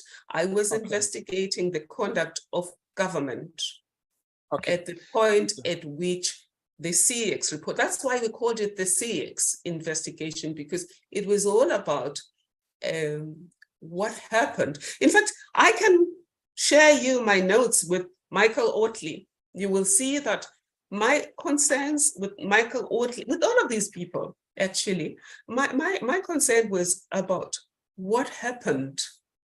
Yes. Okay, can I just finish the sentence? What happened when Michael Oatley approached the government of South Africa as a bounty hunter, so to speak? And what happened at the point at which he submitted this report, which was different from what he was contracted for, by the way, but I still wanted to know what happened, and if what happened is not what should have happened, and then the implications financially thereof. It was always with the view that possibly some mediation would take place in this matter, which was my style, by the way, on some of these matters. Okay, thank you, ma'am. I'm just going to ask you one thing. You've now twice said this here. Now, can you tell us, you know that you had that well-known style of naming these reports, secure and comfort, and those kinds of things. What did you call this one of CX? We hadn't named it yet. Remember, I didn't leave an approved provisional report. Yeah, okay, I'll tell you when you come back that you named it lifeboat or gift, which is what you are saying you did not investigate, but we'll deal with that I Thank think you. after tea. Thank you, Advocate Mpofu, and thank you, Advocate Madonsela. We will pause for 10-minute break for tea and back 8 minutes to 4.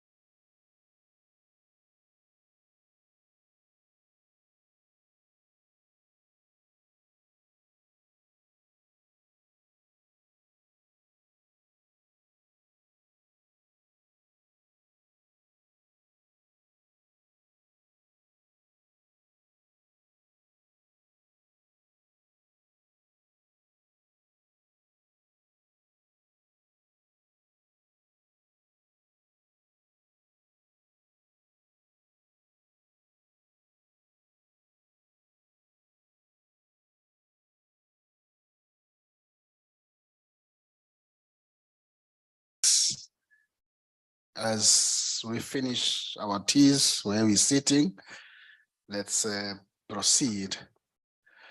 Wow, lego hlula icango. Aw. Ukuthembeka ngakhe. Yeah, no, I finally got you. Thank you. Welcome back. Over to you, Advocate Mpofu. Thank you, Chair. Ms. Madonsela, I was showing that the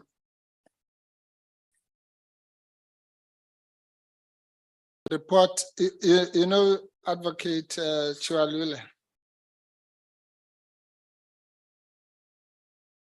Yes, sir. He was the investigator that I ended up working with.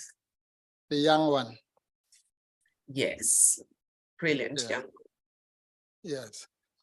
Now, he told us that the draft that you left behind, and to be fair to you, you did say that this was not a provisional report in the sense that it was an approved one. I take that point. But that the draft that you left behind, because as we know, you did not finalize this report contrary to your intentions to do so by the time you finished your term, correct? Yes, sir. Yes. Now, if you go to, okay, Tsepo, you're going to have to help me here. Advocate Chiwalule's statement, it's bundle D3. I want specifically to go to 3222.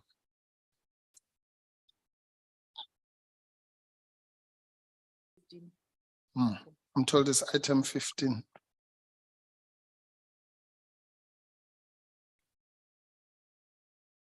Okay, you can flight it. But all right, just go to the end. We'll come back to the beginning. Just go to the right at the end. Sorry, but that's 3279.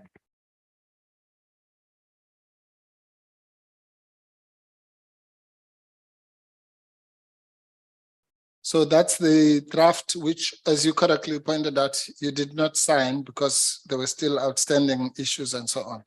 But it indicates your name and his, correct? Yes. Right. Now, you testified before T that you never investigated whether this was a lifeboat or gift. And I was telling you that that is false. And if you go to 3222,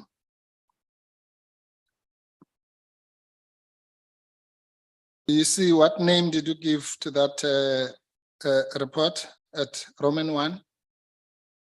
Can you read it out? This is a name that was given by Advocate Chiwalule. You went to the end of the report, Advocate Mpofu. All public protector reports look like that, regardless of who investigated them. It has the name of the public protector and the name or names of investigators as assisting parties. So that doesn't mean it was my report. In fact, reports that I hadn't seen would have had the same ending. So that's not true. That's simply because Advocate Chiwalule, who states very honestly that I had asked him to go in and fix certain things, but also it was my style that after they fix certain things.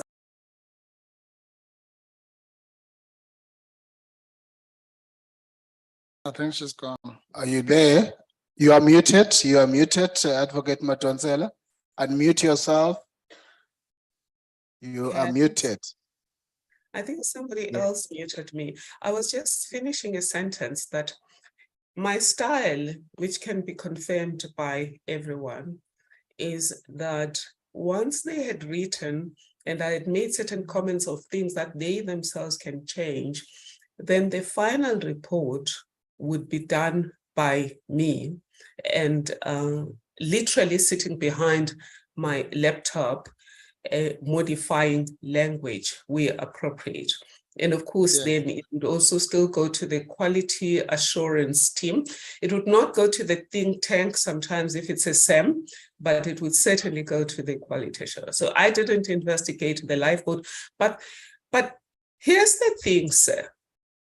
The fact that the title says lifeboat or gift does not necessarily mean you investigated the essence of what happened.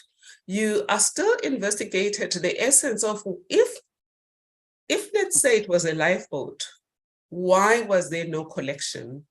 Because all we were looking at, and you will see with the set of questions that we asked, and I refer you to what is online now is my interview with Chris Stolz. It's fully online. And then you will get what I said to him. I was investigating because he had been the governor of the Reserve Bank at the time this happened. Ma'am. Okay, just pause, Advocate Mpofu. Advocate Madonsela, firstly, before I intervene as a chair, I'm going to ask you, Advocate Mpofu, because once you start that conversation, you remain in charge of that, so that when you ask when you wanted to pause at a certain point, you have to do that or indicate. It's only when that is not happening, then I'll come in, but I don't want to disturb the flow. Yes. Between the two of you. Yes, I understand that. Yeah. Okay. Ma'am, do you even remember what the question was? Or what I asked you to do? The question was, no, it wasn't a question, it was an accusation that it's not true that you say that you did not investigate the lifeboat. And I say that you are the one who is incorrect. Yes, no, it's fine. I think, yeah, no, it's understandable. You forgot what the question was. And I don't blame you. All I said was whether you could read what the title of the report was. I can read the title, and then you accused me of being responsible for that title, and I was telling you that no, I was not responsible for the title. All right. Now, okay, let's do it like this. When you receive this draft, let's go, I'll just take a random example. And I think you've just described it. Go to 3242, Tsepo. Yeah, the bottom. So at those remarks on the right, those would be your corrections and additions, correct?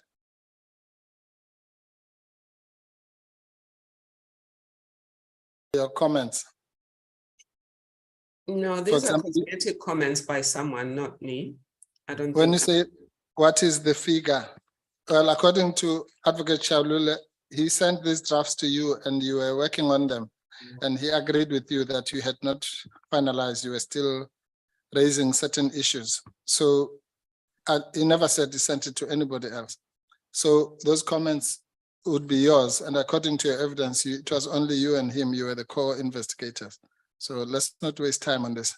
Those reports, those comments were yours, correct?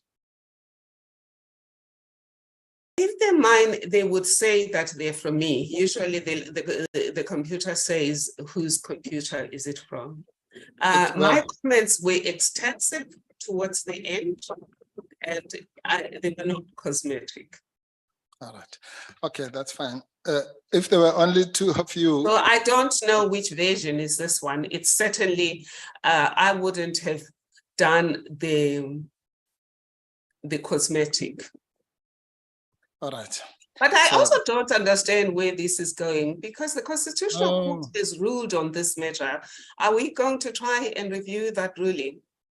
No, we are not going to. And I told you earlier, as a witness, it's not your duty or obligation to say where the questioning is going. That's my duty. Yours is to answer the question. All I'm saying is that what you are saying now is startling, to say the least. You testified that this was a so-called outlier, and that means that you and Advocate Chalule were co-investigators and nobody else. That also coincides with his evidence. And now I'm saying to you, there is a comment, for example, at 3242, which says, what is this figure? Something about 1.5 million. So he could not be asking himself that figure, that question. If Did it you was ask him? Did you ask him who asked this question? Because yes, he did say. Yes, he said, like you said, that it was only the two of you. So no. who else? He specifically said in his statement, sir, about on his last day, 3 days before I left office, he submitted the final report, which I responded to. So where is that version? Because that would have been the only version that should be material. No, ma'am. Okay. You know, really, I think you're just That is in his statement, sir. Okay, all right. In your estimation, just as a matter of logic, if it was you and him only involved in this, and he made a draft, and the other person commented and asked about figures, who else could it conceivably be other than you? Towards the end, he does say that towards the end, some of the quality assurance people, we would ask them questions. And I wouldn't be surprised if he asked somebody who was a quality assurer these questions, because this is more technical questions. My questions were substantive questions. All right. Anyway, the point I want to make is a simple one. When you received these drafts, you made comments yourself. Let's assume these ones are not yours. You made your own comments, correct? You did? I did, and usually by hand, actually. No, usually it was by hand. Yes, okay. And in none of those comments that you made, did you change the name of the report from lifeboat or gift, correct? We changed the names at the end, and that you can confirm with the team. Because that was not, we were not in a hurry. Some of the names would actually change hours before we release it, like secure in comfort.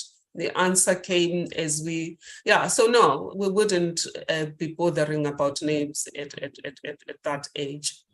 Okay, all right. So it would seem therefore that your evidence that you did not investigate whether this was a lifeboat or gift is false, because that's exactly what it was. That's the first impression, or the very first three words. May I just clarify once more? Yes. You asked me when we started that with this matter having been rejected by my staff, a proper intake and assessment team, with me having signed, because when they reject, they don't just send it. I sign and I agree to the rejection. Why did I investigate it? The only way I could investigate it was if there was a coincidence between our remit and what we were trying to do. And you must realize that, as you can see in the report, we interviewed so many people. They themselves would ask us, what allows you to investigate this matter, given the fact that you were not born before it started? And then would explain to them that we're investigating from 1998. And I have said to you, instead of me and you hagging and tackling about what exactly was I investigating, one of the key people that unlocked this matter was Chris Stolz. My interview with him is fully online. Just check it out. No, that's fine. That's your answer. That's your answer. I was just pointing out to you that that was the title of the thing. That's fine. Then you say at 7.4 that you were persuaded to take this case on, irrespective of all these weaknesses. When the complainant, that would be Advocate Hoffman, assured me it would be a slam dunk. Now that's slang for saying it would be easy. It would be something that was not going to take long, correct? Yes, I apologize for the language there. No, that's fine. I think we all know what that slang means, yeah, but it's fine. There's a whole thing about slang in affidavits, but that's fine. Okay, that it would be a slam dunk in that there were documents indicating that the debt is admitted and funds set aside by the bank at the center of the complaint. I don't know what that means. What were you trying to say there? You wanted to say where at the center of the complaint? I was persuaded to take it when the complainant assured me that it would be a slam dunk in that there were documents indicating that the debt was admitted and funds set aside by the bank at the center of the complaint. Yes, no, I understand that. I'm saying how can that make any difference? If it's illegal, or rather if it's against the act, or if it predates the act, whether it's a slam dunk or not a slam dunk, cannot be a reason for you to investigate something that is that falls outside of your jurisdiction. That's why I have explained to you that with the conversation that I had, it was very clear that I'm being asked to investigate the CX report, not. Okay.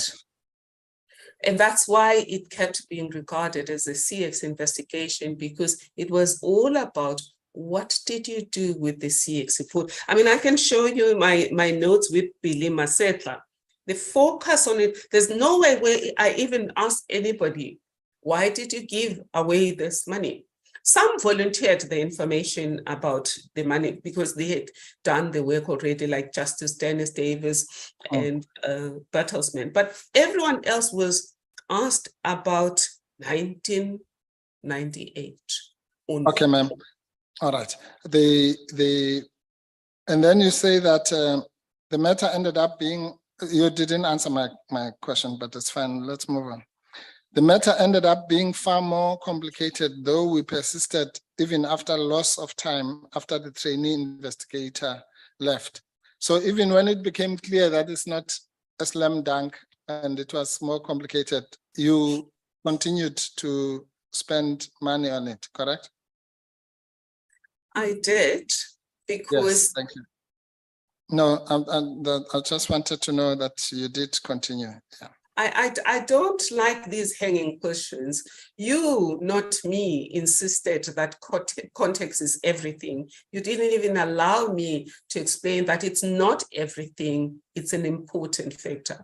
Even if Justice Kampempe said something about it, that was in obiter, not res. I mean, not reason. You want to say ratio decidendi? Yeah, that's Latin. It's very difficult. So, okay, that's fine. You love actually getting these small jibes, eh? They make you feel a little bit more assisting competent. You. I'm assisting you. You wanted to find the words ratio decidendi, the reason for the decision. Yes. Yeah.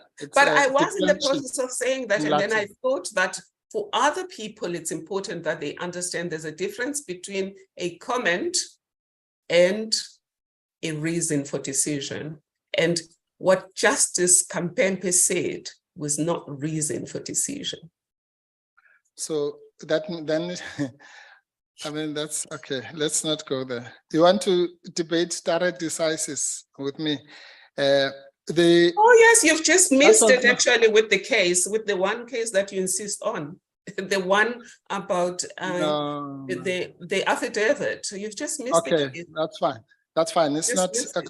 Let's not go there. Let's not go there. You and I, if you want me to explain the principles of stare decisis, the ratio decidendi and the obiter dictum has got nothing to do with what we're discussing, but that's fine. So you say the matter ended up being far more complicated, though we persisted. I'm simply saying that you rather, even after you realized that it's not a slam dunk, you decided to proceed with it. That's really just a simple issue, yes or no? I had answered, and then I said to you, I must explain. I don't like the hanging. Okay, go ahead. Yes. So I did say, yes, there were reason to proceed because I still saw the prospect of some success. And at that stage, it was the prospect of some kind of mediation on this matter, of negotiation of this matter. If you know that the powers of the public protector include conciliation and mediation, and on matters like this,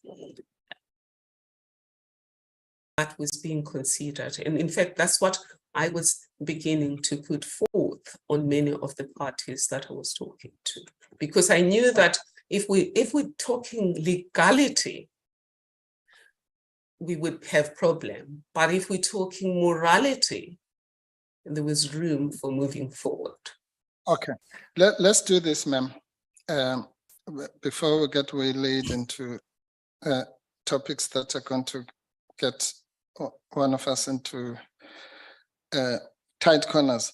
Let's go to your next paragraph. What you say you left no final report or approved provisional report. We've established that. Yes, correct? sir. Yes. So, and you are familiar with the principles of the male and guardian case. Because of time now, I won't be able to take you through them. But effectively that the public protector is not bound by the four corners of the complaint, and he or she may broaden or limit the complaint. And in fact, the best example of that is the fact that the public protector, in terms of the act, can even start an investigation without anybody's complaint. Absolutely. Good. By the way, I'm the one who wrote the public protector's standard operating protocol. It started with using the male and guardian as our training tool. Yes, good. Discussing it as a team, extracting those principles initially as guidelines, but later extrapolating them. And I got one of the investigators, actually, if it's not Matlawi, I can't remember. Or it must have been Picheli. And then we extracted them, and they are in the standard operating protocol that I drafted. So I wouldn't not know the male and guardian principles. Yes. No, nobody said you don't know. In fact, I said the exact opposite. I don't know why you want to be defensive about it. I said you are familiar, of course, with the male and guardian. And then I went on to explain what it says. I was just asking you whether my summary was a fair one about. It is fair. Pardon? It is fair. Thank you. And therefore, if that's a fair, and this is now for the purposes of the absent Ms. Mazoni, who's not here, or who's being kept away. So it would be, I'm trying to say this in the most charitable way, it would be,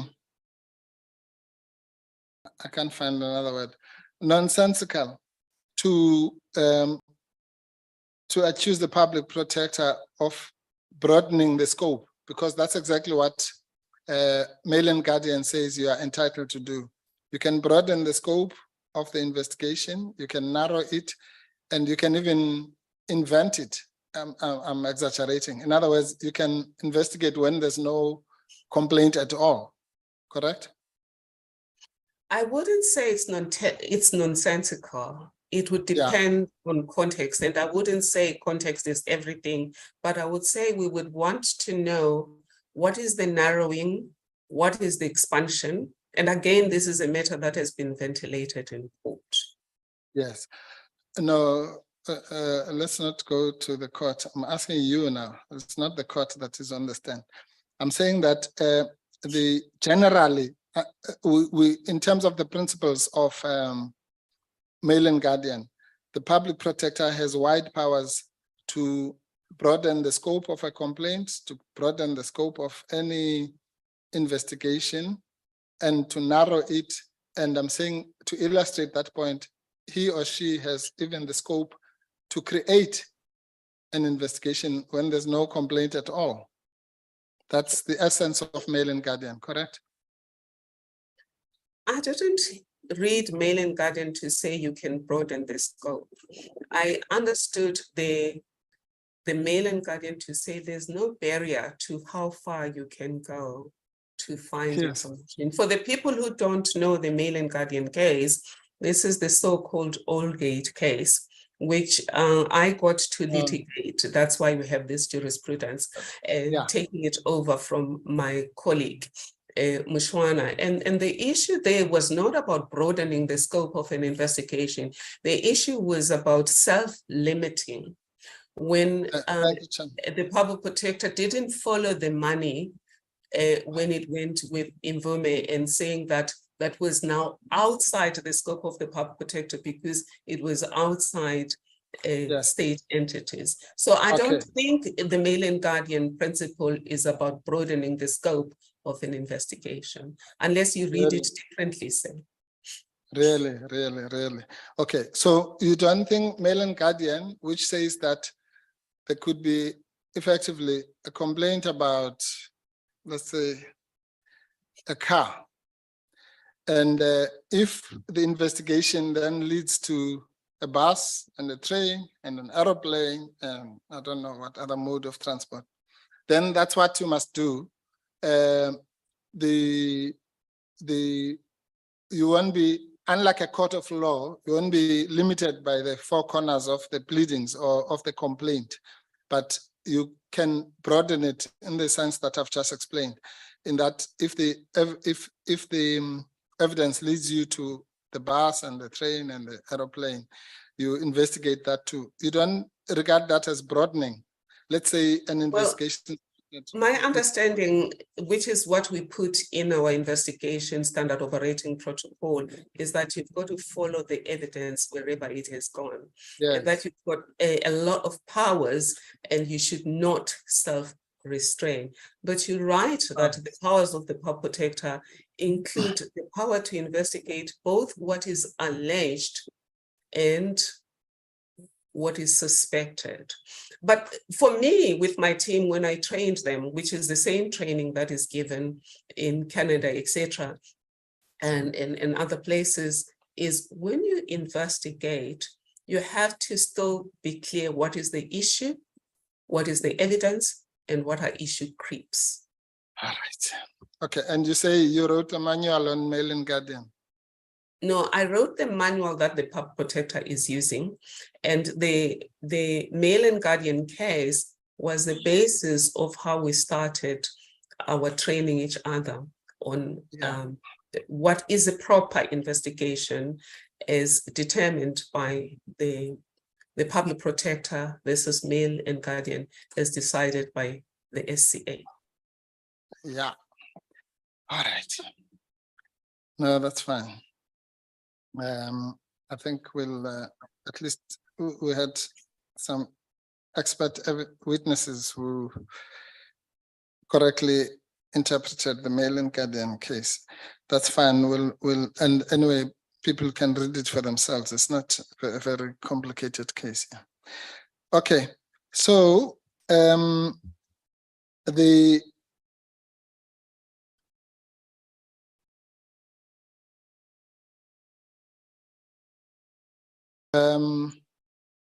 you've already testified about the SSA issue and the shenanigans that happened in London. So let's just go maybe to the gist of what you say in G. I'm chairperson, I'm at paragraph 7.6, which is on the third page. The pages, your pages are not numbered, Professor. So it's paragraph 7.6 at G. You say there, and I suppose this is the culmination of what you want to say about this. Key changes that I have observed in the final CX report include the remedial action regarding changing the powers of the Reserve Bank, which was not an issue as the issue concerned lending and debt collection practices. Where did you see those changes?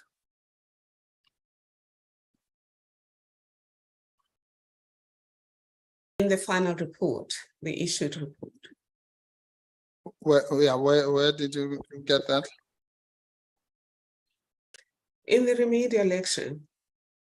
Okay, do you want to fly to the report? I don't have it now. You No, can I fly don't. to the report. I don't want to flight it. I'm asking you, there's nothing to flight. I'm asking you, when you say the key changes which you observed, Yes. it was in what was that? You observed them where, on what occasion, for what reason, and so on. You see, if you had asked me in advance, I would have flighted the report. So I'm going to paraphrase the report. The final report deals with the need for an instruction to Parliament to change the powers of the Reserve Bank. This investigation was only about the lending practice and debt collection, because when you lend, you've got to collect the debt. And I've already indicated here that from the evidence that we got, the interest, though agreed as collectible, had not been collected. So there was nothing beyond that in terms of what we were remedying, because in each report, you ask what happened, what should have happened, is there a discrepancy? And if there's a discrepancy, has somebody suffered an injustice, and how do you remedy it? So there's no remedies that just fly from the blue. Your remedies are determined by that logical framework of what happened, what should have happened, is there a discrepancy? Okay. And to the extent that there's a discrepancy, was there harm caused? So the remedy is to remedy the harm. That's why you call it remedial action. Yes, So thank you very much. remedy if there's no harm that has been caused in your findings. Okay, please try and limit your answers to my question. I've not asked you any of what you're talking about. I'm saying, maybe let me just explain what I'm asking you and why I'm asking you. When you say you observed the final, that includes the remedial action regarding changing the powers of the Reserve Bank and so on. Because there's no such thing in the report. I was just establishing whether you established it from newspapers, from whatever it is, or did you actually read the report itself? That's all, really, ma'am. It's really that. So if you say I am lying and I did not. No, I'm not saying you're lying, ma'am. I'm asking you, where did you observe this from? I didn't say you're lying. It is in the report. I'm saying it is in the report. So you observed it from the report. So is your answer that you observed it from the report? You keep asking me, Okay. and then as I'm speaking, you Can I ask? I can't. I don't understand. Do you want me to answer, or do you want to answer yourself? Let's just hold back, Advocate Mpofu. Can you complete the answer on Advocate Madonsela? Sure. Right. My reading of the report is that that's the remedy. One of the remedies is one of the changes is the requirement as a remedy that the powers of the Reserve Bank be changed. That's my reading. I don't have the exact wording right now, But if you want me to look for the wording, I can quickly scroll into my documents, find No, the report, and then I'll flight put it up. it. I'm going to flight it, ma'am, when we come to that. We are not there. I've asked you a very, very, very simple question. Where did you make these observations? Was it from a newspaper or from the report itself or from the a radio report itself, interview? Thank you. That's all. Okay. Now, if it was from the report itself, then I'm going to ask Tepo to flight the, and you say, Tepo, it's at page 69 of A1, I think. And you're saying that there was an instruction to who? Where did I say there was an instruction? You just said it 5 minutes ago in that long speech you made. You said there was an instruction to Parliament to change. I didn't even mention Parliament. Okay, you didn't say there was an instruction. I just said there was a remedial action to change the powers of the power protector.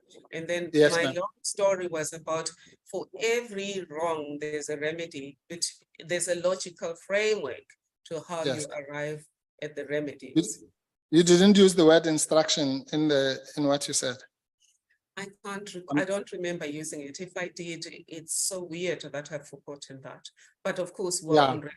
So No, the whole thing something- is weird, but I'm simply saying you did say it was an instruction, but that's fine. Let's not quibble about that. Whether you said it or not, the record will speak for itself. I don't remember saying it. Did you read an instruction from anything that was said? I never used the word instruction. I used the word remedy. Okay, I'm not going to argue with you, ma'am. You did use the word instruction, and as I say, the record I will send it to you once it has been transcribed. But so, what are you saying now? Was there an instruction or no instruction?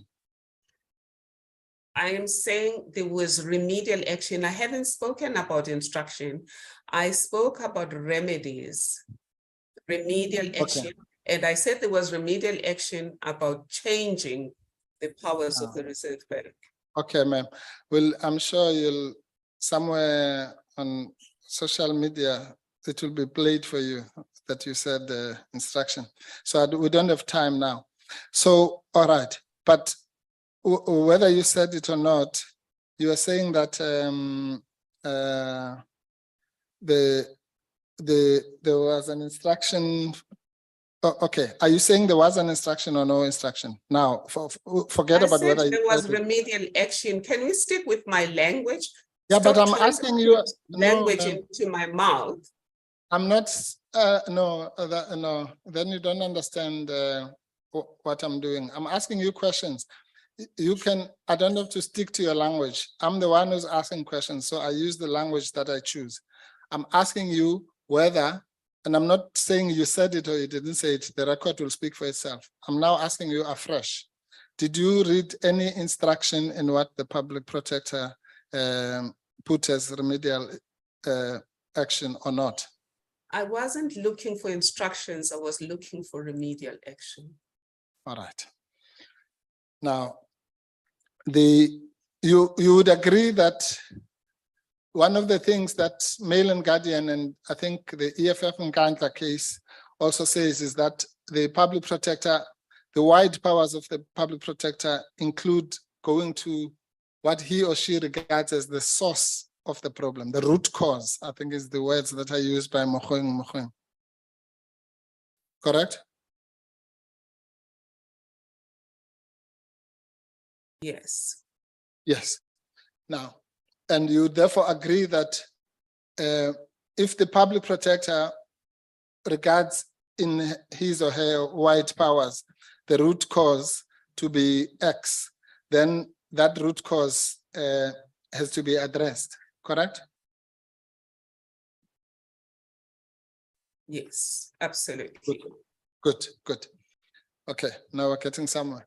Now, in this case, the public protector identified the root cause, and she, not you, not me, was the public protector, as including what she said at 5.3.227, that's page 65, which was that the Republic has an obligation in terms of the Constitution and international instruments to improve socio-economic conditions of its citizens through legislative and other measures to alleviate poverty and ensure social justice for all South Africans. Government must realize economic rights to its people. And then she goes on to say the decision not to recover is seriously prejudicial to the people of South Africa, particularly the poor, who would have benefited through social development programs. You don't quibble with that, correct?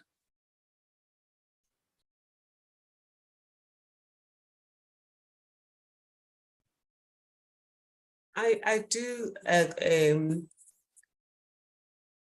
I would have put it differently because with the investigation that I did, I think I have no quibbles with this, but do you want me to give you a bit of context? No, that's fine. If you have no quibbles, that's good enough for me. So, okay, then I'm now saying that the public protector, rightly or wrongly, because she's the public protector and not you, not me at that time, having identified as part of the root cause the mandate of the Reserve Bank, then made the remedial action that you're referring to. And I'm going to send you there. It's on page 69. It's the one to the Portfolio Committee on Justice and Correctional Services. That's a committee of parliament. This is the one that caused all the hullabaloo with the chattering classes and those types of people. So she says, the chairperson of the Portfolio Committee on Justice and Correctional Services must initiate a process that will result in the amendment of Section 224 of the Constitution in pursuit of improving socio-economic conditions and citizens of the Republic. You understand, okay, you may not know the processes of Parliament, but a process, you know that a process which is aimed at amending something like the Section 25 of the Constitution, the process that we had 2 or 3 years ago, is something that is allowed, but it may not result in an actual amendment. Do you understand that? Just as a constitutional scholar or understanding of how our parliament works. I do, but I think there's a word that we are forgetting there, must, on line 2 of what you are flighting. Yes. I think when we are finished with this, sir, please allow me how I understood, because you're now asking me to second guess my successor. All I had confined myself to what changed. I didn't say what change was right or what change was wrong. That's up to this committee to make that decision. It's also been up to the courts. What I can do as your witness, sir, is to explain to you how I dealt with powers of the public protector versus things that I observed as a public protector, but that were not in my remit. Again, understanding my powers long before the Nkandla judgment, but understanding my powers correctly. Yes, no, that would be very interesting, but if you can just stick to the answer my questions here. So if we get time, we'll get to that interesting debate. I'm saying, do you know what a motion is in Parliament? A motion is like a proposal, correct? Yes, but it's by parliamentarians. Must. I think the issue for me is the word must. No, just answer the question, madam. Do you know Yes, that? I understand what's a motion. proposal? We are on a motion right now. The trigger of this process was a motion, sir. Exactly. So that was a motion of Ms. Mazoni, correct? A parliamentarian, yes. Yes. And so that motion is then a proposal. Parliament could have rejected Ms. Mazoni's motion, correct? Exactly. You're Right. very correct. Okay, good. Now,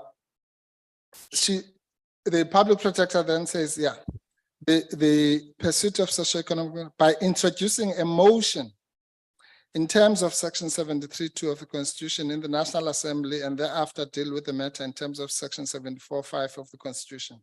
So that would be, as you correctly say, like the motion of Ms. Mazoni, it would be tabled in Parliament, and it would either, if it achieves the correct majority, it will succeed. If it doesn't, it will fail.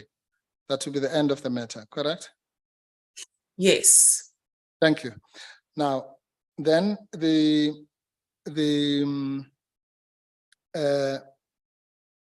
rest of it is then the proposed wording of that amendment, which may or may not, with you and I have established, may or may not succeed. And it's a banal or a harmless thing that says, the primary object of the South African Reserve Bank is to promote balanced and sustainable economic growth in the Republic while ensuring that socio-economic well-being of the citizens are protected. You wouldn't quibble with that as well, correct? I would quibble with what is it doing here? No, ma'am. If one of my investigators wrote a draft with this, I would ask, what is this doing here, say? Number Yes, one, our power to instruct Parliament. Two, yes, ma'am. what are we remedying in terms of what the wrong we were looking for and our findings about that wrong? Yes, but you're taking us back now. I said to you earlier, and you agreed, that the remedy is for what the particular public protector, not you or me or anyone else, regards as the root cause. So that public protector is not going to ask that question. You might ask it because you might have a different root cause. I might ask it as well because I might have a different root cause. But a public protector who has identified as he or she is entitled to do a different root cause will not ask that question, correct? But the public protector, and so we're now talking a hypothetical, a reasonable public protector, not, so a reasonable public protector would have contested inside the report why this is an issue. It couldn't just randomly pitch at solutions. Yes, ma'am. And that, okay, if you just listen, you know, one of the attributes of a leader is to listen. I'm saying to you, I'm not talking about a reasonable public protector or an unreasonable one. I'm saying to you, this public protector identified as the root cause, rightly or wrongly, let's put that aside, identified as the root cause, the issue of the mandate of the Reserve Bank. And we've agreed that she was then suggesting that there should be a motion in that regard. So take that as for granted. So that a public protector like that is not going to say, what is this doing here? Because he or she has already identified the root cause, rightly or wrongly. Do you understand that? Do you grasp, do you understand that notion that no, a person— I don't, sir. On the You one don't? hand, Okay, you want fine. me to No, put fine, me then let me not bother shoes you. of this public protector. On the other hand, you don't want me to use my brain. I therefore don't understand what you want from me, sir. No, that's fine. That's fine. No, you don't understand. I think that's, we'll forgive you for that. Yeah. But anyway, let's now talk in broad terms of the Nkandla report and the Mail and Guardian report, or rather judgments, sorry. I don't have time now to take you through Mogoeng CJ's judgment, but you know that in that judgment, as well as the one that you and I were involved in, your very last one, which was state of capture, that the wide powers were affirmed in those two judgments, correct? Absolutely, sir. Yes. And in fact, just maybe anecdotally so that people can understand where you and I come from with this, without the intervention of the parties that were represented, the state of capture report might never have seen the light of day, correct? Certainly, sir. And we thank those parties. Our country would continue to be under the grips of severe state capture, which is still in, but not that severe. Yes, that's fine. That's fine. All I'm saying is that the state of capture report which was released literally on your last day. There would have been no Zondo commission and all these things had we not intervened at that moment. There might not have ever been a Zondo report, correct? No, sir, it's not true that it was released on my last day because President Zuma litigated and I left without releasing the state capture report. It was released much later. Thank you. Yes, but it was litigated upon on the 13th of October when you were leaving on the 14th. So had that litigation been successful or not opposed, then that could have been a successful, you know what I mean? If it was successful, it might have led to a situation where we might not have had the Zondo commission and all what followed. We know what followed. You're right. On the 3rd of November, actually, it was released by the court to the hands of the speaker, and you were already gone. So that's fine. I'm addressing something else. I'm saying without that intervention, because that was released by a court order, then whatever else followed would not have happened, correct? That's yes. true. Thank you.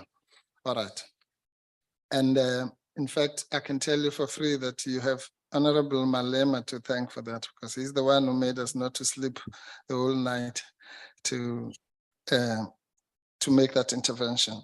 And I'm grateful to Honorable Malema, and I'm grateful to every human being who made sure that as a country we push back against impropriety, and grateful to you for your role too. Thank you. Thank you very much. But as it were, and this is something that I just wanted for you to confirm, because there's a fixation sometimes. You spoke very well, and I agree with you about the balance between fairness and rigor. In other words, you can't just chase deadlines. You also have to make sure that in the process you produce a quality product, correct? Yes, sir. Yes. And that lesson, I think, can be learned then from that example that you and I are talking about. The reason why you wanted the Commission of Inquiry to be set up was because you had estimated that that investigation would cost 130 million and 6 months. You did not have the 130 million, correct? No, that's not correct, sir. I think we had asked for only 6 million. Only how much? You mean from our side? The investigation yes. done by the purport, we asked for 3 million. We didn't ask for 130 million. We asked for only 3 million. Okay, so you suggested a commission because you thought that it would cost 3 million to do that exercise. Okay, no, please repeat the question. I thought you were okay. asking. Yeah, no, it's fine. If you listen, it will help. I'm saying in the state of capture report, you proposed that there should be a commission of inquiry, which we now know ended up being the Zondo Commission, because Yes. you could not afford the amount that was required to do that investigation, which you had estimated at 130 million rand, correct? That's totally incorrect. Very untrue. What was We- the figure?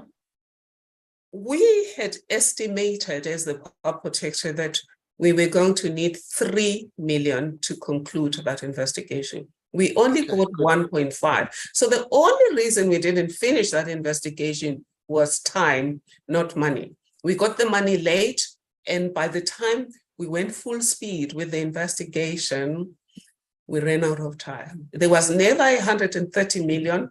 I have no idea where you got that figure from. Okay. No, that's fine, ma'am. We will deal with it. The evidence is all there, but let's say it was 3 million. The point that makes my point even bigger. I'm saying that, so I'm happy to work on your figure. So that job which you had estimated to be 3 million, you know that it ended up the actual commission cost anything between 1 billion and 2 billion, depending on who you listen to. But the point is that it was far more than whatever you had estimated, whether it's your figure or mine, correct? Absolutely, sir. I had a particular understanding of how soon the commission was going to take off. Yes. It would have been That's my cheaper next. because he would have been able to get all of the witnesses on time. And of course, the longer it takes to conduct an investigation, the colder the case becomes.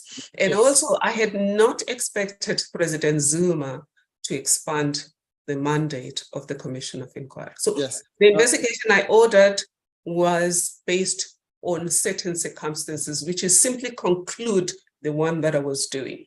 Yes, ma'am. That's my next issue. You also estimated that the exercise would take 6 months, and we now know that it took 4 years or whatever. And you are right. The reasons is what you said earlier, namely that you had to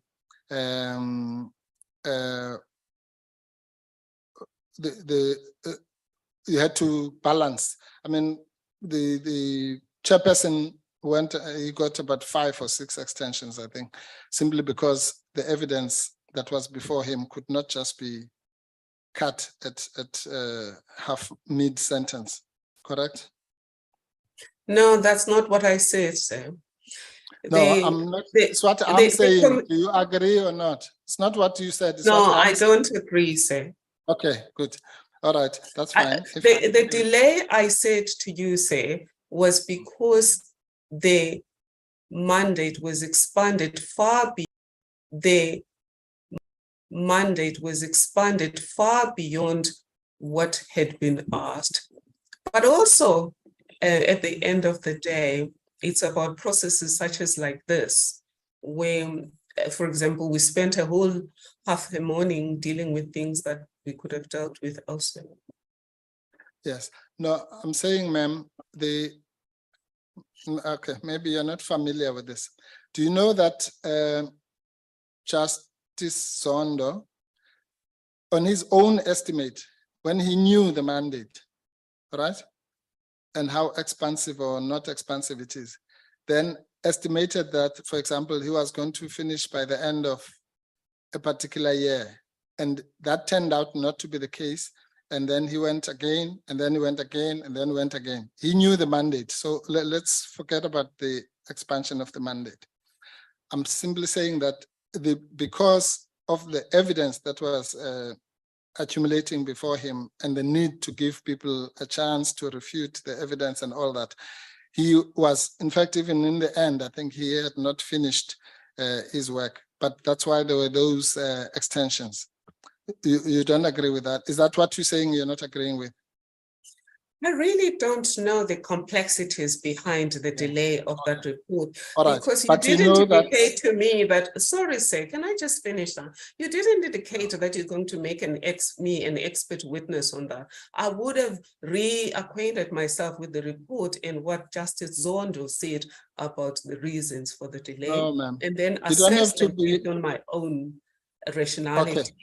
Yes. No, you don't have to. Okay, you don't have to be an expert, ma'am. You just have to be a South African. I'm saying every South African knows that they might not know the number of times. I know it was 4 or 5 times, but they know that the committee asked for multiple extensions. That's all. You are aware of that? Yeah, I'm just battling with where are we now? Why are we now discussing the state of capture report? No, don't worry about where we are. I'm saying to you, okay, let me assist you. When you were going towards the end of your term, you had about 10 reports that you wanted to finalize before you leave, including CX and Friede and state of capture, correct? I can't remember the number, but there were many. And of course, the exact names of the reports, I think there were more than 10, but we can be guided there. We shouldn't speculate. I wrote a report that indicated what was outstanding. Yeah, okay. Just answer the question, ma'am. I don't know what was the number, because again, if you had asked me these questions, I would have asked the public protector to assist me with that preparation. This is what makes commissions of inquiry take forever. Okay. Yeah, especially if witnesses behave the way you're behaving. I'm asking you a simple question. You won't find a case that is 11 years or 7 years or 6 years or. Okay, let's do that. Yeah, no, Mr. Niels van der Merwe already assisted us in that. I'm not saying you're the one, madam, who says that because something was reviewed, therefore it means it was not of quality, which is a ridiculous statement to make here. But the point I'm making is that I'm simply saying to you, it is better to produce a report, and if it is reviewed by a court, that's good too, because that's a learning opportunity, than to sit. Can I respond to that, say? Yeah, that's all Can I was saying. Respond to that? In my training, which I've trained even under Advocate Mkhwebane at the center that I helped establish in Durban. I have said, no, rather than do a shoddy job, do not conclude, because the worst thing that you do, and this is the training that you get in every training as a public protector, is that when you say there was no wrongdoing, you are throwing your whistleblowers under the bus. When you say there was maladministration, when there was corruption, those who have committed corruption rejoice. That's a universal understanding. So yes, it's better not to conclude an investigation than to sign off on an injustice. That's my approach. What Advocate Mkhwebane, your client's approach is, that's her approach. But I'm just putting on the stand my approach. And that's the training I give to people, is do not sign off on a shoddy job, because there's a lot of people that will suffer, including the complainants. Yes. Well, I hope by that you're not suggesting that the report, simply because it was reviewed, it was a shoddy job. But if you are, that would even be more ridiculous than what I was commenting on earlier, because you know that there were many reports of yours that were successfully reviewed, or in your language, then were shoddy jobs, including the SABC judgment, correct? There's no judgment that has been issued that has suggested that I did not understand the Constitution, that personally held me accountable, even with personal orders.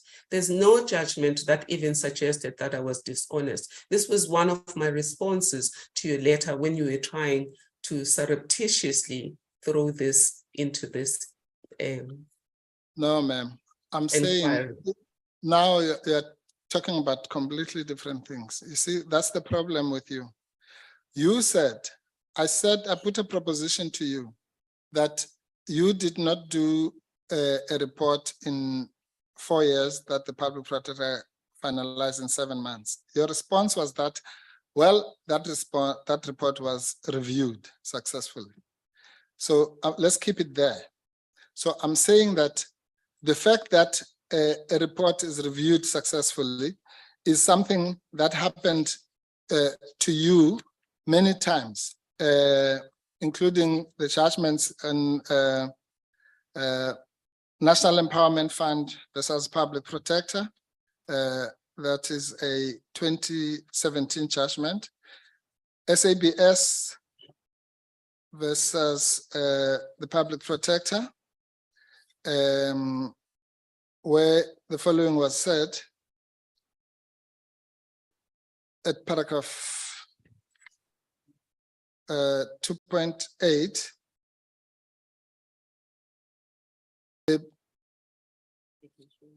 Oh yeah, you can please, it's, oh, sorry, it's bundle C, page 1460. I'm wrapping up, Chair. Item 41.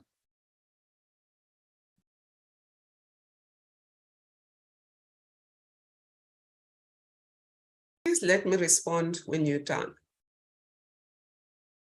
Yeah, like I've done all day. Believe me, we're not going to move to the next question before you respond. So I think that's, you would have noticed that's what has been happening all day.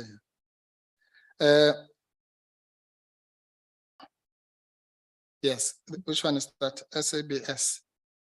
Yes, can you go to paragraph 2.8?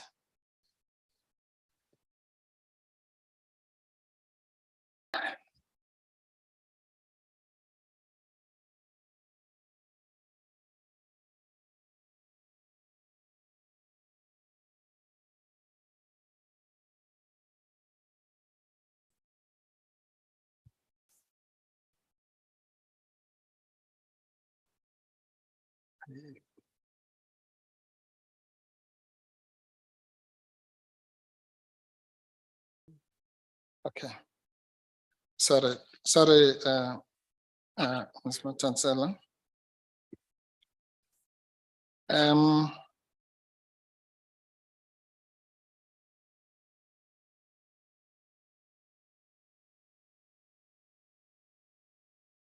It says there that, so I'm just trying to find the paragraph. It says the public protector exercises discretion to entertain these complaints despite the expiry of 11 years from which the second complaint was lodged, and despite Section 6(9) of the Public Protector Act of 1994. You remember that? That was another one where you had, according to this judgment, at least breached the 2-year rule and went over something that was 11 years old. Right. Do you want me to respond to that, Sam? Yes. Number one, I did not involve myself in that litigation. Number two, the 2-year rule is not a rule of a prescription rule. It's a discretionary rule. Number Yes. three, which I asked you in all of the, in the wild accusation that some of my reports have had negative comments from judges. I said, I'm not aware of a single one of my reports that was litigated up to the Constitutional Court, not even up to the SCA. The very first case that I litigated as public protector was Advocate Mushwana's case. That's the male and guardian case. The NEF case, I disagree with the judgments. In fact, I have included in my teaching on administrative law every year ever since. It's the subject of my, if you read online, my my inaugural lecture, my social justice lecture, I talk about how that acting judge erased the complainant. You know what, the things that you said last week about how your client was being ignored, the inconvenience to her was not mattering. That's exactly what happened in the NEF case. And the judge even comes to a conclusion where he says she knew that she did not qualify. When that evidence was never adduced, it's not even in the judgment itself. So that judgment is pathetically wrong. If I had been public protector, I would have litigated the NEF judgment right up to the Constitutional Court. Because if there's a judgment that is so far removed from proper administrative justice and Ubuntu, it is the NEF case. Yes, no, I accept that you disagree strongly and you have strong words to say about the judgment. That's fine, join the club. I'm saying that so you agree therefore that the fact that a judgment makes such scathing remarks about you does not necessarily mean that they are correct. It could be shocking or all these things that you've just said. I think if it's the Constitutional Court, we can't escape the issue of shoddiness. I see. So the Constitutional Court, unlike the lower courts, is incapable of getting it wrong. Is that what you're saying? He is the ultimate guardian of the Constitution. Yes. No, I understand that, ma'am. I'm saying, therefore, if this finding in the NEF case was made by the Constitutional Court, you would no longer think that it is shocking and all the things that you've said. I would be sad, but I would understand that that's the law now. The complainant doesn't matter. All that matters is inconvenience to an institution. If an institution strings you along, it's okay. And if a constitution fails to do triaging, which is a basic in every institution, whether you're doing UIF, whether you're doing the social grants, or you're going to hospitals, triaging to determine whether you are at the right place or not is a standard requirement. And a judgment that says it's irrational to have required the NEF to do triaging is incorrect. Yes. It's totally incorrect. But if it had been done by the Constitutional Court, yes, I would have been sad, but I would then understand that's the new law of the land. No, absolutely. That's a different question. It would be the final, in other words, there would be no other court to go further, but it would still be as incorrect as it was when it was made by a lower court, correct? Absolutely, if it's approved. And none of my decisions have been taken even as far as the Supreme Court of Appeal. Good. No, we're together there. So it would be wrong. And that in the SABC case, I'm just trying to save time. It says that the public protector joined the second, paragraph 14, sorry, ma'am. That's 1477, Sepo. Public protector joined the second complainant with the first complainant because of the view that the withdrawal of the permit was directly connected and in revenge to Praduba's allegation against SABC. Despite not being able to decide the first complaint, the public protector persisted in entertaining the second complaint. Upon a reading of the papers, this acceptance of Praduba's view was not done with an inquiring mind as required by the public of the public protector. So in this other judgment, Judge Potterell said that you had approached the matter without the inquiring mind required of a public protector. Was that one also outrageous and all the epithets? Well, no, I don't think it's outrageous. I think that's Judge Potterell's opinion. And of course, I would have still taken it on appeal. And that's the case that we dealt with extensively as a team at the Pub Protector and think tanked that whole entire brains trust. We think tanked a lot of times. And I do disagree with the judge respectfully, but I'm not saying it's one of those judgments that horrify me. The NEF judgment horrified me to the core. As a result, I've been using it in my teaching since then. Yes, but I'm saying that on the SABS case, the final word is that you approached it without the open mind. In other words, in a biased fashion. You Well, accept that? I did not do so. If I had been involved in the litigation, of course, I would have defended myself. When Advocate Mushwana was no longer PAR protector and I had to deal with the mail and guardian judgment, I asked him what his thoughts were on it. But that said, all I am saying is I disagree with this judge, and I'm saying there is no judgment by the SCA or the Constitutional Court that suggests that I do not know what I'm doing. Well, okay, ma'am. Would you agree that if you are biased, as this judge was saying you were, in the approach to the matter and not approached it with an open mind, that is a serious accusation against a public protector or a judge or somebody entrusted with so much power? Bias. If this judge said you are biased.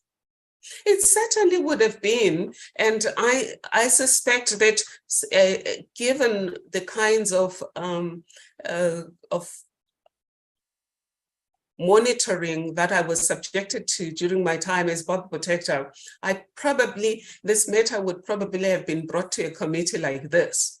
Unfortunately, the decision that you're talking about was made when I was no longer public protector. Yeah, no, ma'am. I think I accept all that. I'm saying there's a judgment, which is the final word. You've said that correctly. That is the opinion of Judge Potero. That's not what I'm disagreeing with. In fact, I agree with that. There's a view out there with those who don't know that would differ with you, that the judgment is the opinion of Judge Potero, but I'm not one of those because you and I at least are educated in law. That's not the point I'm making. The point I'm making is that this is a judgment. It is what it is. It's a judgment of the court, and it is a final judgment. And it says that you were biased in your approach. And I'm saying that that is the legacy of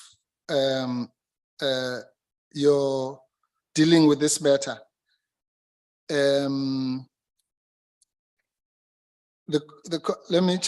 I'll read you another part, paragraph 9. The public protector dismissed the complaint of the SABS that after 11 years, the file and documents pertaining to this matter were destroyed, and therefore she should not consider the complaint.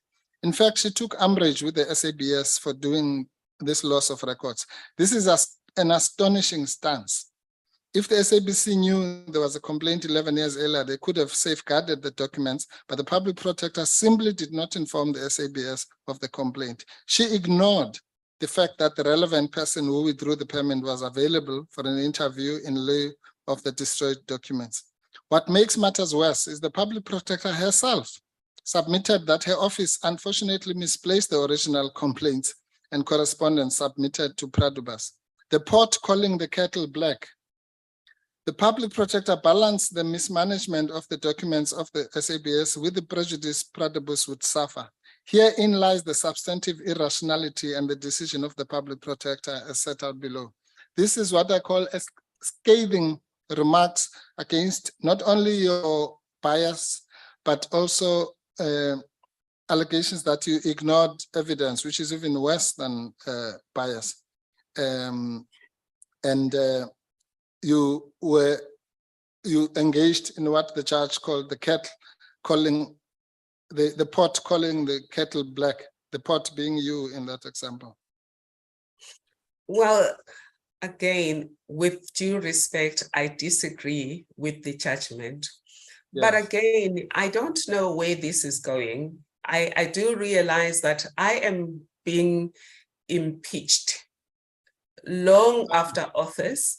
Unlike Advocate Mkhwebane, for whom this was supposed to be about, she has been given in advance what the allegations are, as opposed to what's happening here. I need now to go and look at the case that you're putting forth. I need to look at the investigation file and look at who was I working with as an investigator and to see what really happened, because I wasn't involved even in the litigation. In fact, even with the NEF case, I only discovered that it had been reviewed successfully when I was talking to people about the potency of the public protector to give remedies that are unusual. So I'm going to say I disagree with the judge's finding, but I would say that the finding of a judge of the High Court that is not upheld by the finding of the Supreme Court of Appeal or the Constitutional Court does not have the same weight in terms of who you are and what you can offer than the finding of the SCA and the finding of a Constitutional Court. I see. So you That's my are saying opinion. that, yes, that it is your opinion and it's wrong. Yeah. But the finding of a court of law, which is final, is a finding of a court of law. It's correct that is an opinion of that court, but it is if there's another case that comes up in Gauteng, this judgment would be binding on the judge, unless, as you know, unless if they find that it was clearly wrong. But the point is that there's no such thing. The binding effect of a judgment is the same, whether it's a magistrate court or a high court or a SCA or whatever. If it's a final judgment because it has not been disturbed. But that's fine. You can deal with that maybe when you're dealing with your students.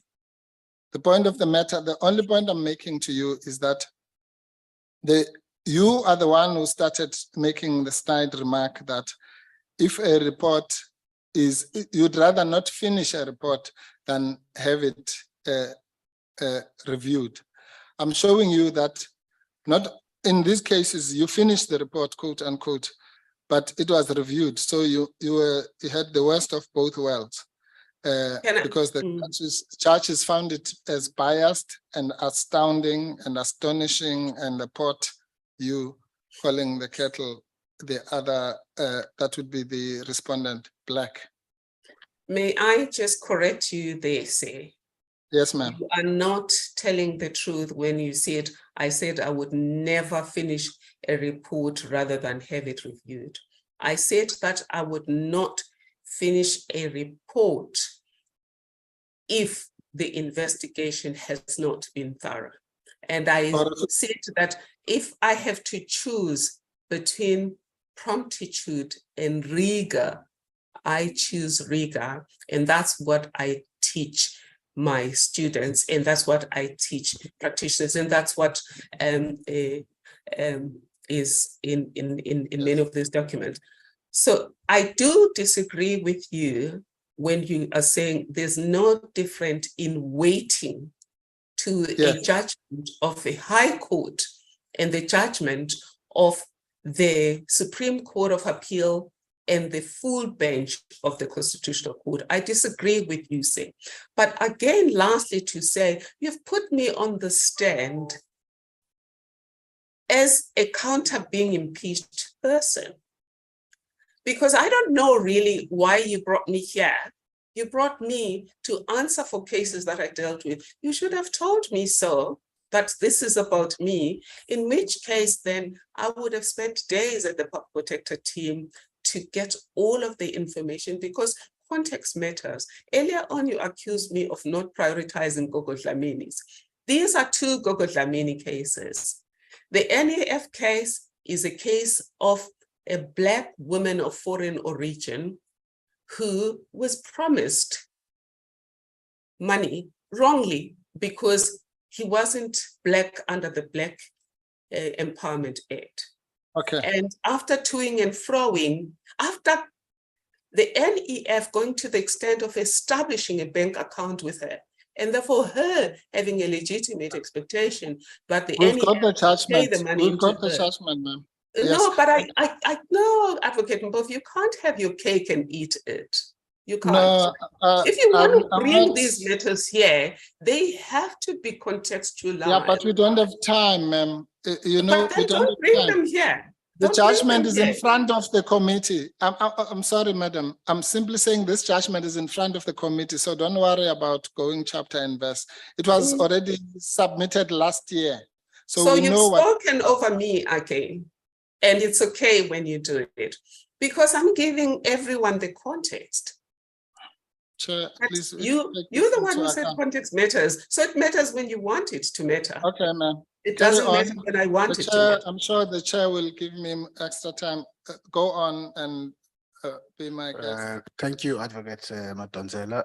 Thank you. We're about to wrap up now. Advocate. Yes, Chair, I was really, but yeah, really. Now, Madam, all I'm saying is that in this case of SABS, your report lacked in both rigor and promptitude. That's the point I'm making. You said you balance rigor and promptitude. Yeah. Because it was said that there was an 11-year period, and yet the report was found to be not only shoddy, but biased by the judge. Would you agree with that? Rightly or Well, wrongly? firstly, I was public protector for 7 years. So if the case took 11 years, that would explain why some things somehow could not be found towards the end. Yes. I just think the first thing in this case is to find out from the public protector files what really happened. But I disagree with you, say, with due respect. Okay, good. No, you don't disagree. You disagree with the judge that says it was a shoddy job. I'm saying it was like Mr. Nyatela's case where the 11 years included the entire 7 years of your term. So I don't think that's an example of someone who balances rigor with promptitude, because this was worse than shoddy. It was biased, and it also took an extraordinary amount of time, and as Judge Potterill called it at paragraph 19, quite astounding. And she said this is the remedial action that you made was nondescript. She says the vague and nondescript and unobtainable remedy ordered was provide the complainant with a remedy, including a reasonable amount as a settlement for consolatory compensation to address the distress and trauma experienced by him and his family as a result of the manner in which matter has been concluded. It says leaves one dumbfounded and needs no further address, said the court. That is shoddy.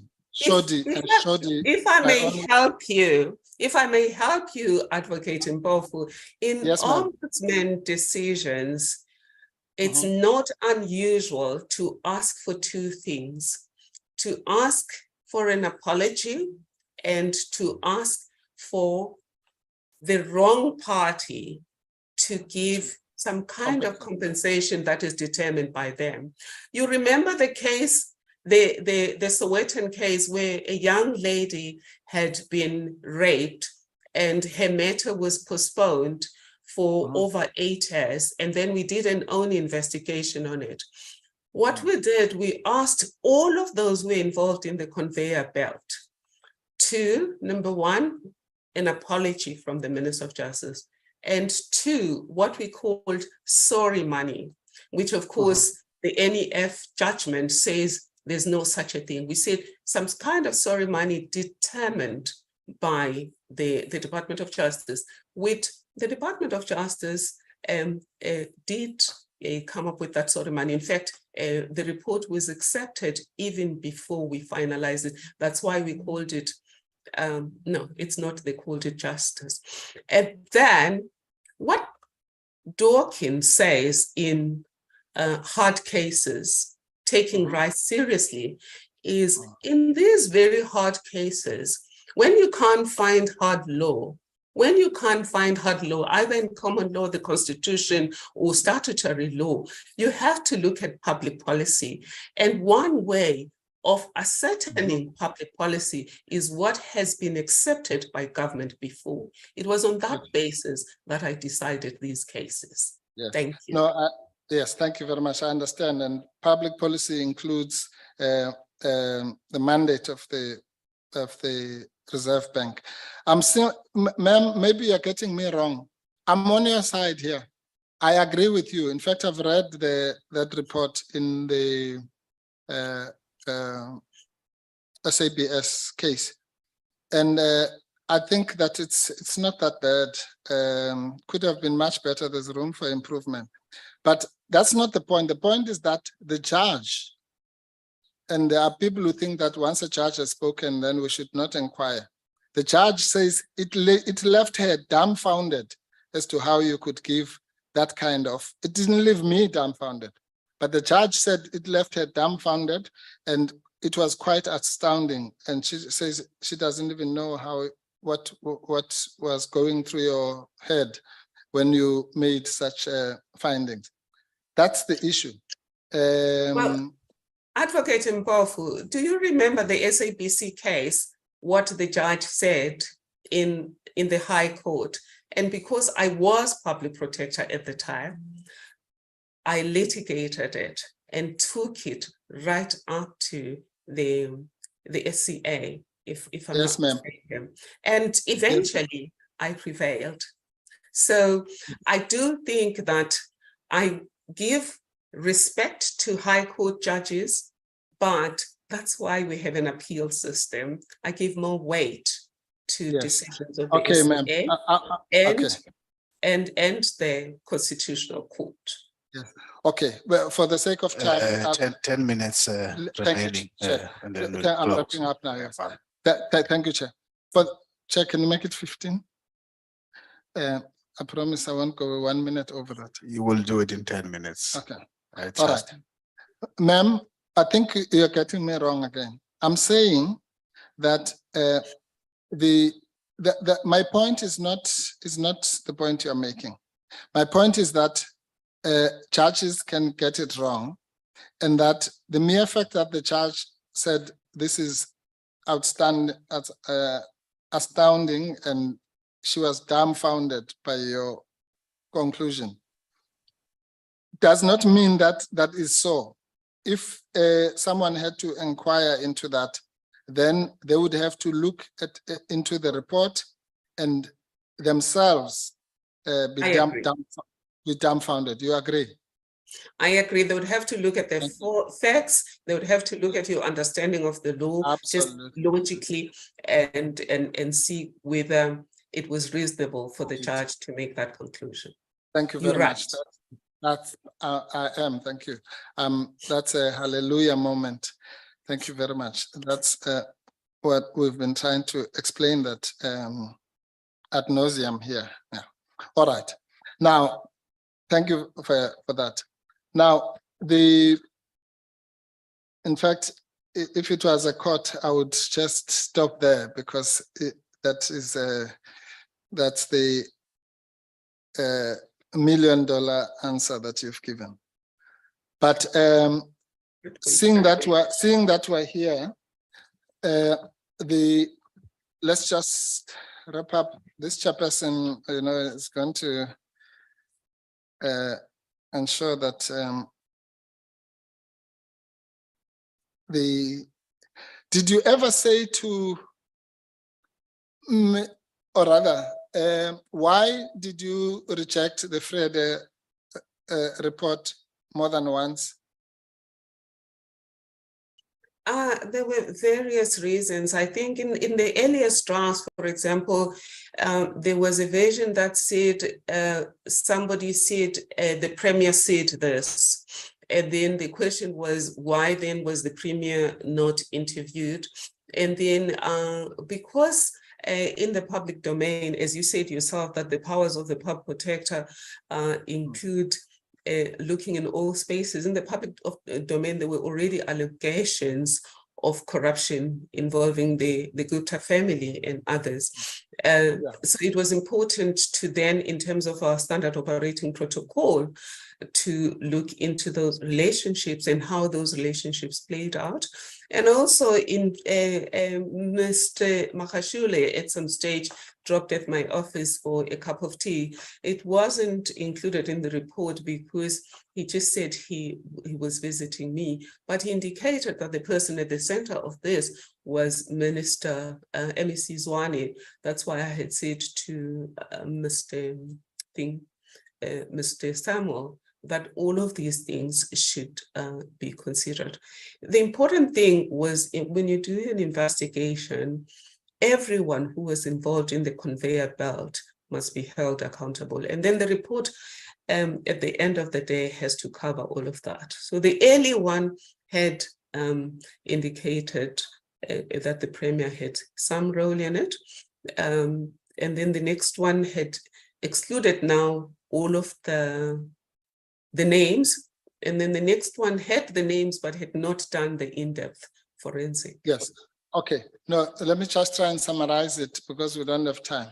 So you were not happy because they had not interviewed some of the role players, correct?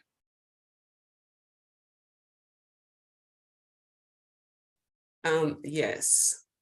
Right. And they had not decided the accountability. I think the key was not so much the interview, it was both the interviews and the accountabilities of those role players who had already been mentioned in the investigation. Right. And the Mail and Guardian again is whatever you hear in the evidence seeking process, you must follow it through until get to the bottom of it.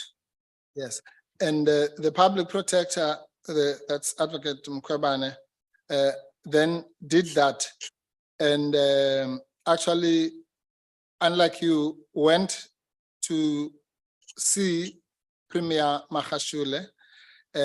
According to Mr. Samuels, she insisted that they go there. She went there, and then she invited him, as she should in terms of the law, to respond in terms of section 7.9.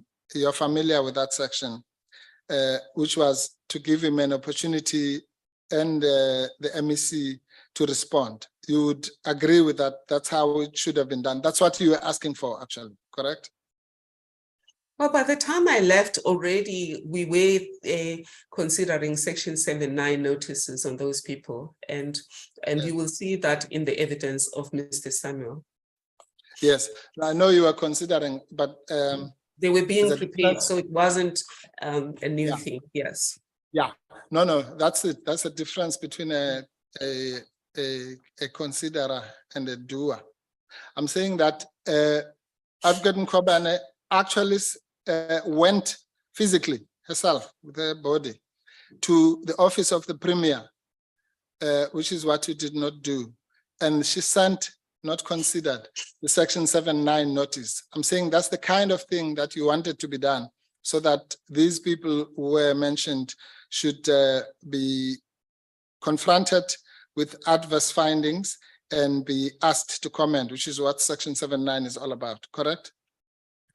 I don't think what is at issue, I think we keep running into spaces. I think what is at issue here is how those names then disappeared from the report, if you're saying that was what was decided.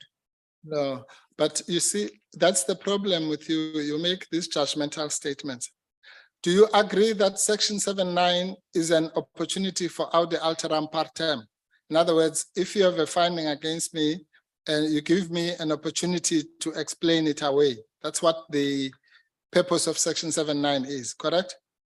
It's an extension. There's various stages of Audi. Yes, I agree. But in the first Audi is the letter that is written to you to tell you that there are allegations against you. Meetings are also part of the Audi. And yes, section 7.9 is one of the instruments for exercising or for extending the Audi to implicated persons. And therefore, if in the exercise of my Audi alteram partem rights, I then respond to your section 7.9, and I respond in such a way that is satisfactory to rebut the adverse findings, then those findings do not disappear. They must go, because I would have answered. That's the whole purpose of section 7.9. It's not just to go through the motions. It's to give somebody an opportunity to explain what might be a provisional adverse finding. So why do you say that the findings disappeared? What do you mean by that? Because they were not there simply because there was an answer in a detailed section 7.9 response. Well, again, we are talking about two different approaches. I will speak to my approach. In my approach, I would indicate all of the evidence presented against a person, and then I will indicate what they said.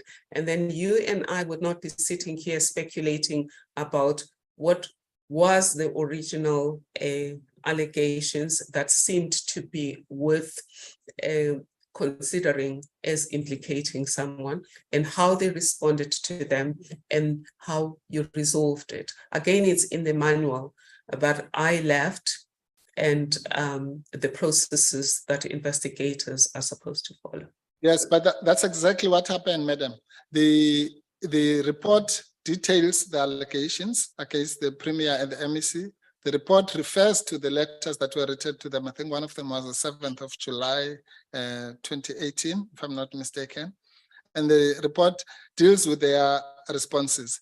So I think it might be a good idea for you to withdraw the snide remark that the findings disappeared, because it's exactly what the law requires, that when somebody gives you a satisfactory answer, you should you cannot continue to make adverse findings against them. In fact, that was one of the criticisms that was made against Advocate Mkhwebane in the rogue unit matter.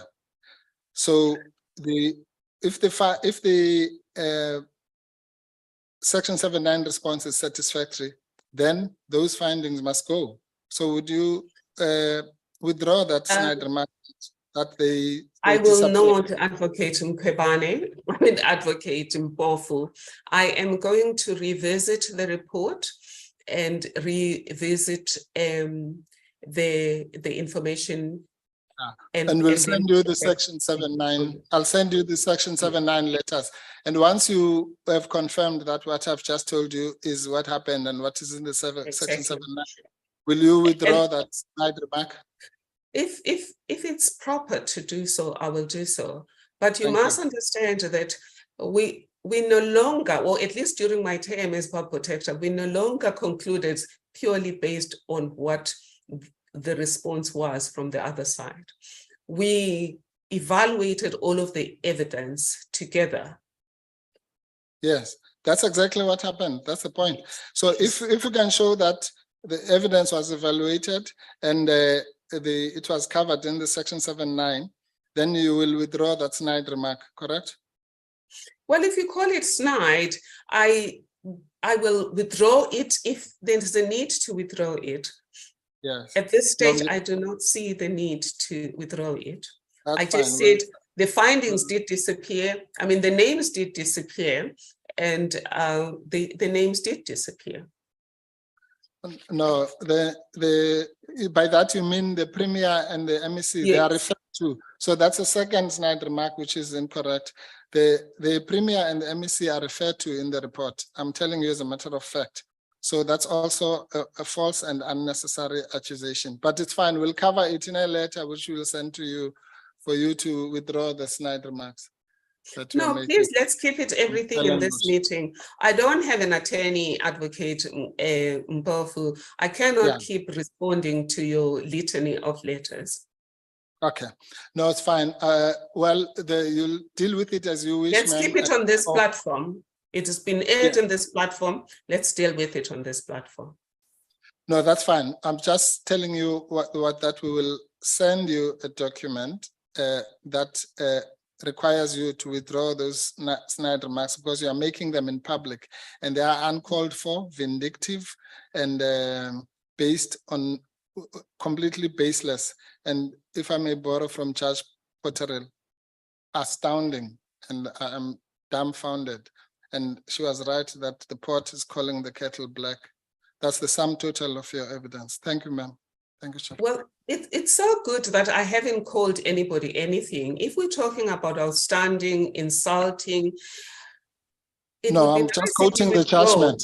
If you I'm just quoting the withdraw. judgment. No, Thank you, I'm just, Advocate Mpofu. Please switch off, Advocate Mpofu. Thank you. Okay, no, Advocate Chair, thank you. Mpofu, about Yes, ma'am. him- Sorry, the chair will give you an opportunity. Before I switch off, I just want to say Okay. I was just quoting the judgment. Thank you, Chairperson. Thank you, Advocate Madonsela. Over to you. If we're talking Conclude. about things to be withdrawn, you have maligned me. That's okay. I could see those snide remarks from the very first letter that I received from you, from the attorneys. That's fine. But I would like you to withdraw all the insults and snide remarks that you've made against the commissioner of oath who did the first document. And for the purposes of this committee, I have indicated that the status of an investigation, the status of an affidavit was dealt with in a case here in this province. If we're talking about stare decisis, it was in this province, and the case is Minister of Safety and Security versus Mustafa Mohammed. And that case says that the fact that an affidavit is not initialized on every page does not invalidate it. And to pass words such as illegality, criminality, that was low. Thank you. Chairperson, if you allow me just to, firstly, ma'am, yes, I was not talking about invalidating. I was talking about the criminal actions of signing an affidavit after it has been attested, but that's a separate thing. But on the second point, if I have made any snide remarks to the attorney, unlike you, I definitely will withdraw them. We're certainly going to pursue that matter with the attorney. We'll ask for an affidavit. If it turns out that indeed he was not in, what's the place, Randburg, or I forgot the name of the place now, in Johannesburg, but he was in Stellenbosch, then that will be clarified in his affidavit, or when he supplies us with an itinerary or a plane ticket to that effect. It has happened before. But if all that turns out to be kosher, I will certainly have no problems with withdrawing as a professional person. But your postponed withdrawal will be dealt with in due course.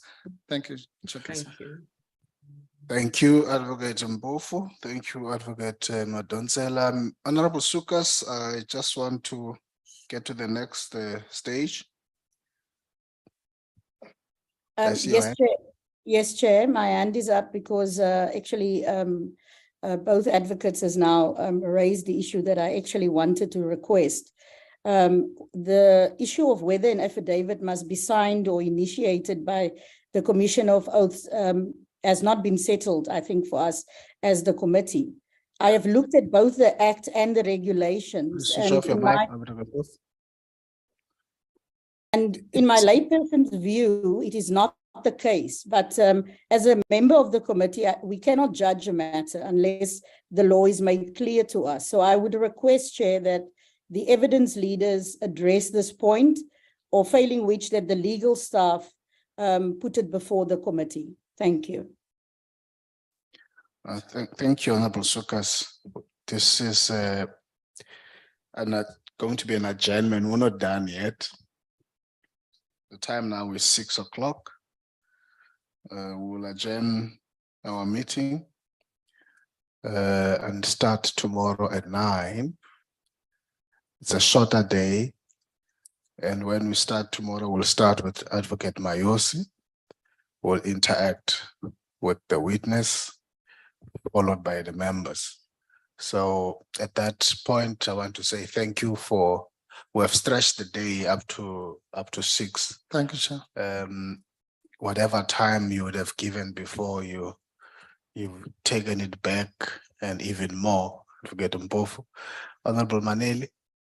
No, thanks, Chair. Just on the point raised by Honorable Sukas, I'm not sure whether you are saying then, Chair, you are ruling that because we are adjourning, it's a matter that may need to be clarified in the morning on the standing of this affidavit, because we've now gone through point by point as we listened to Advocate Mpofu interacting with it.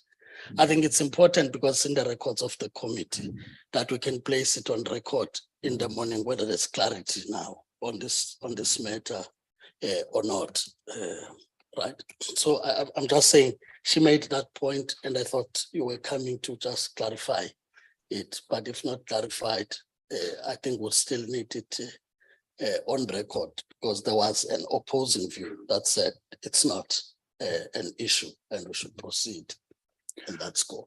Thank you. Thank you. Advocate Mpofu. Thank you, Chair. Sorry, it's just to be helpful. Chair, if the issues of law and legality and what have you will be argued at the end, but if you want to, which seems to be what is being suggested now, if that legal argument is going to be brought forward, then it should not be confined to that point. I've made about 4 or 5 serious criticisms, including from about 10 to when we broke for tea, on the so-called affidavit, which I call a statement. So all those points, then, if we're going to now get into legal argument, both sides will have to address them, and if I don't know why they must be addressed now, because all the legal points, including the binding nature of judgments and what have you, have been left towards the end, correctly so. But if we're going to have a stop-start legal argument, then it's fine. Let's do it, but let's not just do it on one point. Let's do it on all the issues that have been raised, because the status of that document as an affidavit or not is dependent on all the 4 or 5 criticisms that I've leveled. Thank you, Chair. Thank you, Advocate Mpofu. Honorable Maneli, I thought I'd responded when I said we're not concluding today. We're adjourning to start tomorrow at 9. If there are any other issues, we'll deal with the issues tomorrow, even before we conclude. Thank you.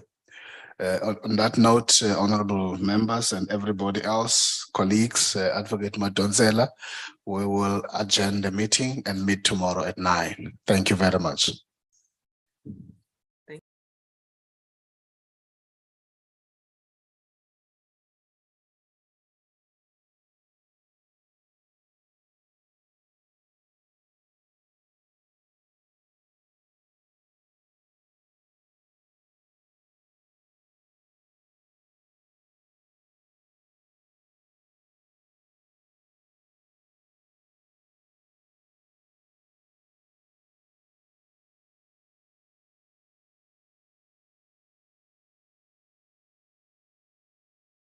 Try Darling 1 Million Braids. They finish brilliantly in hot water and stay salon fresh for up to 6 weeks.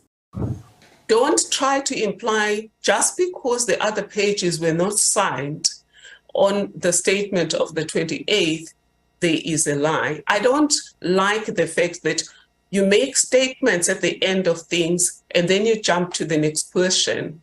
When you make a statement to me, let me respond to it. Thank you. Okay, I'm moving away from this, but I just want to. Or you move Okay. away. Advocate Mayos. Thank you, Chair. Chair, because of Advocate Mpofu's line of questioning, I have to insist that he furnish us with the law that makes this a requirement.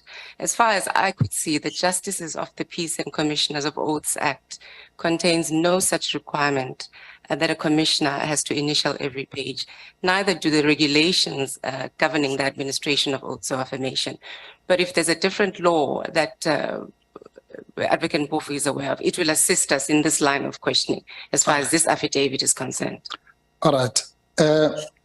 Ma'am, you, when you were in your 7-year stint as the public protector. So before you ask, so we now know the name of the act. It's Yes, just been I know it too, explained to Chair. us. It was given to me. Because we're waiting for it. Yeah, so are you feeling better now? Wait, I'm on the platform. All right. Don't create a dialogue, please. Okay. You've just asked me now to be the chair. Yes. Now I'm in that chair. All right, Chair. All right. All right. So I'm indicating that we now have that clarity Correct. about that act.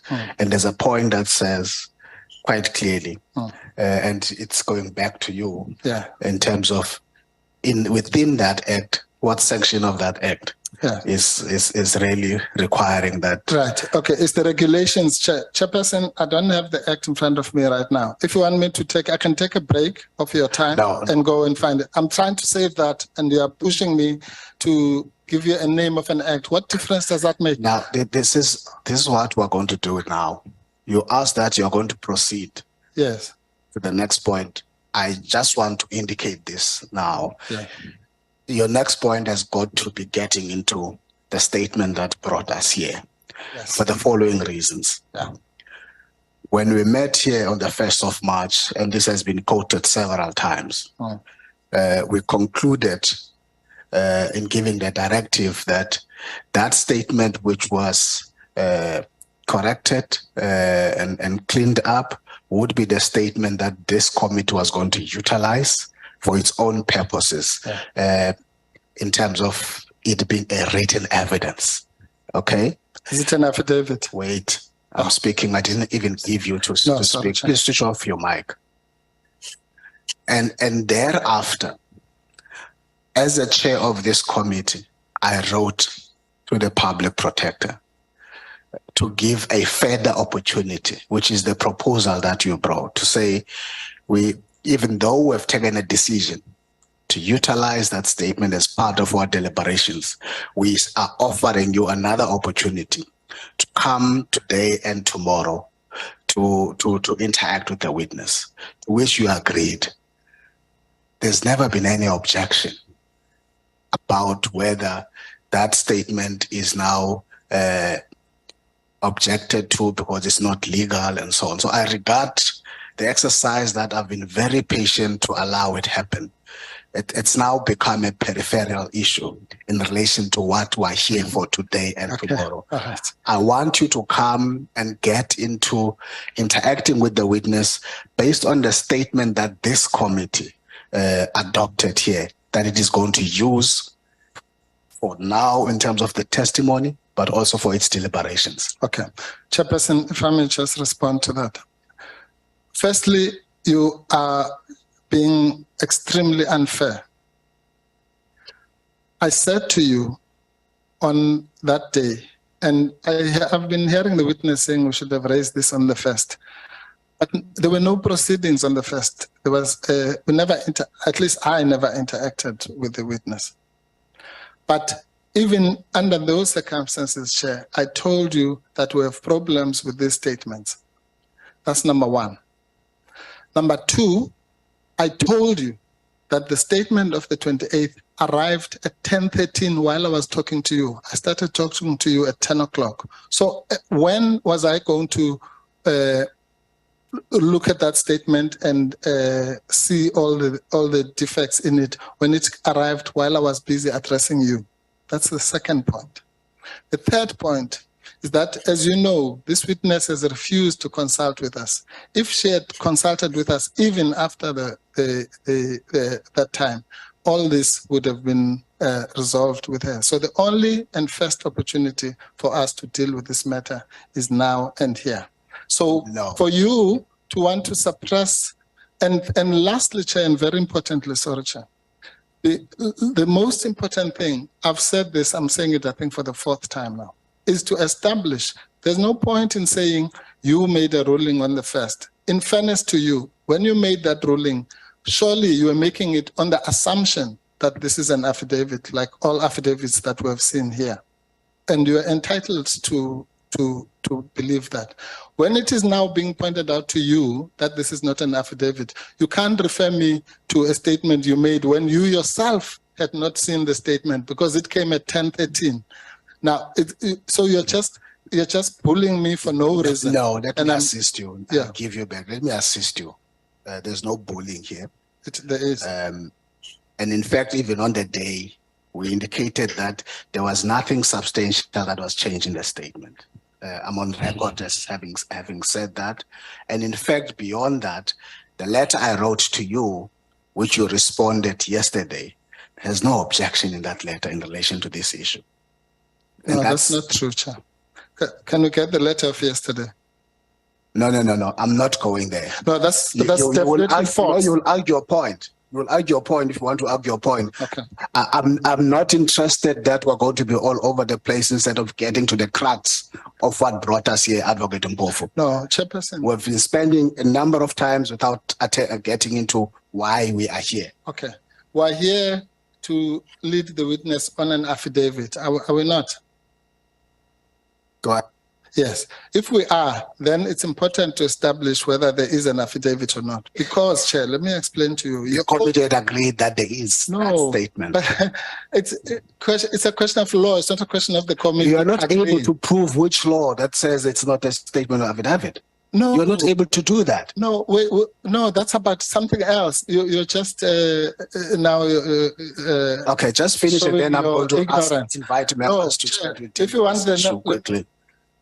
Honorable members, we have to just quickly deal with this issue. I'm going to give you the last opportunity. Okay. Yeah. Okay.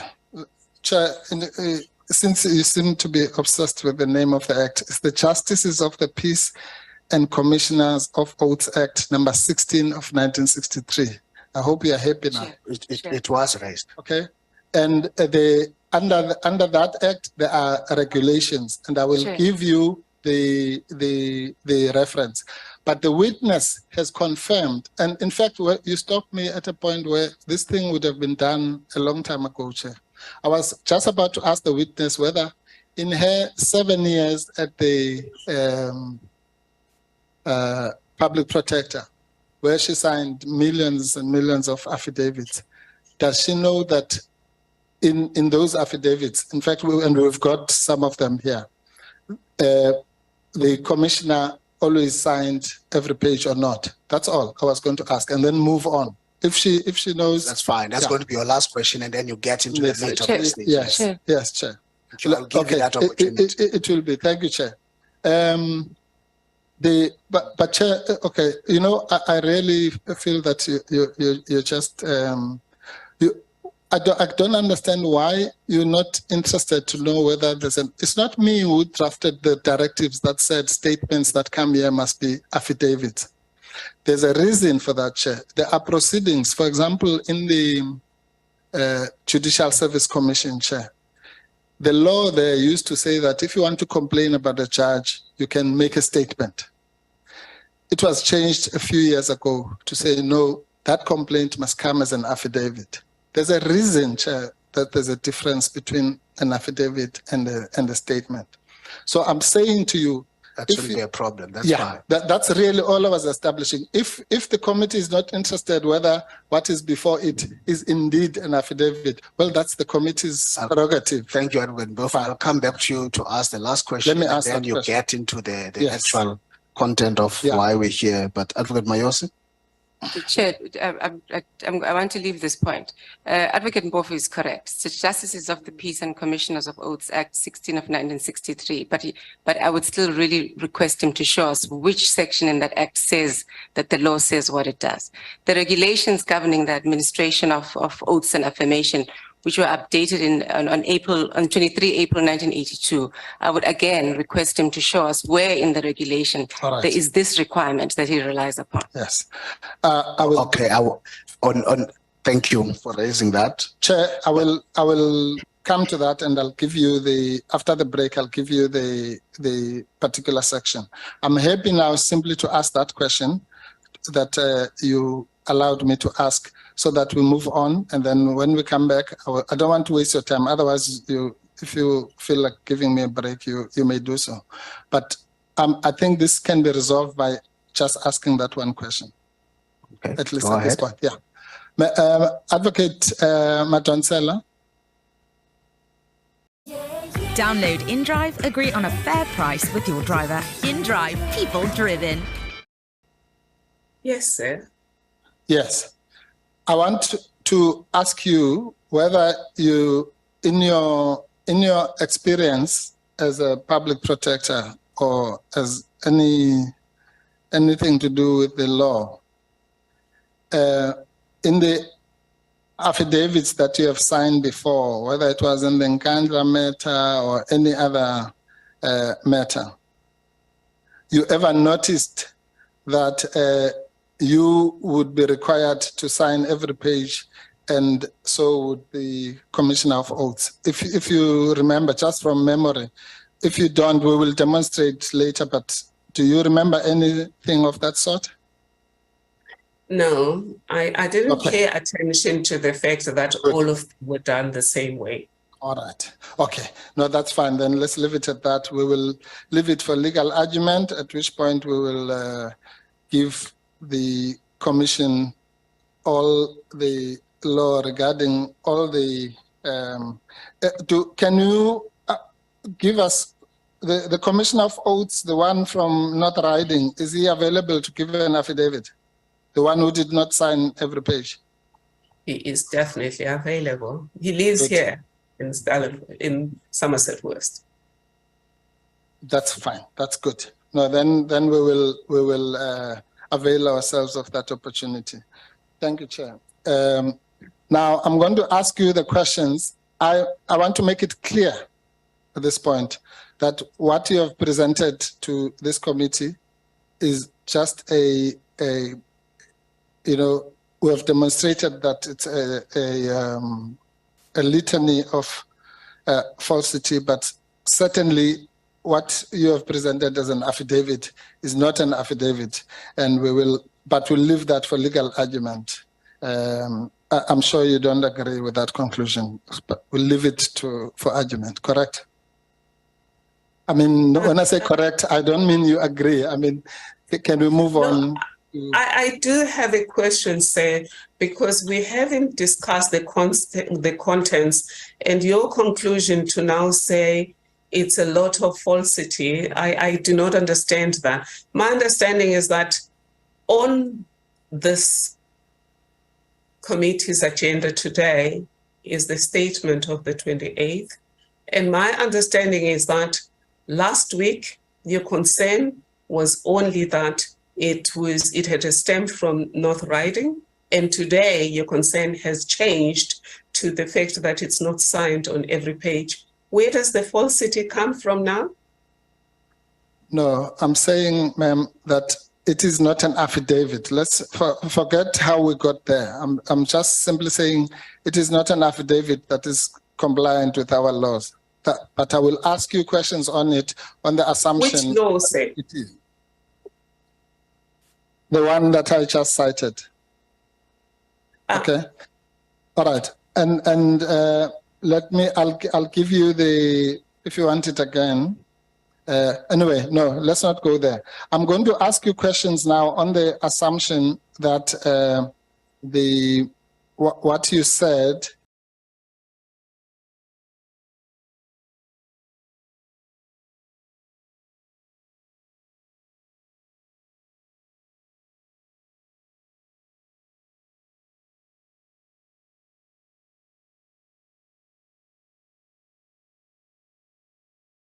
Dinner for my family. I'm doing it for me. Sometimes the greatest fight is with yourself.